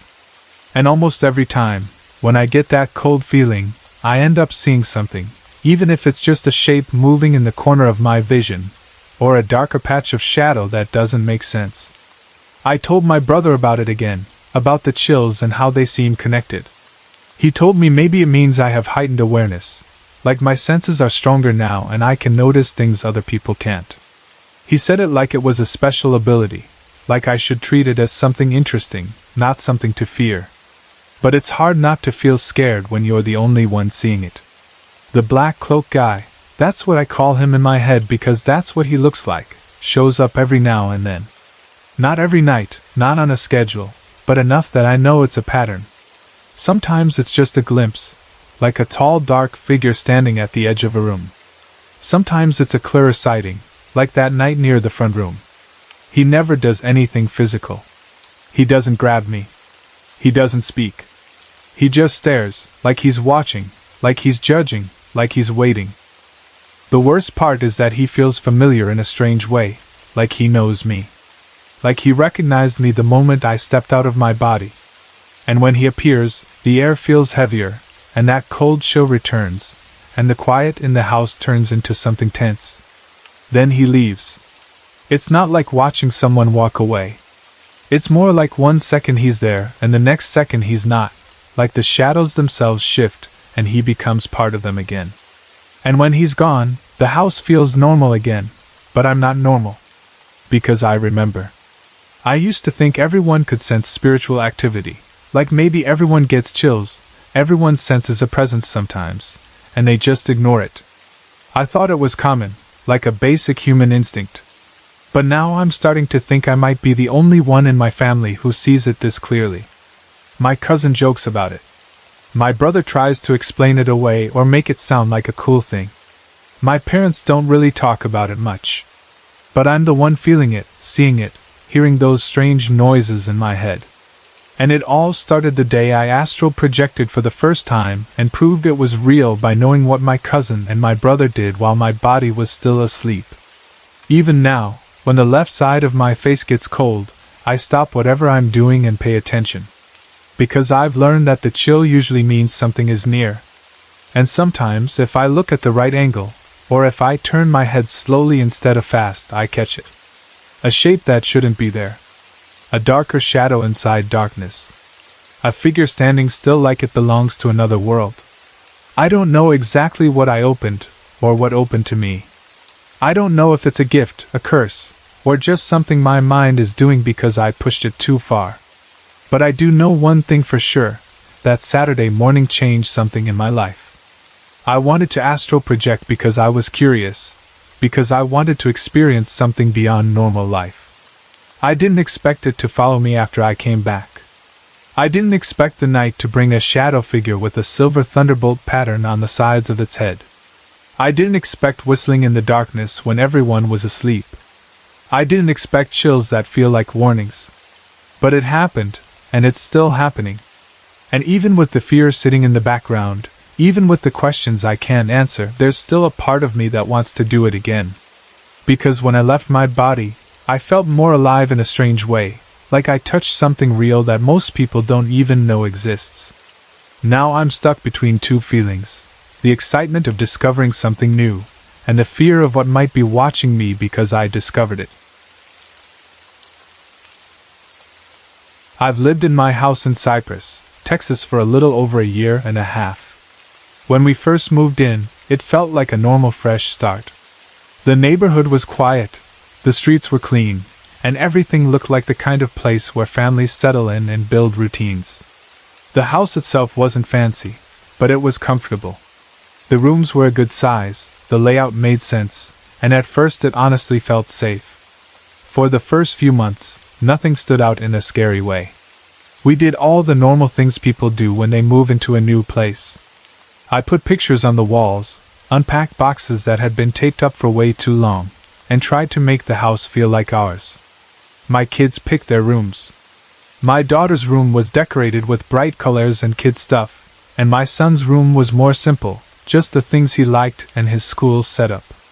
We had our dog with us too, and she adjusted quickly, like she could already tell where everyone slept and where the food was kept. But about a year ago, the mood of the house started changing. It didn't happen all at once. It started small, the way things usually do when you don't realize you're stepping into something bigger. One evening my daughter, who was 9 at the time, was sitting on the couch with me. It was a normal night. The kind of night where you're winding down, maybe watching TV, maybe just talking. I remember she was quiet, quieter than usual, and she kept glancing toward the hallway like she was listening for something. I didn't think much of it at first. Kids have moods, kids get tired, and sometimes they get weird about bedtime. Then she turned and looked right at me and said very softly, "Mom, can I sleep with you tonight?" I laughed a little because in my mind she was past that phase. I wasn't trying to be mean, just honest. I told her she was too old for that, and that she needed to sleep in her own bed. I even said it in the normal mom way, like, "You'll be fine. You have your own room. It's time." But her face changed. Her eyes filled up with tears like she had been holding them back. She didn't cry loudly, just that silent kind of crying where the tears come and the kid is trying hard not to make it obvious. That hit me right away because she wasn't the kind of child who cried for no reason. She wasn't dramatic. If she looked scared, she really was scared. I asked her what was wrong, and at first she didn't want to say. She looked embarrassed, like she was worried I'd laugh or tell her it was in her head. I told her she could tell me anything, that I wasn't going to be mad, and that I just needed to understand what was bothering her. After a minute she swallowed hard and said, "I see a dark figure in my room." That sentence made the air in the room feel different. I tried to keep my face calm because I didn't want to scare her more. I asked her where she saw it, and she said, "At the end of my bed." In my mind, I immediately went into problem-solving mode. I thought maybe it was a shadow from a lamp, or a trick of the light, or something in her room that looked creepy at night. I didn't want her to feel like her own room was dangerous. So I tried to explain it away gently. I told her maybe it was the big picture on her wall, the one with the Wizard of Oz characters. It was large, colorful, and when the lights were low, the shapes could look strange. But she shook her head fast and said, "No, Mom. It's not the picture." I told her again. "It's probably just your eyes playing tricks." Then she said something that made chills run through my entire body. She looked straight at me and said, "It's not the picture because I can't see the picture through the dark figure." The way she said it was so certain. Not playful, not dramatic, just serious. Like she wasn't guessing. Like she was describing something she had actually watched with her own eyes. I felt that cold ripple of fear that starts in your chest and moves outward. As a mom, you want to protect your kids, and there are some fears you can fix easily. Monsters under the bed? You check, you show them, you comfort them. But a dark figure, standing at the end of her bed, blocking her view like it had shape and thickness. That was different. I didn't argue anymore. I let her sleep with me that night. I told myself it was probably just a nightmare or her imagination, but I also knew I wasn't going to force her back into that room when she was that upset. She climbed into bed with me and held onto my arm, and I stayed awake longer than usual, listening to the house. Every little sound seemed louder that night. The air conditioner clicking on, the settling of the walls, the quiet creaks you never notice until you're paying attention. The next night I told myself we needed to get back to normal. Kids can get into habits fast, and I didn't want her to think sleeping in her room was optional. So I did a full bedtime routine with her. I walked her into her room, helped her get settled, and stayed with her a little longer than usual. I checked the closet, checked under the bed, made sure the nightlight was on. I tried to make it feel safe and normal. Then I left her room and went into another room to fold laundry. I was trying to focus on something simple, something normal. Clothes. Towels. The kind of boring work that makes your mind quiet. About 15 minutes later, I turned around and she was standing there. She looked pale. Her face was wet with tears, and the look in her eyes made my stomach drop. She didn't even speak at first. She just stood there like she was trying to be brave but couldn't hold it anymore. Then she started begging me to let her sleep in my bed again. I asked her what happened, and her voice shook when she answered. She said there was something in her room. Not just that she saw it, but that she could feel it. She told me that when she was lying there trying to sleep, she felt and heard it coming closer to her. She described it in a way that made my skin crawl. She said it was like it was breathing on her and smelling her, like something leaning in and taking in her scent. That's the kind of detail you don't forget. I tried to stay calm for her. I hugged her and told her she was safe with me. But inside I felt angry too.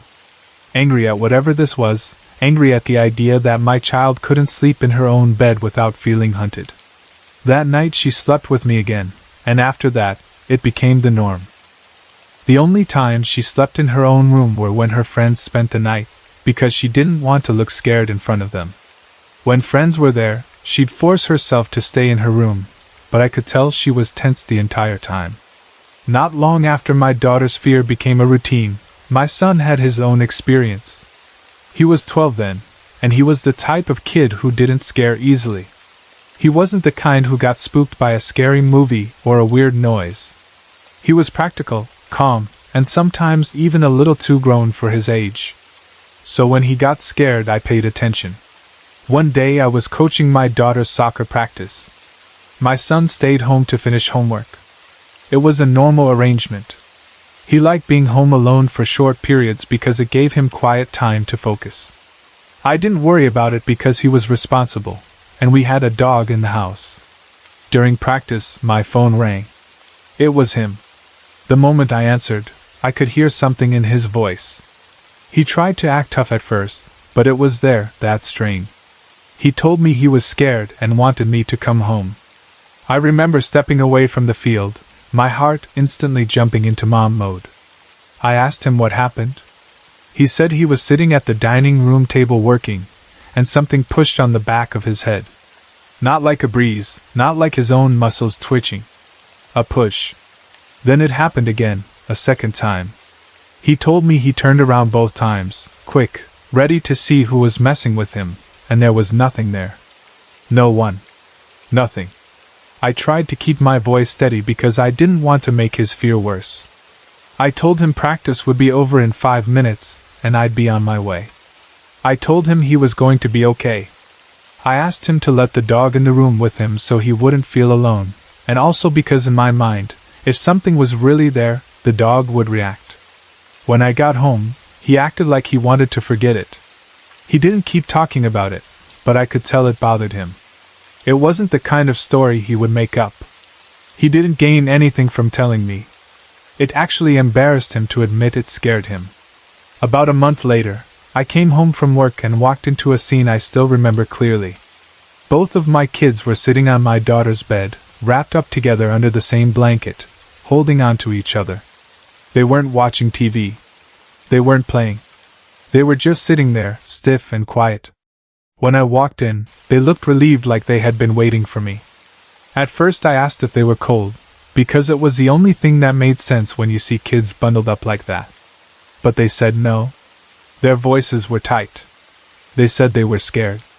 I asked what happened, and my son answered because my daughter was already crying again. He told me he had heard a noise in my room. It sounded like something moved or something fell. He went to check it out because he was trying to be brave, trying to handle it himself. He said when he walked into my room, he saw a dark figure. My chest tightened when he said it. I asked him where it was, what it looked like, and he told me it was in the room like it belonged there.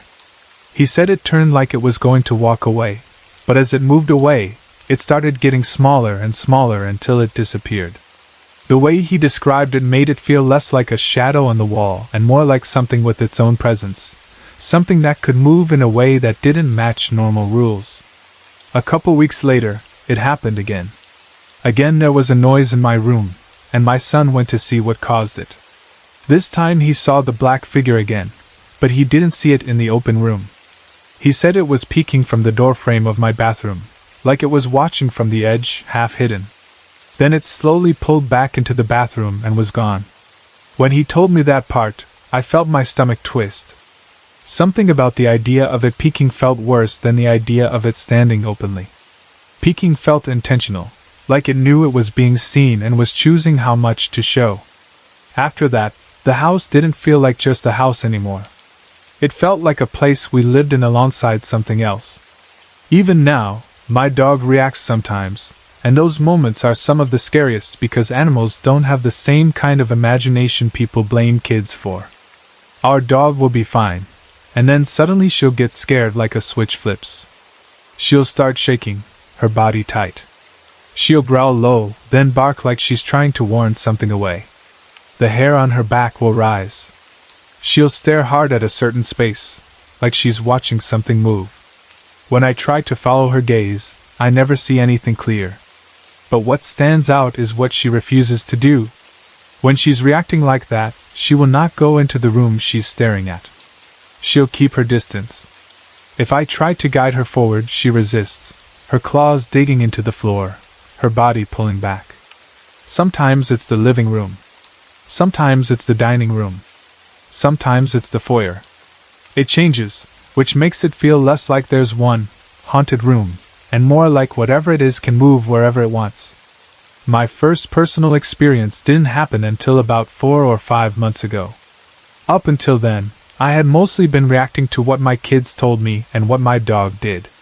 A part of me still wanted to believe my kids were just scared from dreams, that my son misread a shadow, that my dog heard something outside. I wanted normal explanations, because normal explanations are easier to live with. That afternoon, no one was home except me and the dog. The house was quiet, the way it gets in the middle of the day when everyone is gone and the sunlight makes everything look ordinary. I was sitting on the couch, doing my own thing, when I heard a noise down the hall near the area of my kids' rooms. It sounded like something fell. Not a soft sound, but a clear thump, like an object dropped or something got knocked over. My dog was asleep, and the sound made her snap awake instantly. She jumped up and ran toward the hallway like she was going to protect the house. For a second I felt relieved because that's what dogs do when there's an intruder, right? But then she reached the doorway to the hall and stopped. She jerked back like she hit an invisible wall. Her tail dropped between her legs, and she turned and ran back to me, shaking hard. She pressed close, like she wanted to hide behind me, which is not how she acts when there's a stranger. If someone broke in, she would bark and charge. She would defend. This was different. This was fear. My first thought was still, did someone break into my house? My heart started pounding. But then the logic part of my brain argued back. If a person was in the house, the dog wouldn't be running away trembling. She would be barking like crazy. Still, I wasn't going to just sit there. I went to the kitchen, grabbed the biggest knife I could find, and grabbed my dog by the collar with the other hand. I had to practically drag her with me because she didn't want to go near that hallway at all. Every step down the hall felt heavy. The house was quiet again, and that silence felt wrong, like the quiet you get right before something happens. I checked my daughter's room first. Nothing. I checked my son's room. Nothing. I checked their bathroom. Nothing. Everything looked normal, which should have made me feel better, but it didn't. My dog was still shaking, eyes wide, pulling back toward the living room like she was begging me to stop. I looked again in my daughter's room, slower this time, scanning the walls, the shelves, the floor. That's when I noticed one of her pictures had fallen off the wall. The back part was still hanging, but the frame and the picture itself had dropped. It wasn't shattered, but it was clear something had come loose. At first that seemed like a possible explanation for the noise. But it didn't explain my dog's reaction. The picture falling wasn't new. That kind of thing had happened before in other houses, and it never made my dog act like this. Also, the timing didn't feel right. The dog had run down the hall after the noise, like she was responding to something beyond just the sound. And her fear didn't start until after she reached the doorway, like she saw or sensed something there. That's what stuck with me. Whatever scared her didn't scare her from the couch. It scared her at the hall entrance. A few months ago, something else happened that made my blood run cold. I was getting food for the dog from the garage, just doing a normal chore. I opened the door like I always do. My son was nearby, and suddenly he startled, like he saw something that made him jump. I asked him what was wrong, expecting him to say he saw a bug or got surprised by the door. But he looked at me with a serious face and said he saw a dark figure standing next to me for a moment, while I opened the garage door. He said it was taller than me. I remember standing there, holding the dog food, feeling my skin tighten. I asked him if he was sure. He nodded. He wasn't smiling. He wasn't joking. He didn't sound like he wanted attention. He sounded uncomfortable, like he didn't even want it to be true. Not long after that, I had an experience that didn't involve a dark figure, but it was just as unsettling. About 2 months ago, I was in my bathroom, standing in front of the mirror, fixing my hair. It was daytime or early evening, and the lighting was normal. I wasn't tired. I wasn't half asleep. I wasn't watching scary videos. I was doing something as ordinary as it gets. As I adjusted my hair, I turned my head slightly toward the doorway to my room, just a quick glance. And a white mist shot by. It moved fast, right at eye level, like a streak. It wasn't a slow, floating fog. It was sudden, like something rushed past the doorway. I jumped so hard my heart slammed against my ribs. I spun fully toward the doorway, expecting to see... I don't even know what I expected. A person? Smoke?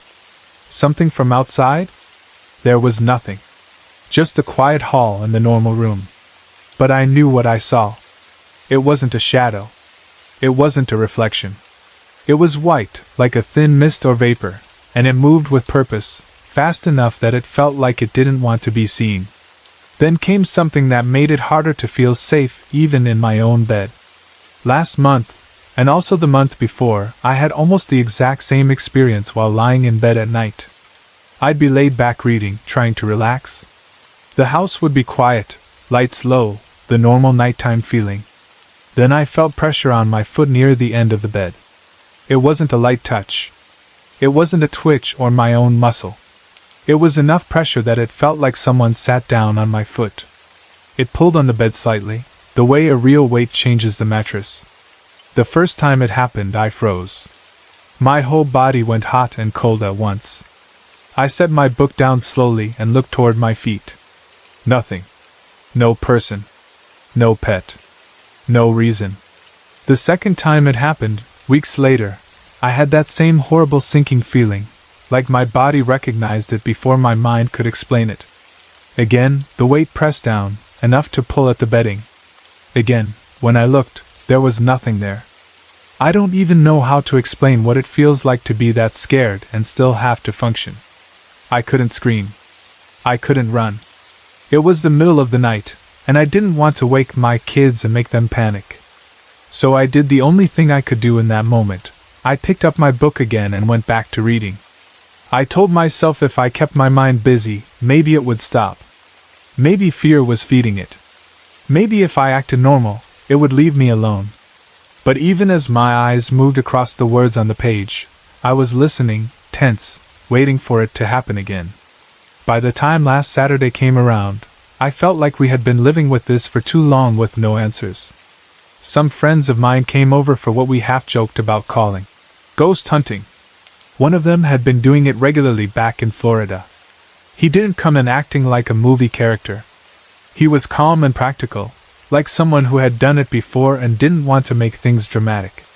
He brought equipment, a video camera, a digital camera, a recorder, an AK-2 meter. I'll be honest, I wasn't expecting much. Part of me wanted proof, but another part of me was scared of getting proof. Because once other people confirm it, you can't pretend it's just stress or imagination anymore. We waited until it was dark enough for the house to feel like it normally feels at night. We turned down some lights, not to make it creepy, but to match the conditions when most of the activity seemed to happen. We walked room to room slowly. My friend held the K2 meter and explained how it works in simple terms, how it can spike when it picks up certain energy changes. He set up the recorder at times and asked questions out loud, leaving pauses like he was giving something time to respond. At first, nothing happened, and I could feel my body trying to relax. I remember thinking maybe this is all going to feel silly, and we'll just end the night laughing about how much we scared ourselves. Then the K2 meter spiked. It wasn't just a tiny flicker. It jumped enough that everyone noticed. My friend looked down at it, and then slowly turned it in different directions, like he was checking if something electrical was causing it. He moved it away from obvious electronics. The spike happened again. We stood there quietly, and he asked a question. Something simple, like asking if anyone was there with us. The meter stayed calm for a moment, then spiked again. It happened in a way that felt like response, not random. He asked again, phrasing it differently, and after the pause, another spike. We all looked at each other with the same expression, that look that says, okay, that's not nothing. We heard noises too. Small ones at first. A sound from a room that no one was in. A soft knock or tap that didn't match the house settling. Then we felt the temperature change in certain spots, like stepping into a cooler patch of air. Not the air conditioner kicking on, but a sudden drop that made your skin tighten. At one point, we captured an EVP on the recorder. When we played it back, there was a sound that didn't match any of our voices. It was faint, but it was there. Hearing it through the speaker made my stomach twist, because it meant something had been recorded that none of us heard clearly in the moment. And one of my friends got touched twice. It wasn't me telling the story or my kids describing something. It was an adult standing there, feeling it happen, reacting in real time. They looked shocked and kept rubbing the spot like their body was trying to understand what just happened. By the end of the night, I felt a strange mix of emotions. I was scared, but I also felt relieved in a way. I already knew my kids and I weren't imagining everything. I knew the fear in my daughter's voice was real. I knew my son wasn't the kind of kid who makes things up like that. I knew the dog's behavior didn't match normal noises. But having other people come into my home and experience things too made me feel less alone. It wasn't just inside my family's heads. It wasn't just us being sensitive or paranoid. Whatever is in this house, something is happening. And even though I still don't have a clear answer for what it is or why it's here, it helps a little to know that when I say I've seen the effects of it, when I say my kids have lived through it, I'm not the only one who knows it's real. This isn't a very long story in the way some people tell big, dramatic ghost stories, but it's one that has stayed with me for years. It's the kind of memory that comes back at random times, not with fear, but with warmth. Even now, when I think about it, I don't get that uncomfortable feeling people usually describe when they talk about seeing someone who has passed away. I mostly feel calm. I feel thankful. And I feel this quiet belief that love doesn't just shut off like a light switch, even when someone is gone. My dad used to live in a house where the neighbors were close enough that you couldn't help but notice each other's routines. It wasn't the type of neighborhood where everybody stayed hidden behind tall fences and garage doors. People actually stepped outside. They watered their yards. They talked over the driveway. They waved when you passed. It had that old-school feeling where life moved a little slower, and simple things mattered. Right next door to my dad lived the sweetest older woman. Her name was Bernice. I don't know exactly how old she was, but to me she always felt like the kind of old that comes with gentleness. She was the type of person who smiled with her whole face, and you could tell she meant it. She didn't just say polite things like a habit. When she spoke, she made you feel like she really saw you, like your presence mattered. Bernice was almost always outside. If you drove up to my dad's house during the day, there was a good chance you'd spot her in her yard. Sometimes she was bent over her flower beds, pulling small weeds with patient hands. Sometimes she was carrying a little watering can, moving from one plant to another like she was checking on friends. Other times she was just standing there, looking at her flowers, adjusting a pot, trimming something carefully, or brushing dirt off her gloves. Her yard was her pride. It wasn't some fancy, perfect garden that looked like a magazine. It looked lived in. Loved. There were flowers in different colors, plants in pots, little patches of green that had obviously been cared for over time. You could tell she knew every inch of that space. She knew which flowers liked more sun, which ones needed shade, which ones needed extra water. She probably had her own routine for what she did first, what she did last, and how she kept it all healthy. Whenever I came over to visit my dad, especially when I brought my sons, Bernice would notice right away. I could be stepping out of my car with a diaper bag, or helping one of my boys climb down, and I'd see her turn her head toward us. She'd smile and start moseying over, not rushing, just strolling in that relaxed way older people sometimes do, like they have all the time in the world. She always had something kind to say. She'd say hello, ask how we were doing, and then her attention would go straight to my kids. She would tell me, every single time, how precious my boys were. It wasn't the kind of compliment that felt automatic. She said it like she was genuinely delighted by them, like just seeing them brightened her day. My sons were comfortable around her in a way that surprised me at first. Kids can sense when someone is safe, and with Bernice, there was no hesitation. They didn't hide behind my legs. They didn't act shy. They would smile and move closer. After a few visits, they started giving her big hugs when she came over. I remember watching them hug her and thinking how sweet that was. She'd wrap her arms around them carefully, like she didn't want to squeeze too hard, and she'd laugh softly. She would sometimes pat their backs and say something like, "Oh, you boys are just the sweetest things." And my sons would beam, because they could tell she meant it. Over time, seeing Bernice became part of our normal visits. I'd come by my dad's, and I'd expect to see her out there. If she wasn't in the yard, I'd still glance toward her house like I was checking, wondering if she'd appear. Sometimes she'd wave from her porch. Sometimes she'd be near the driveway. Sometimes she'd be in the garden with her gloves on, hair slightly messy from being outside, looking happy and busy. She had that peaceful presence, like the kind of person who didn't carry bitterness. She reminded me of a grandmother type, even though she wasn't my grandmother. She didn't talk loudly. She didn't gossip. She didn't complain. She seemed grateful for small things. She liked her plants, her yard, her little routines. She liked saying kind words to people passing by. And she loved, absolutely loved, telling me how wonderful my boys were. Then, slowly, the routine changed. It wasn't sudden at first. It was little things. We noticed that her sons were coming by more often. At times, you'd see a car in her driveway that wasn't there before. Sometimes you'd see one of her sons carrying something inside, or walking her trash can back up, or checking the mail. And then we started realizing we weren't seeing Bernice outside as much. At first I didn't think anything of it. People have days where they stay inside. Maybe it was too hot. Maybe she was tired. Maybe she was visiting someone. But as weeks passed, the pattern became more obvious. Bernice was outside less and less. And when she did come outside, it was for shorter periods. She didn't stay in the garden like she used to. One afternoon, my dad spoke with her youngest son. He was the one who seemed closest to her. He had that look in his eyes like he was carrying worry. He told my dad that his mom had cancer and was having a particularly hard time. I remember when my dad told me, my heart sank. Bernice, with her warm smile and her gentle voice, having cancer? It didn't feel fair.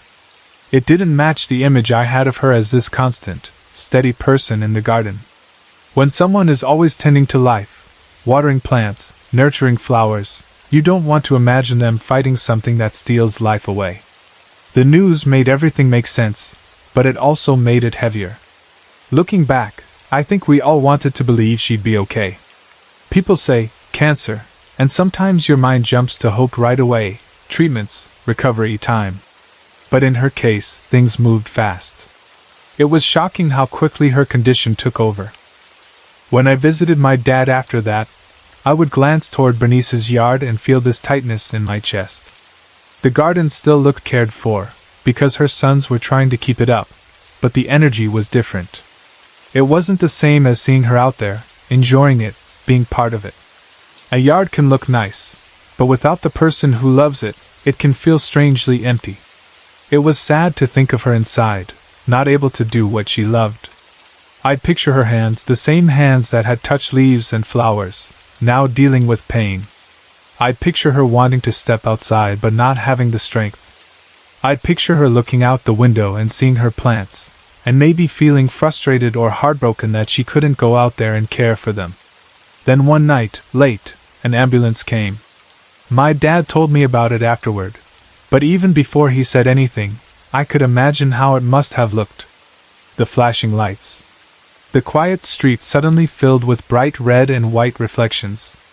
The sound of doors closing, footsteps, voices that try to stay calm.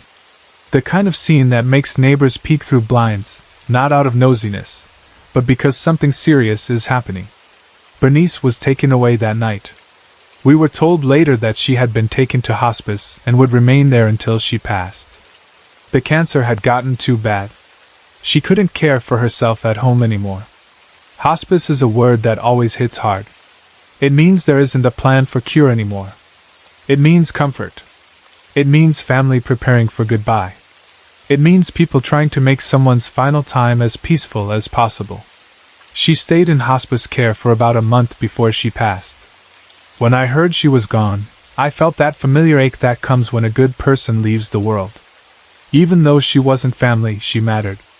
She had been part of our normal life. She had spoken to my kids with love. She had shown us kindness without expecting anything back. People like that don't feel replaceable. I also thought about her sons. I knew they had been around a lot, helping her, watching her decline. The youngest son, especially, seemed close to her. I imagined how hard it must have been for them to watch her go from being out in the yard every day, active and smiling, to struggling, then leaving the home, then passing. A couple weeks after she died, my dad had to go out of town for a business trip. It wasn't a vacation. It was one of those trips where you pack, go work, and come home. He asked me if I could watch the house while he was gone. It was a normal thing to ask. I told him yes, of course. I'd stop by, check on everything, make sure the place looked lived in. I'd pick up mail, make sure nothing seemed off. During that time, I went over to his house regularly. It felt a little strange being there without him, because the house felt quieter than usual. When you enter someone else's home and they're not there, you notice details more. The stillness. The way the light sits on the furniture. The faint hum of appliances. The way your footsteps sound. One day, I was inside, passing through his living room. I was doing something simple, maybe heading to the kitchen or checking the windows. I don't remember exactly what I was doing because what happened next grabbed all of my attention. Something caught my eye in the corner of my vision. You know that feeling when movement pulls your focus before you even think about it. It's like your body reacts first. My head turned toward the front window almost automatically. I looked out toward the direction of that movement. And there, right in front of me, plain as day, was Bernice. For a second, my brain didn't even process what it was seeing. It was just, there's Bernice in the driveway, near the plants, like she always used to be. The scene looked normal, like it was any other day, except it couldn't be normal because she had passed away 2 weeks earlier. She was standing in her driveway, looking at the plants in front of her house. She wasn't rushing. She wasn't floating. She wasn't doing anything dramatic. She was just there. Calm. Familiar. Almost like she had stepped back into her favorite spot for a moment. I remember how clear it was. It wasn't like a shadow or a quick blur that could be dismissed. It wasn't a trick of the light. It wasn't a reflection on the window. It looked like a real person standing in a real driveway, the same place I had seen her so many times before. I didn't feel terror. I didn't feel the kind of panic people describe in scary stories. If anything, I felt stunned, like time paused. My heart beat faster, yes, but not because I felt threatened. It was more like the shock of seeing someone you know shouldn't be there. The moment lasted maybe 30 seconds. It could have been less. When something like that happens, time feels strange. It stretches and shrinks at the same time. Part of you is frozen, staring, trying to make sense of it, and part of you is rushing through thoughts so fast you can barely catch them. Then, just as quickly as she appeared, she was gone. 1 second she was there, standing in the driveway looking at her plants, and the next second the driveway was empty. No movement fading away. No slow disappearing. Just gone. I stood there staring through the window, my mind spinning. My first thought wasn't, ghost. My first thought was, could it have been someone else? Could it have been one of her sons? Could it have been a neighbor? Could it have been my eyes playing tricks? But deep down, I knew what I saw looked exactly like her. Still, I needed to be sure. I had to check. I couldn't just accept it without trying to confirm it with reality. So I ran outside. I didn't casually walk. I moved fast, stepping off the porch and into the yard. The air outside felt bright and normal, like it was any ordinary day. I looked around quickly, scanning the driveway, the front yard, the street. No one was there. No neighbor walking by. No one bending near the plants. No person heading into the house. No car pulling away. I walked completely around my dad's house, then around again. Like if I circled enough I'd find someone hiding in a corner and feel silly for getting startled. But I didn't see a soul, pardon the pun. The street was quiet. The yard was still.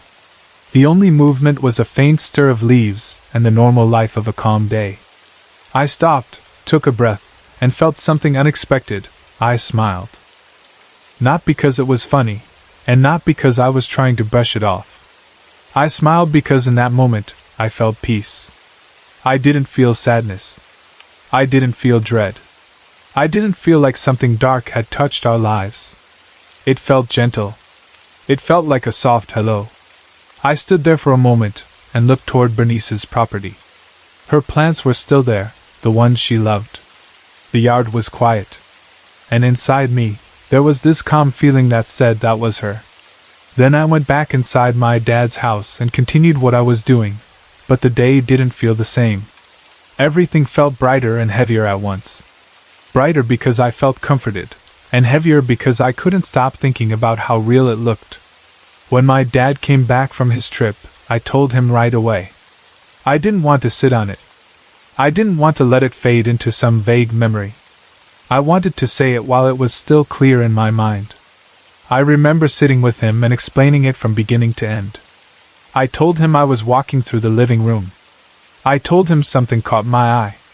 I told him I looked out the window and saw Bernice in her driveway, looking at her plants like she always did. I told him it lasted about 30 seconds, and then she was gone. I told him I ran outside and looked everywhere, and there was no one. While I talked, I watched his face. My dad is the type of person who doesn't easily accept stories like this. He's a skeptic. He's practical. He wants proof. He doesn't like superstition. If anything, I expected him to laugh gently or tell me I was tired or imagining things. But he didn't laugh. He looked at me with this shocked expression, like my words hit him in a place he didn't expect. When I finished talking, there was a pause, and he just stared for a second, processing. Then he told me something I didn't know. He said that before he left for his business trip, he had spoken with Bernice's youngest son. The son was very close to her, and they had talked about her passing. My dad said the son told him that before Bernice died, he had said something to her. He told her he wanted her to give him a sign that she was at peace. When my dad told me that, my skin tingled. It felt like the room got quiet in a deeper way. My dad, still looking unsettled, said he didn't know what to make of my story, but it was strange enough that he felt compelled to do something he normally wouldn't do.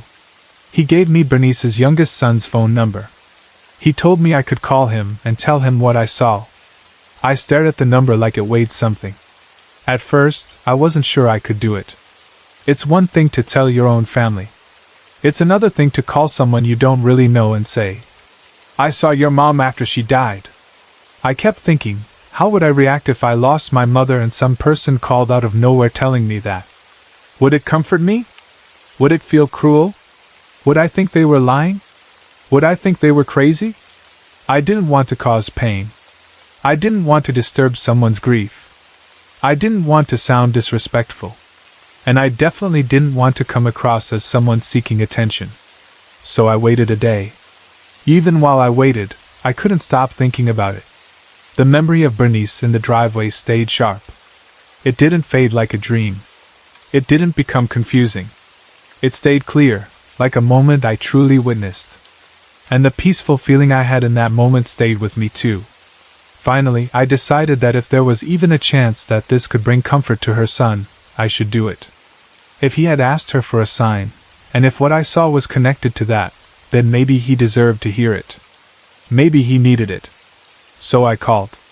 My hands were a little shaky as I dialed the number. When he answered, I introduced myself carefully. I told him my name, told him I was my dad's daughter, and explained that my dad had been his mom's neighbor. I kept my voice gentle because I didn't want to sound dramatic.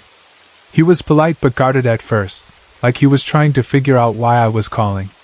I could hear grief in his voice, like he was still in that raw time where everything feels close to the surface. I told him I didn't want to upset him, and I asked if it was okay if I shared something unusual. There was a pause, and he said yes. So I told him. I explained that I had been at my dad's house while my dad was away, watching the place for him. I told him that as I walked through the living room, I looked out the window and saw Bernice in the driveway. I told him she was standing there looking at the plants, like she was checking on them the way she always did. I told him it lasted only about 30 seconds, and then she was gone. I told him I ran outside because I needed to make sure it wasn't someone else, and there was nobody there. When I finished, there was silence on the other end. For a moment, I worried I had done the wrong thing. I pictured him sitting there, stunned, not sure what to say. I thought maybe he would get angry. Maybe he would hang up. Maybe he'd say, "That's impossible," and end the call. But instead, his voice changed. He was quiet for a second longer, and then I heard him take a breath. When he spoke, his voice was thick with tears. He didn't sound offended. He didn't sound like he thought I was crazy. He sounded like someone who had been holding a heavy rock in his chest and just felt it crack. He said, "Thank you. Thank you so much." He repeated it like he needed me to understand he meant it. I didn't know what to say at first. I told him I was sorry for his loss. I told him I didn't want to intrude, but my dad had told me about the sign he asked for, and it made me feel like maybe I should call. He was still emotional, but he sounded relieved. He said it meant a lot to hear it, especially because it wasn't coming from someone trying to sell a story or get attention. It was coming from someone who had simply seen something and felt a responsibility to share it. We talked only briefly after that. I didn't keep him on the phone. I didn't ask a bunch of questions. It wasn't about me. I just wanted him to have the message, the comfort, and then let him sit with it in his own way. When I hung up, I sat there for a while thinking about Bernice. I thought about her in the garden, smiling at my kids, calling them precious. I thought about how quickly she got sick and how unfair that felt. I thought about her sons coming and going, trying to help, trying to make her comfortable. I thought about hospice, and how a whole life can be narrowed down to a small room and a few final weeks. And then I thought about that moment at the window. If it was truly her, then it made sense that she would appear near her plants. That was her happy place. It was the spot where she looked most like herself. Not a hospital bed. Not a hospice room. Not surrounded by machines and pain. But in her driveway, looking at the flowers and greenery she had cared for, like she was checking in one last time. Looking back now, I'm glad I told her son. I'm glad I didn't keep it to myself out of fear of sounding strange. Because grief is heavy, and sometimes people don't need a perfect explanation. Sometimes they just need a small moment of comfort, something that feels like a hand on the shoulder, something that says, "They're okay." I truly believe that's what it was. I don't think Bernice appeared to scare anyone. I don't think it was meant to be creepy. It didn't feel like that at all. It felt gentle and peaceful, like she was letting someone know she was all right. And maybe, for whatever reason, I was the one who happened to see it so that message could reach the person who asked for it. If I try to explain it logically, I can't. I can't prove it. I can't show anyone a photo. I can't replay the moment on video. All I have is what I saw and how it made me feel. But sometimes, a feeling of peace is its own kind of proof. The part that touched my heart the most wasn't even the sight itself, even though that was unforgettable. It was what happened after, when I called her son and he didn't respond with anger or disbelief. He responded with tears and gratitude. That's when it hit me that this story wasn't really about seeing something unusual. It was about love and reassurance. It was about a mother and a son, and a promise for a sign. It was about a woman who spent her days bringing life to a garden, and who, in the end, may have found a way to bring a little comfort to the people she left behind. And whenever I remember Bernice now, I don't picture her sick. I picture her the way she wanted to be seen, outside, calm, looking over her plants, in the place that made her happiest, as if she was simply checking on the flowers one more time before moving on. Just out of high school, I moved to Green Bay to go to a technical college. I was excited, nervous, and honestly a little proud of myself. It felt like the first real step into adulthood. I wasn't moving across the country or anything, but it still felt huge. I was leaving the comfort of my normal routine, my familiar streets, and the feeling that if something went wrong, I could just run home in 10 minutes. I rented an apartment with one of my best friends from high school. We had been close for years, the kind of friends who could sit in silence and still feel comfortable. We thought living together would be easy because we already knew each other so well. Two young women on their own for the first time, trying to prove we could handle life without parents around to remind us of every little thing. We were both going to the same school, both trying to take the whole new start seriously, and both doing our best to act like we weren't scared at all. We found a furnished apartment on the west side of Green Bay, close to the school.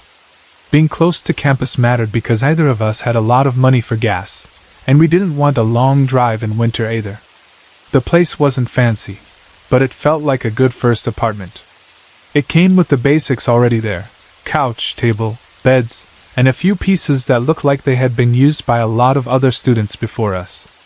The furniture had that apartment furniture look, like it was made to survive years of people moving in and out. The apartment itself was only one bedroom, which didn't seem like a big deal at first. We were young, we didn't need a lot of space, and we thought we could make it work. There was a small kitchen that opened into a living room area, and near the front door there was a coat closet. The kind of closet you don't think about much, but it's right there, so you use it constantly. The bedroom was off to one side, and the bathroom was tucked away in a small hall area. It was a simple layout, the kind of place where you can stand in one spot and almost see everything. The first couple of weeks were a blur. School started fast, and technical college wasn't like cruising through high school. The schedule felt intense, and the workload hit us hard. We were learning new things, trying to keep up, meeting people, figuring out where everything was, learning how to manage time, and still trying to act like we had our lives together. We were also doing all the normal new apartment stuff, buying groceries, realizing we forgot something important, buying it, forgetting something else, and trying not to spend money we didn't have. We were exhausted all the time, but it was the kind of exhaustion that comes with excitement too. We would come home from class, throw our bags down, talk about what happened that day, complain about assignments, laugh about something stupid, then try to be responsible and study. We ate a lot of quick meals because we were too tired to cook properly. We watched TV at night to shut our brains off. Everything felt busy and loud, even when the apartment itself was quiet. Because those first weeks were so eventful, when strange things started happening, it didn't even surprise us as much as you would think. Not at first. At first it almost felt like, of course something weird would happen, because everything felt new and slightly unreal already. We were in a new city, in a new place, and our brains were running on stress and little sleep. It was easy to brush off small weird feelings. But there were a few moments in that apartment that I still can't explain, and I've never forgotten them. The first incident happened on a normal weekday, after school. We came home the way we always did, dragging ourselves through the door like we had run a marathon instead of sitting in classrooms. It was cold outside, or at least chilly enough that we had our coats on. We stepped into the entry area, opened the coat closet, hung our coats up, and closed the door. I remember one detail very clearly. After I closed the closet door, I leaned back against it. I was so wiped out. It wasn't dramatic, just the kind of moment where you feel the weight of the day hit you all at once, and your body wants to shut down. I leaned there for a second, eyes closed, and I told myself I would rest. Just a minute, before starting homework. My friend was already moving toward the living room, talking about what she wanted to eat, and I pushed myself off the door and followed her. We went on with our night like nothing happened. We made food, cleaned up, talked, and eventually ended up on the couch watching TV. The couch sat in the living room facing the television, and from where we sat, our backs were turned toward the coat closet near the front door. The room lighting was normal, nothing scary or dim. It was just a typical evening, the TV noise, the comfortable feeling of being home, and the quiet relief of being done with the day. Then we heard a sound. At first it didn't even register as something paranormal. It registered as, "What was that?" The sound started as a screeching noise. Not a soft creak like old wood. It was sharper than that, like something rubbing or dragging.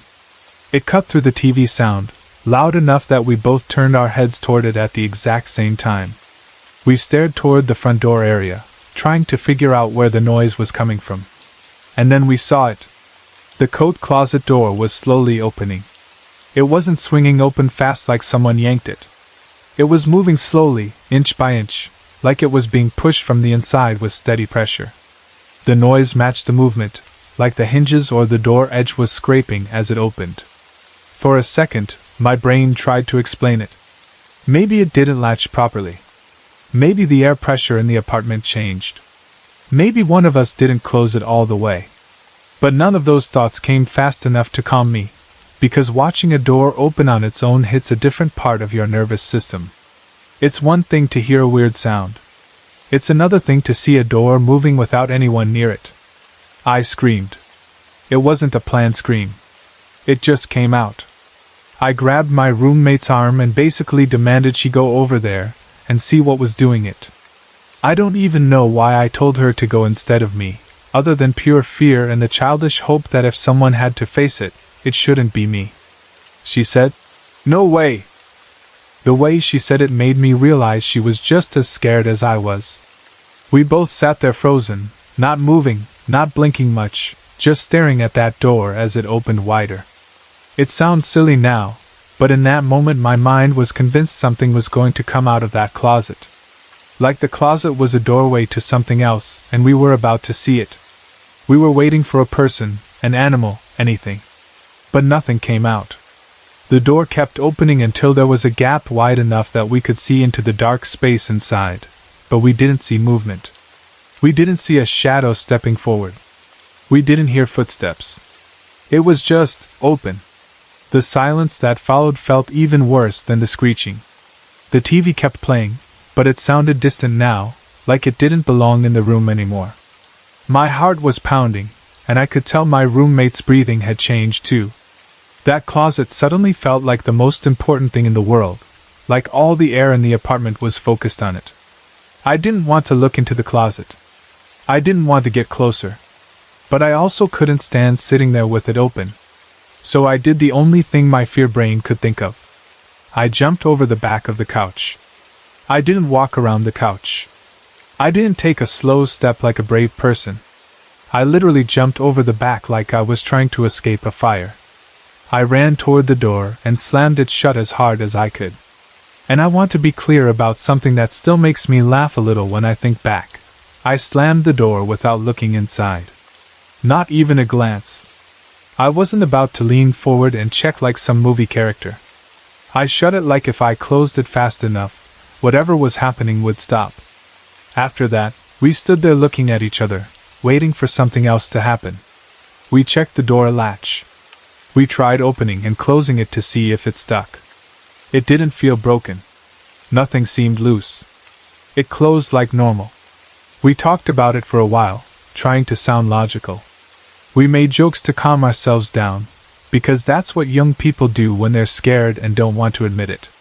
We told each other it had to be air pressure, or the building shifting, or something else that sounded reasonable. But even while we were making excuses, we both knew it didn't feel normal. Still, after a while, nothing else happened that night. We eventually went to bed, though I don't think either of us slept deeply. Every small sound made me open my eyes. Every creak made me listen. I kept expecting to hear that screech again. Then time passed. We lived there for a couple of months without any other obvious incidents. At least, nothing big enough that we clearly noticed and pointed at it like, "Okay, that's not normal." We got busy again. School projects piled up. Life became routine. The closet stayed closed. We stopped talking about it every day. Like most people, we kind of pushed it into the back of our minds because it was easier than sitting in fear in our own apartment. But that apartment had a way of reminding us, just when we started feeling comfortable, that something wasn't right. One evening, We had finished dinner and washed the dishes. It was one of those nights where we were trying to be responsible. We cleaned up right away instead of letting things pile up. We wanted the apartment to feel organized because our brains already felt messy from school. After the kitchen was clean, we went into the living room to work on our projects. We spread books and papers out. We had notebooks open and probably some dumb snacks nearby because we always ate while studying. The TV was either off or low, and we were focused, trying to get things done. My roommate got up to go to the bathroom. I remember hearing her footsteps fade down the hall. I stayed on the couch or at the table, working, in that half-focused state where you're reading something but your brain is tired. Then I heard glass shatter in the kitchen. It was loud, sharp, and instant. Not a slow crack, but a real crash, like a glass hitting hard tile and breaking into pieces. My head snapped up so fast it hurt. My heart jumped straight into my throat, and for a second I froze like my body didn't know whether to run or stay still. I looked over toward the kitchen, expecting to see something obvious. Maybe a glass had fallen off the counter, maybe something slipped off the drying rack, maybe the cat knocked it over, except we didn't have a cat, something simple. But what I saw didn't make sense. One of our dinner glasses had shattered near the edge of the kitchen, almost at the point where the kitchen and living room meet. It wasn't right next to the sink. It wasn't under the dish rack. It wasn't near the counter edge where something could have easily slipped off. It was out in the open area, like it had been thrown or pushed. The weird part was the distance. If the glass had fallen from the dish drainer, it couldn't have traveled like that. It would have dropped straight down near the sink. It might have bounced a little, sure, but it couldn't have moved 5 feet across the room. Not in a straight line, not to that spot. My roommate came out of the bathroom when she heard the noise. She looked at the broken glass, then looked at me, then looked back at the glass again, like she was waiting for me to tell her I caused it. But I was nowhere near it. I hadn't even moved. We stood there staring at the pieces. We checked the dish drainer, and sure enough, there had been a glass there.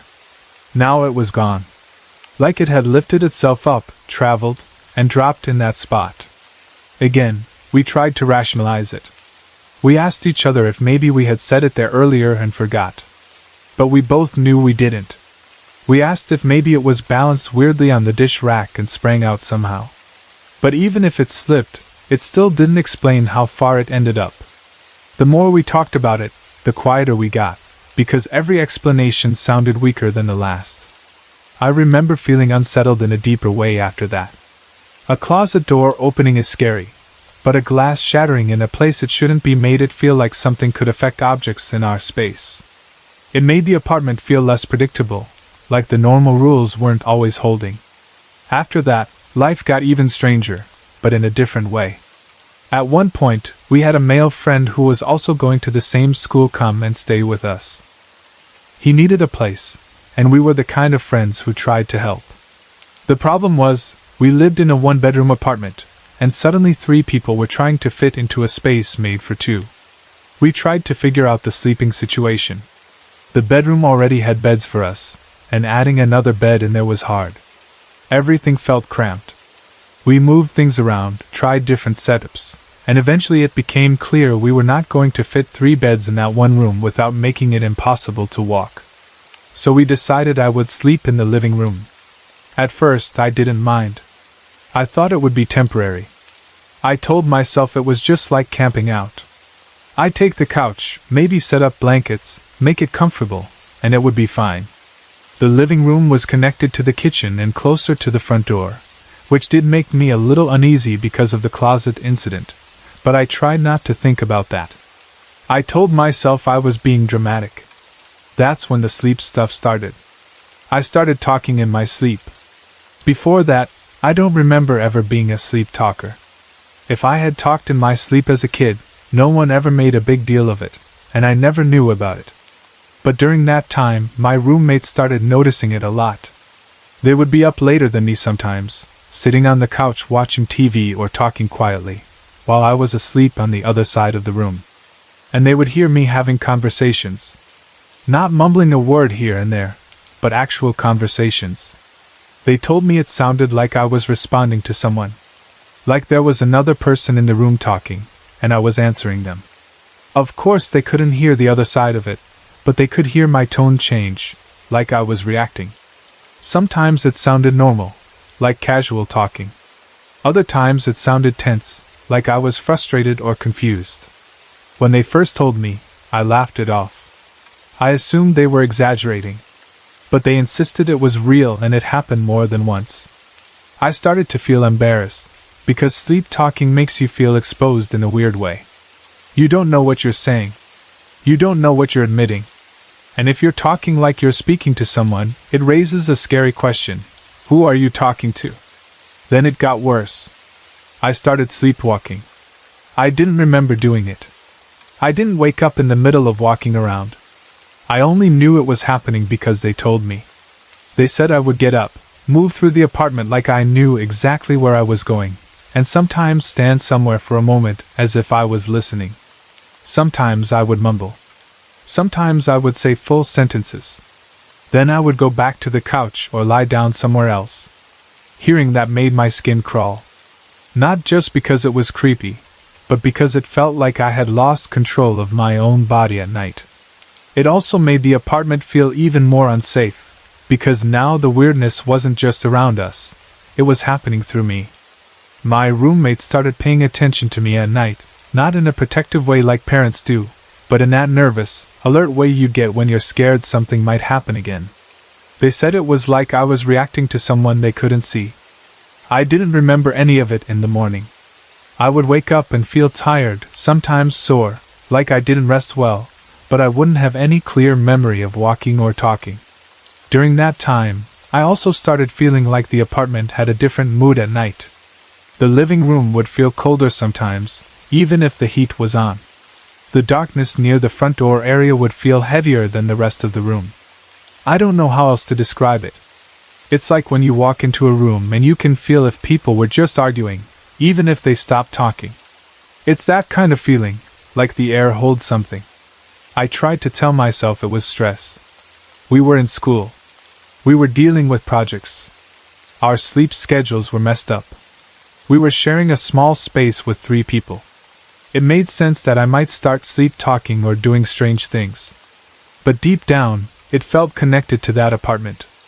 I can't prove that. I can't say for sure. I just know I had never done those things before, and I haven't done them since. A couple of months later, once we finished school, I moved back home. It was the natural next step for me at the time. The program ended, and I didn't have a strong reason to stay in Green Bay. Part of me also felt relieved to leave that apartment behind, even if I didn't fully admit it out loud. I told myself I was leaving because school was over, because it made sense financially, because home was home. But I think part of me wanted to get away from that place. After I moved out, my friend and the male friend stayed. And here's the part that still sticks with me. They never mentioned having anything happen after I left. Maybe it did and they didn't tell me. Maybe it stopped. Maybe it was never going to happen again anyway. I don't know. All I know is that once I was gone, the stories stopped coming, and the apartment faded into the background of their lives like it had gone quiet again. And my sleepwalking stopped too. As soon as I was back home, I never had another problem with sleepwalking. I haven't had issues like that since then. No late-night conversations that I don't remember. No getting up and wandering around. No weird stories from people around me saying I was talking to someone who wasn't there. It's strange, because you would think if it was just stress, it might have happened again at another stressful time. Life has plenty of stress. But it didn't. It was like it belonged to that apartment, and that short period of my life. When I look back on it now, I don't even know what to call it. I don't know if it was a haunting, or some weird coincidence mixed with exhaustion, or if I was more sensitive to that space for some reason. I only know what I experienced, and what the people around me witnessed. There was a closet door that opened on its own while we watched, slow and steady, with that awful screeching sound. There was a glass that shattered far from where it should have fallen, like it crossed the room when no one was near it. And there was the part that felt the most personal to me, when I started talking in my sleep like I was having conversations, and then started sleepwalking in a way I couldn't control. It wasn't a long chapter of my life, but it left an impression. Even now, when I think about moving out for the first time, that apartment is one of the first places my mind goes, not because of the furniture or the schoolwork, but because of those moments when the normal world seemed to bend a little, just enough to make us realize we didn't understand everything around us. She smiled like she knew something I didn't. Her eyes were a bright green, the kind that catch sunlight and look almost unreal for a second. They sparkled as if the light was coming from inside them instead of reflecting off the surface. Her teeth were so white they stood out, not in a creepy way, but in a clean, picture-perfect way that made the whole expression feel confident and playful.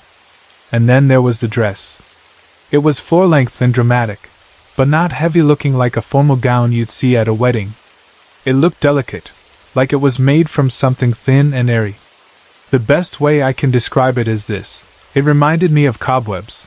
The way cobwebs can look soft and laced together, almost pretty when they catch morning dew. But at the same time, the material didn't look like any fabric I'd ever seen. I couldn't decide if it was thread, glass, or something between the two. The strangest part was the way it seemed to give off tiny sparks. Yes, sparks.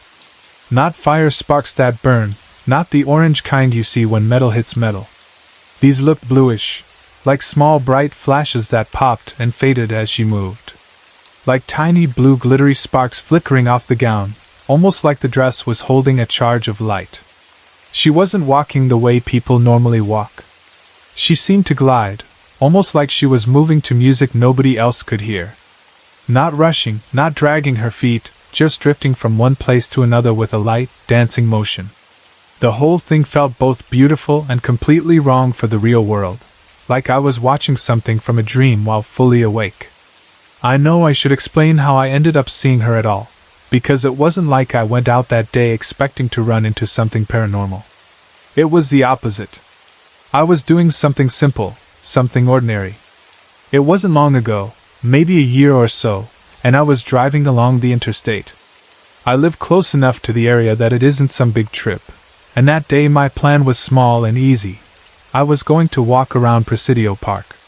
Just a short outing, the kind of thing you do when you need to clear your head. Presidio Park is about 10 minutes away from the condo. It's the kind of drive you don't even think about. You get on the highway, go a short distance, take a quick turn off, and suddenly you're there. You don't pack a bag. You don't plan snacks. You just go. That day, the weather felt calm. It was late afternoon, that time when the sun starts to angle lower, making everything look warmer and more golden. The traffic was light, and I remember feeling relaxed behind the wheel. The radio was on, but not loud. I was half listening, half thinking about nothing important. My mind was mostly quiet. As I got closer to the park, the road began to change the way it always does. The area winds up a short hill, and off to the side sits the old mission. It's one of those places that makes you slow down without meaning to. Not because there are signs telling you to slow, but because your eyes naturally want to take it in. The mission looks old in a way that's hard to describe if you haven't spent time around really old buildings. It isn't just aged. It feels like it has weight. Like it has seen things. The walls have that thick, solid look, and the whole place carries a quiet seriousness, like it doesn't care about modern life passing by.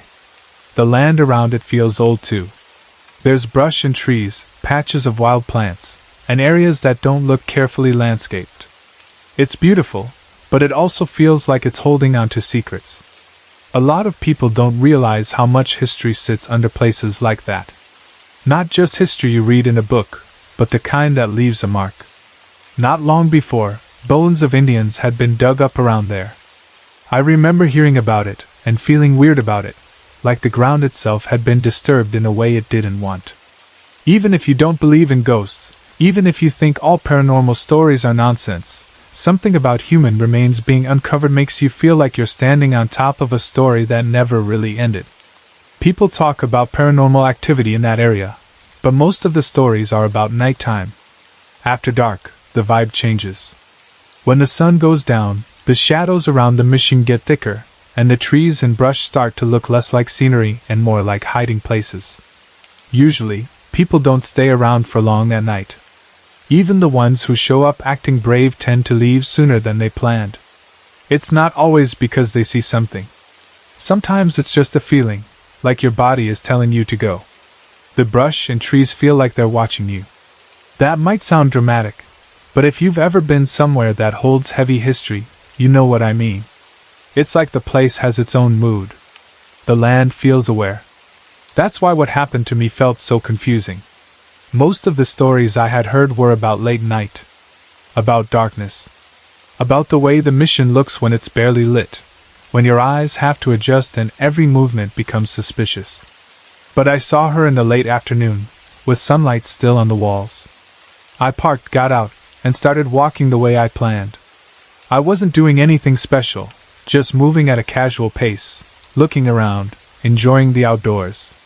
The air smelled like dry earth and leaves. The sounds were normal. Distant traffic, birds, maybe a faint rustle of wind through branches. I remember thinking how peaceful it was. That's what I came for. A quiet walk. A break from routine. Then I noticed movement.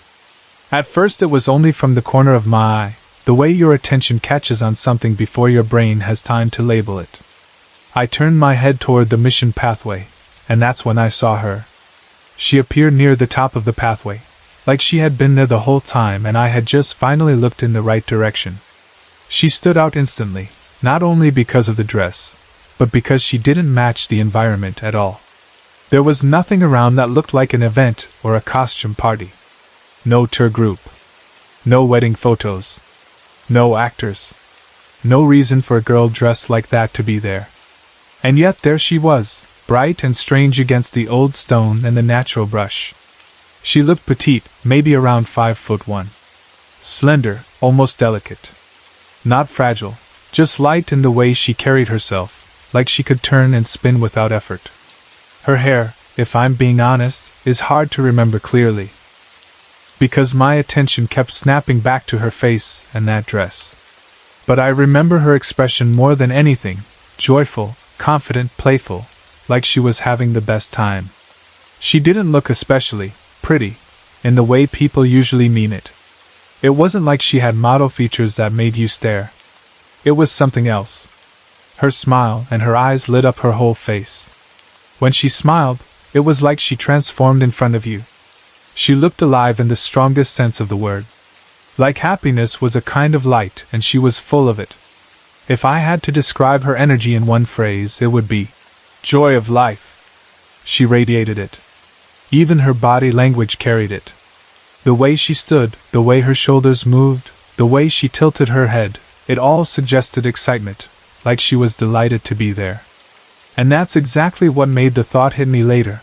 What if she didn't realize she was dead? But I'm getting ahead of myself. In the moment, I wasn't thinking in clean sentences like that. In the moment, I was just staring, trying to fit what I was seeing into reality. She looked in my direction.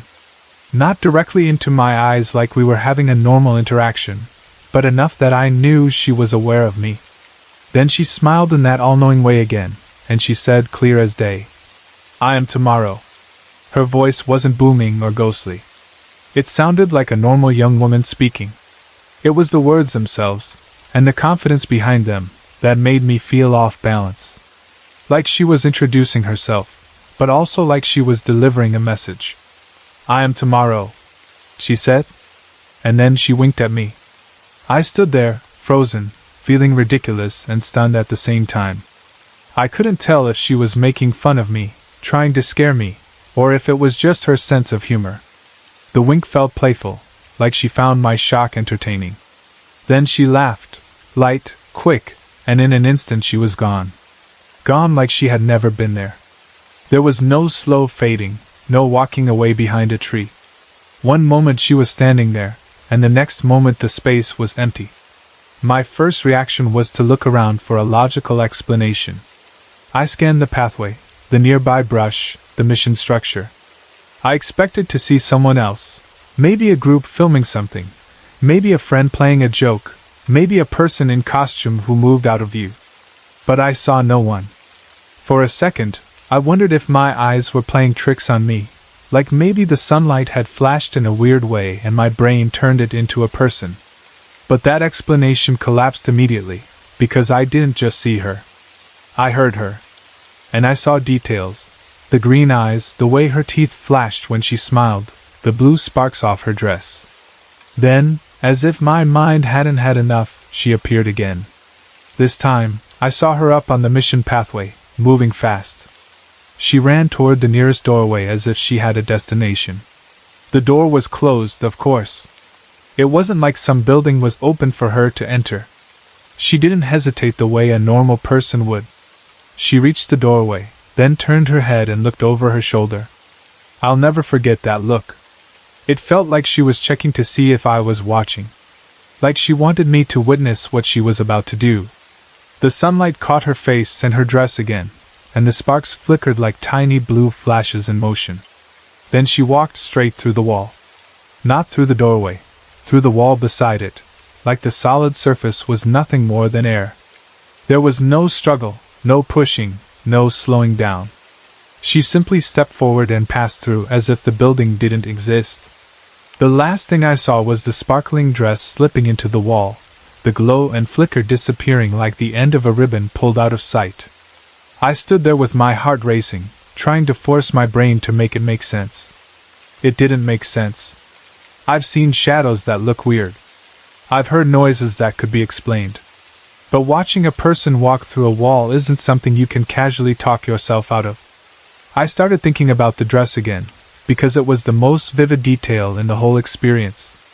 Up close, or at least as close as I saw it, it looked like it had tiny reflective pieces in it.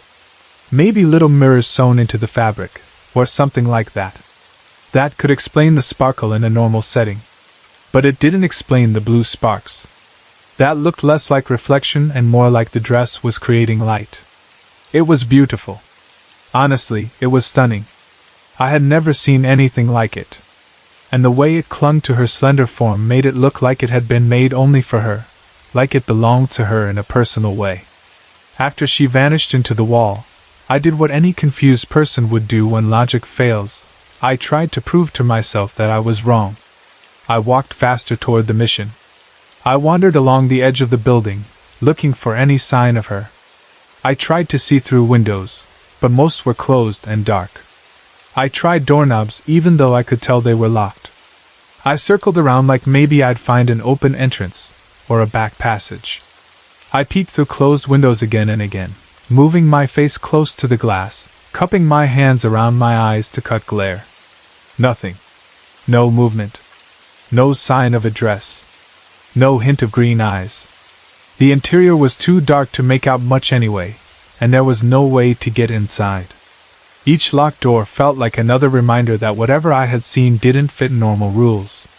I kept walking, partly because I hoped she would reappear and partly because I didn't know what else to do. I felt like if I stood still, I might start doubting myself, and I didn't want that. I wanted clarity. I wanted a reason. I wanted anything that would tell me what had just happened. The whole time, I kept glancing around to see if anyone else was nearby. If there had been even one other person, I could have asked. "Did you see that?" I could have confirmed that I wasn't alone in this. But the area was strangely empty. Maybe people were on other trails. Maybe they were in parts of the park I couldn't see. Maybe it was just bad timing. But in that moment, no one was close enough for me to grab their attention. It felt like the experience had been set up just for me, like some private scene that no one else was meant to witness. After a while, I started feeling foolish. I was basically stalking the outside of a mission, checking windows and doors like I had lost my mind. I could hear my own thoughts trying to calm me down. Maybe it was a trick of the light. Maybe it was a daydream. Maybe I was more tired than I realized. Maybe I saw a real person and my memory filled in the rest. But each, maybe, felt weak compared to the solid clarity of what I had seen. Eventually I slowed down and stopped searching so desperately. I told myself it was over. I told myself I wasn't going to see her again.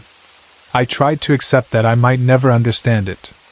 I remember standing near the steps leading up toward the mission, feeling the sun on my skin, hearing distant sounds of ordinary life, and thinking, okay. That's it. Whatever that was, it happened, and now it's done. I had just about given up all hope of seeing tomorrow again. Yes, I started calling her that in my head because I didn't have another name, when she appeared right in front of me again. This time she seemed even more joyful, like she was bursting with happiness. Her smile was wide, and her eyes were bright. She looked like she had been waiting for the right moment to return, like she had stepped away for dramatic effect. And she repeated the same words, as if she was delighted by them. I am tomorrow! She said it with excitement, like an announcement. Like she was proud of the title. Like she was sharing a secret that was also a joke. But this time, she didn't just wink and vanish. This time she threw her arms into the air and spun around in a circle, right there in the open. Her dress whirled with her, and the sparkle and blue flicker became a moving storm of light. The gown flared and twisted, the fabric, or whatever it was, flowing like it had its own personality. Then she took flight. Not like a bird flapping wings. Not like a superhero launching off the ground. More like a dancer who forgot gravity exists. She spun upward while continuing to whirl, rising higher and higher as if the air was a staircase. I stood there with my mouth wide open. I didn't even realize I was doing it until I felt my jaw ache a little, and then I forced myself to close it because I felt ridiculous standing there like that. I kept watching as she rose. The higher she went, the smaller she looked, but the sparkle still caught the light.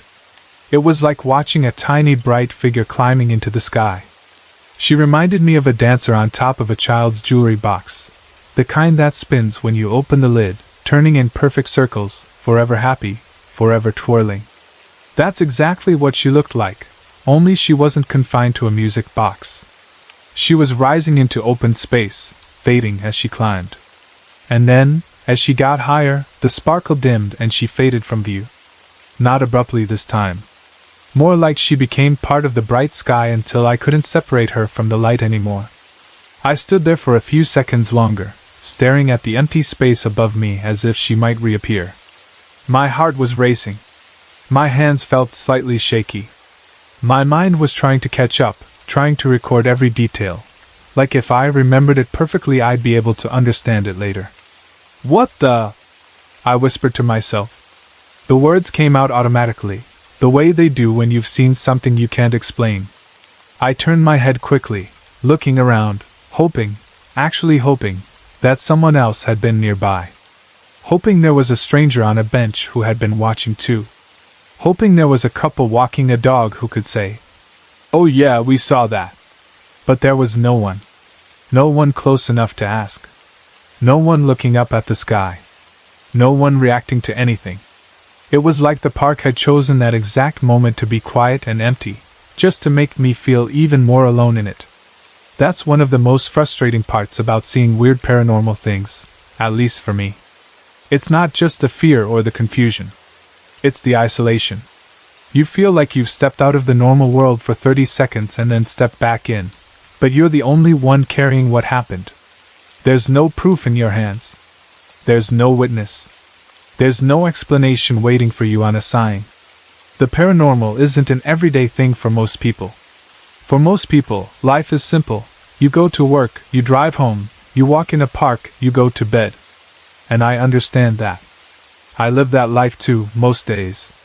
But sometimes, what I see, or what happens around me, feels like I accidentally wandered into the twilight zone. Like reality glitched for a moment, and showed me something that wasn't supposed to be visible. After she disappeared, I didn't know what to do with myself. I felt too wired to just keep walking like nothing happened, but also too stunned to leave right away. So I sat down on the edge of the steps leading up toward the mission. I sat there and waited. Part of me hoped she would come back again, maybe long enough for me to speak. Maybe long enough for me to ask, "What do you mean you are tomorrow?" Maybe long enough for me to understand whether she was a spirit, a vision, a memory trapped in the place, or something else entirely. But she didn't come back. I stayed for a while anyway, watching the sunlight shift on the old walls, listening to the normal sounds of a park, trying to calm my breathing. I kept replaying the scene in my mind, her smile, the green eyes, the dress made of cobweb-like material, the blue sparks, the way she glided as if dancing, her voice saying, "I am tomorrow," and that playful wink. I thought about the history of the place, the bones that had been found, the stories of activity after dark. I wondered if she was connected to any of it, or if she was something else completely. I wondered if she was a spirit tied to the mission, or if she was just passing through, appearing where the barrier between worlds felt thinner. I also wondered about the name, or the statement, she gave. "I am tomorrow." Was she saying that was her name? Or was she saying she represented something? Was it a warning? A promise? A joke? A clue? The way she said it was joyful, not threatening. She didn't feel like danger. She felt like celebration. Like a message meant to comfort, not scare. And yet, no matter how warm her energy seemed, it still shook me. Because no matter how happy a ghost looks, it still changes how you see the world when you witness something impossible. When I finally got up from the steps and started walking again, I felt different. Not in some dramatic, "my life will never be the same" way, but in a quiet way, like a part of my mind had shifted. Like the world had gotten a little bigger than I used to believe. Later, I tried to talk myself out of it again, because that's what people do when they see something they can't explain. I told myself maybe it was a performance, maybe it was someone filming a project, maybe I had been tricked by perspective. But deep down, none of those explanations satisfied me. A person can't walk through a wall. A person can't spin into the air and rise like that. And a dress doesn't throw off blue sparks in plain daylight. Over the next days and weeks, the memory stayed sharp. It didn't fade like a dream. It didn't blur at the edges. It stayed clear enough that I could almost picture the sparks again if I closed my eyes. I went back to the area more than once, not because I wanted to chase ghosts, but because I wanted to know if it would happen again. I went at similar times of day, hoping to recreate the conditions. I walked the same pathways. I stood near the same steps. I watched the mission walls. I studied the doorways, the windows, the spots where she had appeared. Nothing. The place was just a place again. Old, quiet, full of history but normal. People came and went. Birds moved through the trees. The sunlight shifted. The world behaved like the world is supposed to behave. And I never saw tomorrow again. Sometimes I wonder if that's the nature of things like this. Maybe you don't get to choose when the strange moments happen. Maybe you just get one glimpse, and that's all. Maybe it's meant to leave you with questions, not answers. To this day, the experience puzzles me. It puzzled the heck out of me then, and it still does now. I don't know what to think about it in a neat, final way. I only know what I saw, what I heard, and what I felt. I saw a petite girl with bright green eyes and an all-knowing smile. I saw her wearing a spectacular floor-length dress that looked like cobwebs and threw off tiny blue sparks as she moved. I heard her say, "I am tomorrow," like it was the most natural thing in the world. I watched her run to a closed doorway and pass through a solid wall. I watched her return, throw her arms up in pure joy, spin like a dancer, and rise into the air until she faded away. And afterward, I sat on the steps of that old mission, staring at empty space, trying to understand what kind of world allows something like that to happen for 30 seconds in the middle of an ordinary afternoon. I still don't know. But I'll tell you this, even though it confused me, even though it left me feeling alone in the experience, there was something strangely uplifting about her. She didn't feel like sorrow. She didn't feel angry. She didn't feel lost. She felt like happiness made visible. And for reasons I can't explain, that may be the part that stays with me the most. I've had a lot of experiences in my life. Enough that if I listed them all out loud, I know exactly what would happen. People would either go quiet and look uncomfortable, or they'd laugh like I was telling a story for attention, or they'd try to explain it away before I even finished talking. For a long time, that made me keep my mouth shut. It wasn't that I needed everyone to believe me. I just wanted the simple relief of being able to say, "This happened," without feeling like I had to defend my sanity right after. So most of the time, I kept it to myself. When something happens to you and you can't share it, it sits inside you in a strange way. It doesn't fade like a normal memory. It stays sharp. And the worst part is the loneliness of it, knowing you saw something, felt something, lived through something, but having no safe place to put it. You start questioning yourself even when you don't want to. You replay details and wonder if you imagined them, even when your body remembers the fear in a way your mind can't erase. This happened when I was a young teenager, back in the early 90s. I can still picture it clearly, like my brain took a photograph of the moment. I can still remember what the air felt like, how the light looked, how my stomach dropped when I realized what I was looking at. Out of all the strange things I experienced in that old house, this one stands out because it happened in the middle of an ordinary morning. It wasn't late at night. I wasn't half asleep. I wasn't watching scary movies. I was just getting ready for school, doing the same routine I had done 100 times.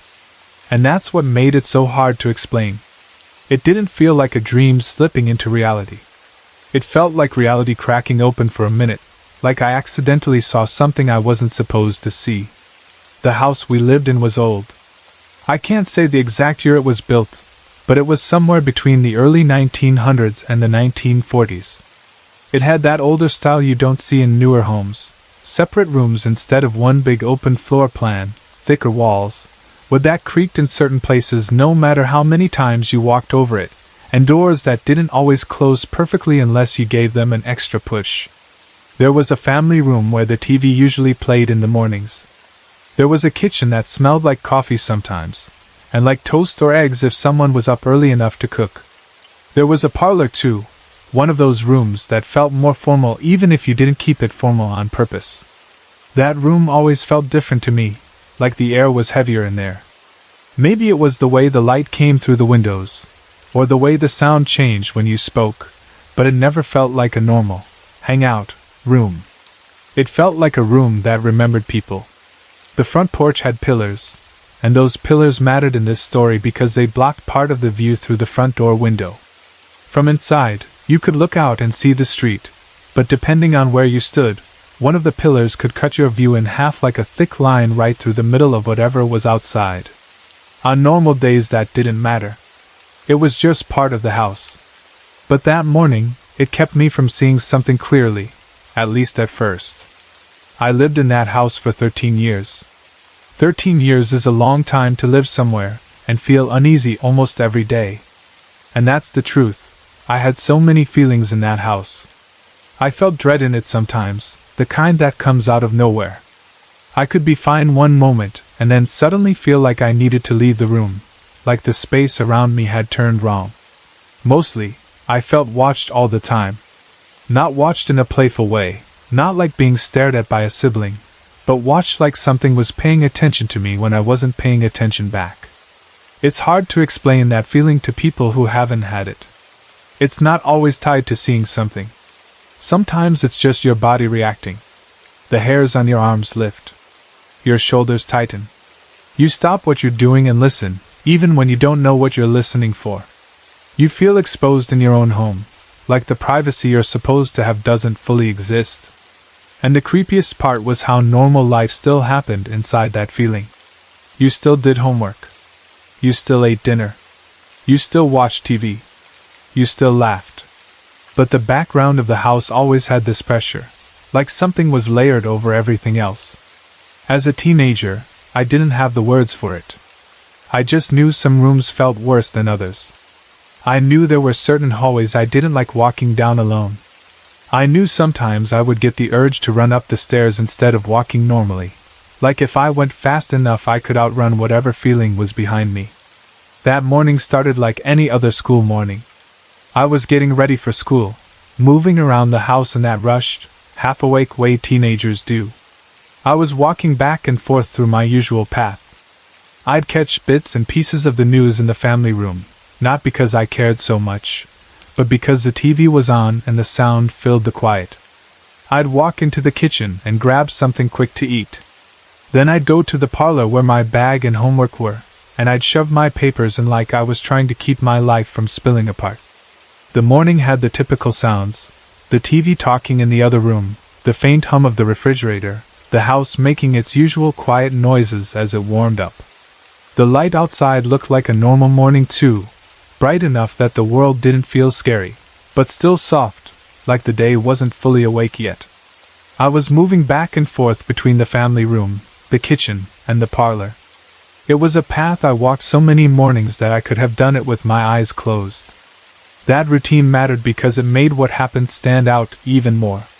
It didn't happen in a weird isolated moment. It happened right in the middle of my normal life. At some point I stopped. Not because I decided to stop, but because something pulled me to a dead halt like an invisible hand grabbed my attention. I heard singing. It wasn't coming from the TV. The TV voices were still there, but this was different, clearer, separate, like another layer of sound. The singing was coming from outside. At first I didn't feel scared. My first thought was that someone was walking down the street. Maybe a neighbor, maybe someone out early, maybe some kid messing around.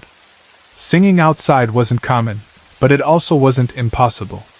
People do odd things sometimes. Still, it caught me off guard enough that I stood there and listened. The singing didn't sound like a radio or a car passing by. It sounded like a person. Close enough that if I stepped outside, I might actually see who it was. It wasn't loud, but it was distinct. It made the morning feel strange, like the street had turned into a stage for something. I walked toward the front door and looked out through the front door window. From that angle, I could only see part of the street. The porch pillar blocked my view. Through the glass, I could make out something in the road, just a portion of it. I couldn't see a full body. I couldn't even see a face. I could barely tell that it looked like a person-shaped presence in the street, like a figure standing or moving. I stared hard, trying to adjust my position, trying to see around the pillar, but the angle wouldn't give me what I wanted. The frustrating part was that I could hear the singing, but I couldn't see who it belonged to. So I did what made sense in that moment. I moved to the next room, the kitchen, because from the kitchen window I could usually see a clearer view of the front area. I thought I'd get a better look from there. But when I reached the kitchen and looked out, it was gone. Just like that. No person. No movement. No sign of anyone walking away. The street looked normal, empty in that calm morning way. I stood there for a second longer, still half expecting to see someone turn a corner or continue down the sidewalk. But there was nothing. I told myself it was someone passing by and I missed them. That explanation felt reasonable. I didn't want to build it into something bigger, so I went back to getting ready. I continued my morning routine, trying to ignore the way my heart had sped up for no clear reason. I grabbed my homework, checked my bag, tried to think about school instead of the weird singing. Then I heard it again. The singing returned as if it had never stopped. The sound seemed to come from the same area outside the front door. That's when I felt that shift in my body, like a quiet warning. Because twice is different than once. Once could be anything. Twice, in the same way, in the same place, starts to feel like a pattern. I went back to the front door and looked through the window again. There it was again, the same partial image, blocked by the pillar. A figure-like shape in the road, in almost the exact same spot, like it had returned or never left. The singing was there too, and now it felt more unsettling because it seemed connected to that shape. I wanted to know what it was. I needed to know. That urge was stronger than fear. I didn't want to do the kitchen thing again and risk having it disappear before I could see it. I was tired of the pillar blocking my view. I was tired of feeling like something was right there but just out of sight. So I opened the front door. I stepped onto the porch. And the second I did, I could see it clearly. It wasn't a neighbor. It wasn't a kid. It wasn't anyone I recognized. It wasn't even something I could easily describe as a normal person in a shadow. It was a dark entity, standing there in the road. The best word I have for it is entity, because it didn't feel like a person. It had a form that resembled a person, upright, human-shaped, but everything about it felt wrong. Its darkness wasn't just the absence of light. It was like the darkness was its own thing, thick and solid. Like it wore the dark instead of being covered by it. And around it was a blue light. Not a faint glow. Not a soft halo you could mistake for sunlight. This light was as blue as the sky, bright, clear, almost electric. It surrounded the entity like a field, like it carried the light with it. The blue made the dark shape stand out even more, like someone had drawn a black silhouette and outlined it in blue fire. The entity wasn't alone. Beside it was a dog, large and black. And just like the entity, the dog was also surrounded by that same blue light. The dog looked powerful, not like a small house pet. Its shape was solid and serious, and it stood close to the entity like it belonged to it. The moment I stepped outside, the singing stopped. Or maybe it didn't stop, maybe it changed, because what I heard next wasn't singing anymore. It was muttering. Words spoken low, as if the entity was talking to the dog. I couldn't make out the exact words, but it sounded like a conversation. Like instructions or a steady stream of speech directed at the animal. My mouth went dry. Everything in me wanted to back up into the house and shut the door, but I was frozen for a second, stuck between disbelief and fear. I couldn't understand what I was seeing. In daylight, on a normal morning, right before school, there was no place in my mind for something like that. It felt like a scene that belonged in a nightmare, but my feet were on the porch, and the air felt real and cool on my skin. Then my brain tried to save me. It tried to force a normal explanation, because normal explanations make you feel safe. It grabbed the nearest possible idea and tried to make it fit.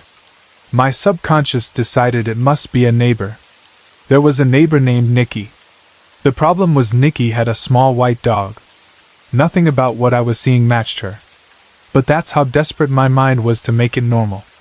It tried to tell me, that's Nikki out walking her dog, you're just seeing it wrong, the light is weird, you're overreacting. So instead of standing there silently, I forced words out of my mouth. I said, Nikki. It came out uncertain, like a question. Like I was testing the reality of it. The entity didn't react. It didn't turn. It didn't pause. The muttering continued. The dog stayed close. The blue light didn't flicker. Nothing about it acknowledged my voice at all. I told myself maybe Nikki didn't hear me. Maybe she was too focused on her own thoughts. Maybe the muttering was her, not something else. That thought was ridiculous, but I grabbed it anyway. I raised my voice and yelled, Nikki! This time, the entity turned. And when it looked at me, I felt my entire body go cold. I saw its eyes clearly, and what I saw in them wasn't anger or surprise or confusion. It wasn't even a blank human stare. It was emptiness. Total emptiness. Like there was nothing behind the eyes at all. No warmth. No life. No normal awareness. The darkness of its face made the eyes stand out even more. They shone in a way I can't fully explain. Even in that dark form, the eyes were visible, too visible. Like they wanted to be seen. Like they were the point of the whole thing. For a split second, I couldn't breathe. It felt like my chest locked up. Like my lungs forgot what they were supposed to do. And in that same moment, I knew with absolute certainty that this wasn't my neighbor and wasn't anything normal. Then it was gone. Not like it walked away. Gone like it had been erased. The entity disappeared, the blue light vanished with it, and the dog was gone too. One moment they were there in the road, and the next moment the street was empty. The air felt normal again, the way it does when nothing strange is happening. But I wasn't normal anymore. Because I had just seen it. I don't remember making a decision to move, but suddenly I was stepping backward. I went back inside the house and shut the door. I might have locked it. I honestly can't remember, but I can imagine myself doing it because I felt exposed and unsafe standing there. I leaned against the door the way you do when you need something solid to remind you you're still in the real world. The quiet inside the house felt louder than usual. The TV was still on, still talking like nothing had happened, which somehow made it worse. Like the world didn't care that I had just witnessed something impossible. I stood there trying to calm my breathing. My hands felt shaky. My skin felt tight.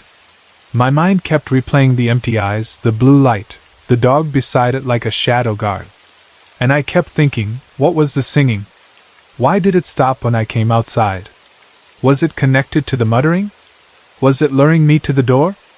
I tried to finish getting ready for school, but everything felt wrong after that. My normal routine was broken. I kept glancing at the front door window, half expecting to see the blue glow again. I kept listening for the singing to return. It didn't. The rest of the morning moved forward because it had to. When you're a teenager, you don't get to stop life just because something terrifying happened on your porch. You still have school. You still have to catch the bus or get a ride. You still have to show up and pretend you're fine. But inside, I wasn't fine. At school, I couldn't focus. Teachers talked and it sounded distant. Friends spoke and I answered like normal. But my mind kept drifting back to that street, to that moment when I yelled a name that wasn't right, and something turned to look at me with eyes that weren't human. I didn't tell anyone that day. I wanted to. I had that urge to say it out loud just to make it real, to make it less like a secret. But I also knew what would happen. People would laugh. People would say it was a dream. People would say I was imagining things because I was tired. And I wasn't ready to have the one moment I knew was real turned into a joke. So I kept it inside. Over the years in that house, I experienced other things too. Not always as clear as that morning, but enough to keep the feeling of being watched alive. There were times I heard sounds that didn't match anything in the house, like movement in a room that should have been empty, or the faint sound of someone speaking when no one was talking. There were moments when I'd walk into a room and feel that heavy dread settle on me for no reason, like the air had thickened. There were times I avoided certain spots in the house without being able to explain why, like my body remembered something my mind didn't want to deal with. Sometimes the fear wasn't even tied to a single event. It was a constant sense of being observed, like something was aware of me, tracking me as I moved from room to room. It made me feel like I never fully had privacy. Like I was living in a place that belonged to someone, or something, else. But I never saw that entity again. Not like that. Not out in the open. Not with that blue light. Not with that dog. That's part of why it has stayed with me so strongly. It was a single event, quick and shocking, and then it was gone. Like a message delivered in the most unsettling way possible, and then silence. If I'm honest, I still don't know what it was.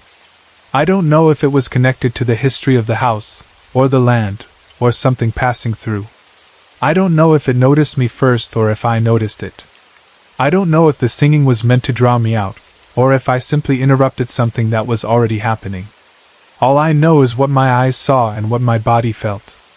A dark entity in the road, surrounded by a blue light as blue as the sky. A large black dog beside it, also surrounded by that same light. Singing that drew me to the door, followed by low muttering directed at the dog. My voice calling out a neighbor's name out of desperate habit. The entity turning. The emptiness in the eyes. And then nothing, an empty street like it had never been there at all. And after that, 13 years in a house where dread and the feeling of being watched became normal, even when I tried to pretend it wasn't.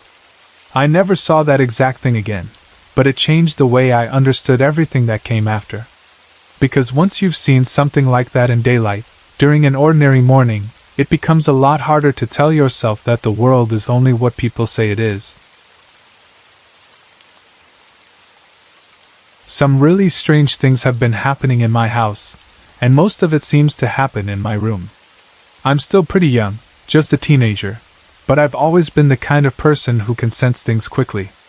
I can walk into a room and instantly feel the mood, like I can read emotions in people without them even saying anything.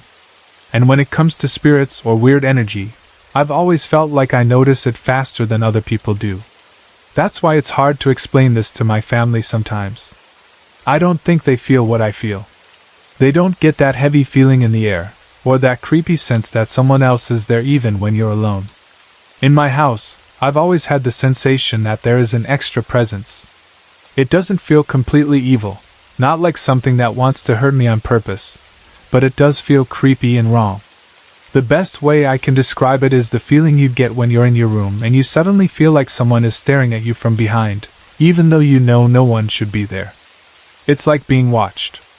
Not every second of the day, but enough that I notice it. And once you notice something like that, it's hard to forget it.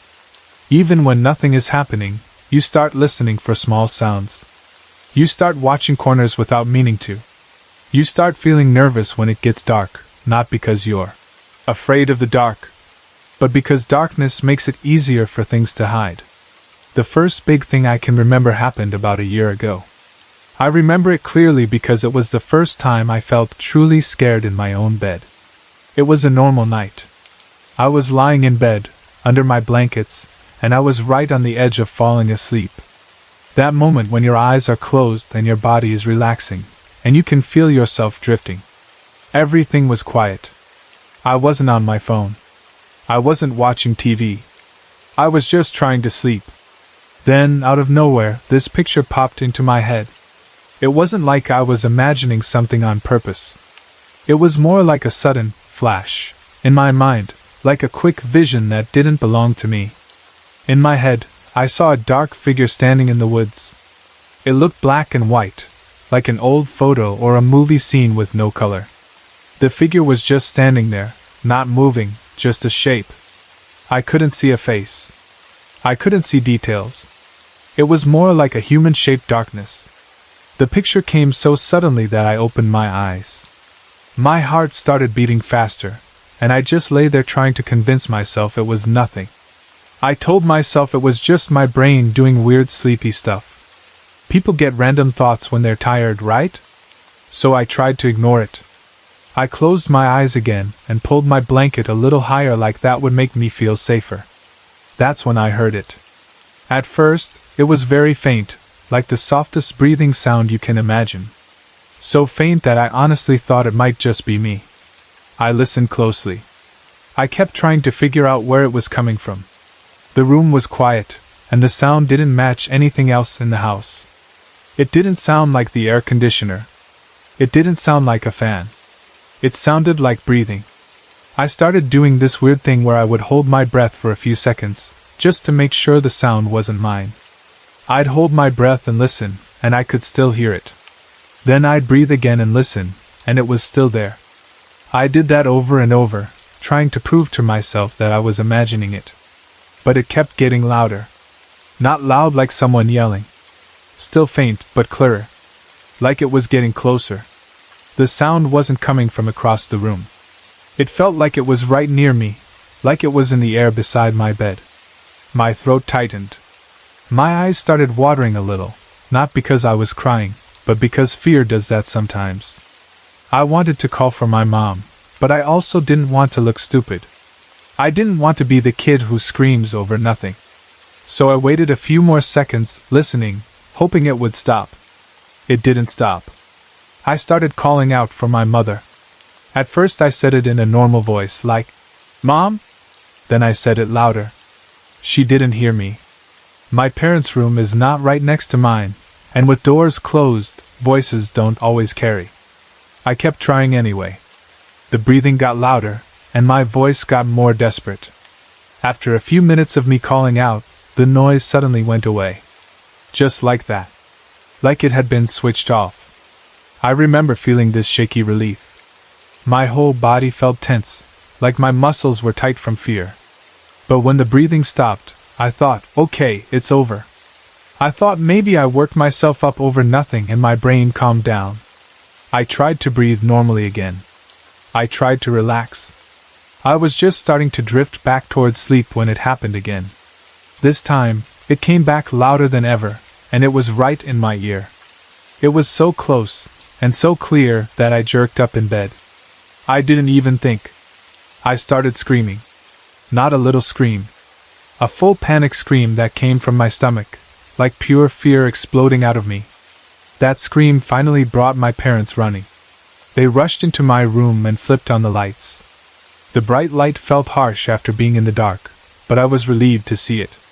My mom was asking me what happened, my dad was looking around the room like he expected to find someone hiding, and I was sitting up shaking, trying to explain while also trying to breathe. I told them I heard breathing. I told them it sounded like it was right next to me. I told them I wasn't dreaming because I was awake, and I kept holding my breath to check. They didn't know what to say. They tried to comfort me. They told me it might have been the house making noise, or maybe something outside, or maybe I was half asleep and confused. But they could tell I was genuinely terrified. After that night, I couldn't sleep alone. I had to sleep with someone for about a week. Sometimes it was my mom. Sometimes it was my parents letting me fall asleep in their room. That week, I barely slept. Even when I did, I'd wake up at the smallest sound. After that, the breathing came back a few times, but not as strong and not as close as that first night. It would show up faintly, and when it did, I would freeze and listen. Sometimes it would stop quickly, like it didn't want to be noticed. Other times, it would stay for a bit and then disappear. Every time it happened, my body reacted the same way: cold skin, fast heartbeat, that awful feeling of being watched. As the months went by, instead of everything stopping, more things started happening. And they happened more often. And they became more obvious, like whatever it was got bolder, or maybe I became more aware, or both. One of the strangest things involved something so simple it almost sounds stupid: my towel. In my bathroom, I usually leave my towel balled up on the sink counter. I know that's gross or messy, but I'm a teen, and my bathroom habits aren't perfect. It's just what I do. I wash my hands, or I dry my face, and I toss the towel on the counter and leave it there. It's normal for me. One day, I came home from school and went into my bathroom. I looked at the counter like I always do, and my towel was not balled up. It was perfectly folded. Not just folded once, but folded neatly, like someone had taken time and care to make it look perfect. It was folded over about 4 times and placed in the corner of the counter like it was put there on purpose. At first, I didn't think much of it. My first thought was maybe my mom came in and cleaned up. Or maybe our housekeeper did it. Or maybe I had folded it and forgot, which didn't really sound like me, but I tried to stay logical. So I unfolded it and put it back where I like it, balled up on the sink counter. I didn't say anything to anyone because I didn't want to sound paranoid. The next day, I came home again and went into the bathroom, and my towel was folded again. This time it was folded even more. It was folded over about 8 times, tighter and neater than before, and placed in the exact same spot. Same corner. Same position. Like someone was trying to show me they could do it, and they wanted me to notice. That's when I felt that cold certainty in my stomach. It wasn't just someone cleaned up. It felt intentional. It felt like a message. After what happened with the breathing, I already believed there was something in the house. So seeing the towel like that made it feel connected. Like the presence wasn't just a feeling. It could interact with things. That night, I didn't ball up the towel again. I hung it on the towel rack where it technically belongs. I started hanging it there every day, forcing myself to be neat even if I didn't feel like it, because I didn't want to give whatever it was an excuse to touch my stuff. And once I started keeping the towel on the rack, it never happened again. The towel never got folded on the counter again. It was like the only reason it happened was because I left it there, and something wanted to mess with it. I even asked our housekeeper directly. I tried to keep it casual so she wouldn't think I was accusing her of something weird. I asked if she had folded my towel and put it in the corner of the counter. She looked confused and said no. She told me she doesn't fold towels like that in my bathroom, and she definitely didn't do it 2 days in a row in that exact way. That answer should have made me feel validated, but it actually made me feel worse. Because if it wasn't her, and it wasn't me, then who did it? After that, things got weirder. And the scary part was that it wasn't one type of activity. It was different things. Like the presence in my house wasn't stuck doing one little trick. It could do different things when it wanted. One night, I was lying in bed and I had made myself a snack. I had eaten it off this metal tray and set the tray on my bedside table. It was a normal move.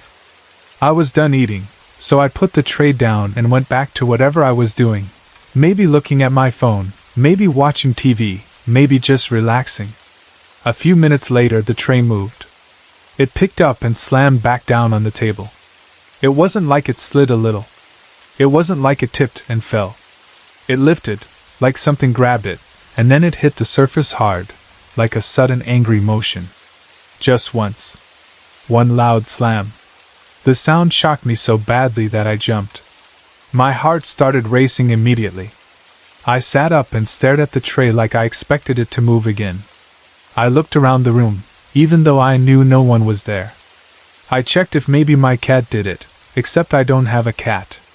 I checked if maybe my bed shifted and caused the table to move, except it didn't make sense. A metal tray doesn't lift itself and slam down because of a small vibration. I tried to tell myself it was one of those weird things, and not let it destroy me with fear. But the truth was, it made the room feel less safe. It made it feel like the space around my bed wasn't fully mine. The next morning, something happened that made me question my own eyes. I woke up and saw my pant leg move. It wasn't a small twitch like fabric settling. It looked like the pant leg floated upward into the air, like an invisible hand was lifting it from the bed or from my leg. It lifted, held for a second, and then dropped down again. I sat up fast and looked at it closely. I touched the fabric. I pulled it. I tried to figure out how it could have lifted like that. Maybe it was static? Maybe air from the vent? But it didn't feel like a breeze, and it didn't look like a gentle puff of air. It looked controlled. After that, shadows started appearing all over the house. At first, it was quick movement in the corners of my eyes, like a dark shape shifting in the edge of my vision. Then it became more obvious. I would be sitting in my room watching TV, and I'd see something in the corner, like a shadow standing where no shadow should be. When I turned my head to look directly at it, it would vanish. Every time. It started feeling like it liked corners. Like it preferred to stay on the edge of my sight, where it could be noticed but not fully seen.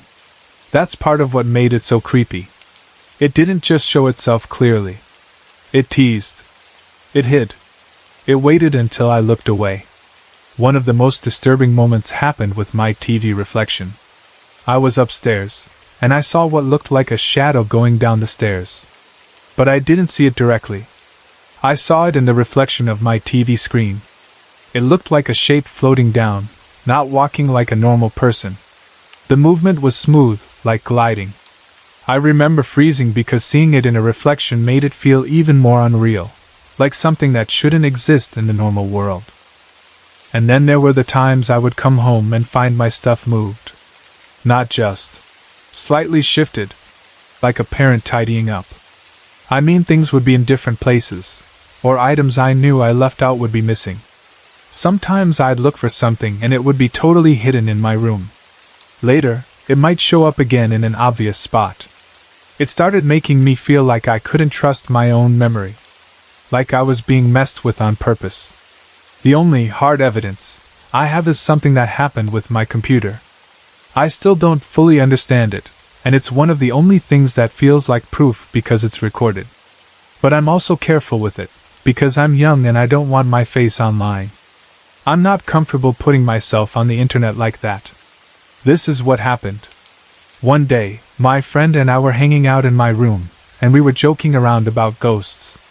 Ironically, we decided to make a fake ghost video. Like a silly, dramatic video where we pretend there's a ghost in the house. We weren't taking it seriously at all. We thought it was funny. We filmed the first scene, laughing the whole time. After we shot that part, I left my laptop on my bed. The webcam was turned off. I'm very sure it was off because I remember checking. Then my friend and I took a break and just started talking, messing around, not paying attention to the laptop. At some point, I glanced over at my computer and noticed something that made my stomach drop. It was recording us. The webcam was on and it was videotaping me and my friend talking. I stared at it like my brain couldn't accept what my eyes were seeing. I hadn't turned it on. My friend hadn't touched it. And we were right there the whole time. No one else was in the room. The laptop had been sitting on my bed. I rushed over and stopped it, and then I watched it back. The video was strange from the very beginning. For the first part, it recorded about 20 seconds of the ceiling. Just the ceiling, like the camera was pointed upward for no reason.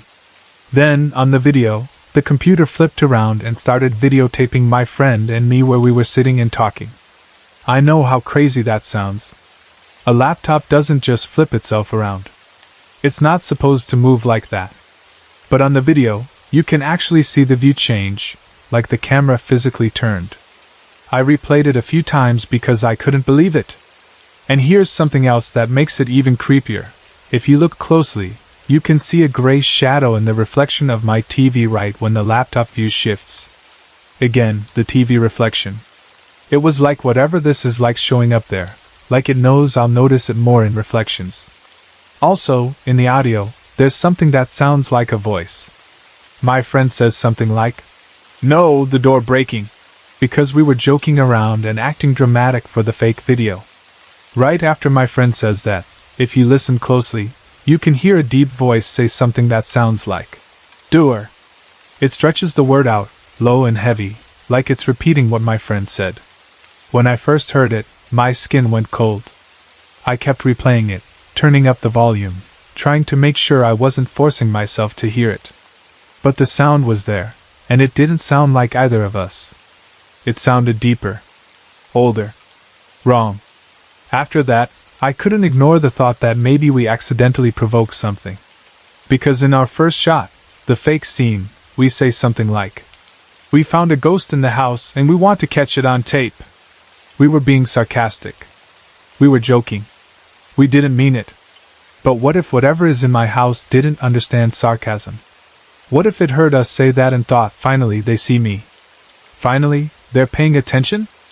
Finally, they're trying to catch me on camera? It makes me feel stupid now, because I didn't think my joking could have consequences. But after that laptop recording itself, it started feeling like the presence became more aware of me being aware of it. Then something else happened that really messed with my head. I was reading stories on a website one day, late at night, sitting in my room. I was already in that creepy mood, because I was reading paranormal stories. I know that can make your mind more sensitive, like you notice more sounds and shadows. But even knowing that, what happened still doesn't make sense. My lights started flickering. At first, I tried to be logical. Light bulbs flicker sometimes. Old wiring can make a light flicker. So I watched it, waiting for it to stop. But the flickering kept going for maybe 20 seconds, long enough that it made me nervous. It wasn't a single flicker. It was repeated, like the light was struggling. Then I smelled something. Not just smelled it, tasted it. It was the scent of incense, the kind they burn in church. The smell was so strong it filled my mouth, like I could taste it on my tongue and in the back of my throat. It hit me so suddenly that I sat up straighter and looked around the room like I expected to see smoke. There was no smoke. No incense. No candle. No reason. The lights stopped flickering, but the incense smell stayed for about 10 minutes. 10 full minutes of this heavy, church-like incense filling my senses so strongly that it felt impossible. We don't burn incense in my house. My family doesn't use it. We don't even own any. It's not like someone had it lit downstairs. It wasn't coming from the kitchen. It was just there, in my room, with no source. That was one of the moments that made me feel like I couldn't explain this away anymore. You can blame shadows on your eyes. You can blame sounds on the house. But a strong smell with no source, plus flickering lights, plus a history of other events? It starts to feel like something is trying to get your attention. The most recent thing happened last night, and it was one of the creepiest because it felt like the presence had emotions. I saw a gray shadow near my desk. It wasn't in the corner of my eye this time. I saw it more clearly than usual. It bent over my desk like it was stressed out about something, like someone leaning forward with their hands on a surface because they're overwhelmed. Then it disappeared. I sat there frozen, staring at the spot where it had been. My heart was pounding, but what was weird was the feeling I got. It didn't feel like it was trying to scare me in that moment. It felt restless. Like it had energy and didn't know where to put it. Usually, I feel its presence either in the corner of my room or right by my bed. Those are the two spots that always feel occupied, even when they're empty. But last night, I felt it in two places at the same time. I felt it in the corner by my desk, and I felt it by my door.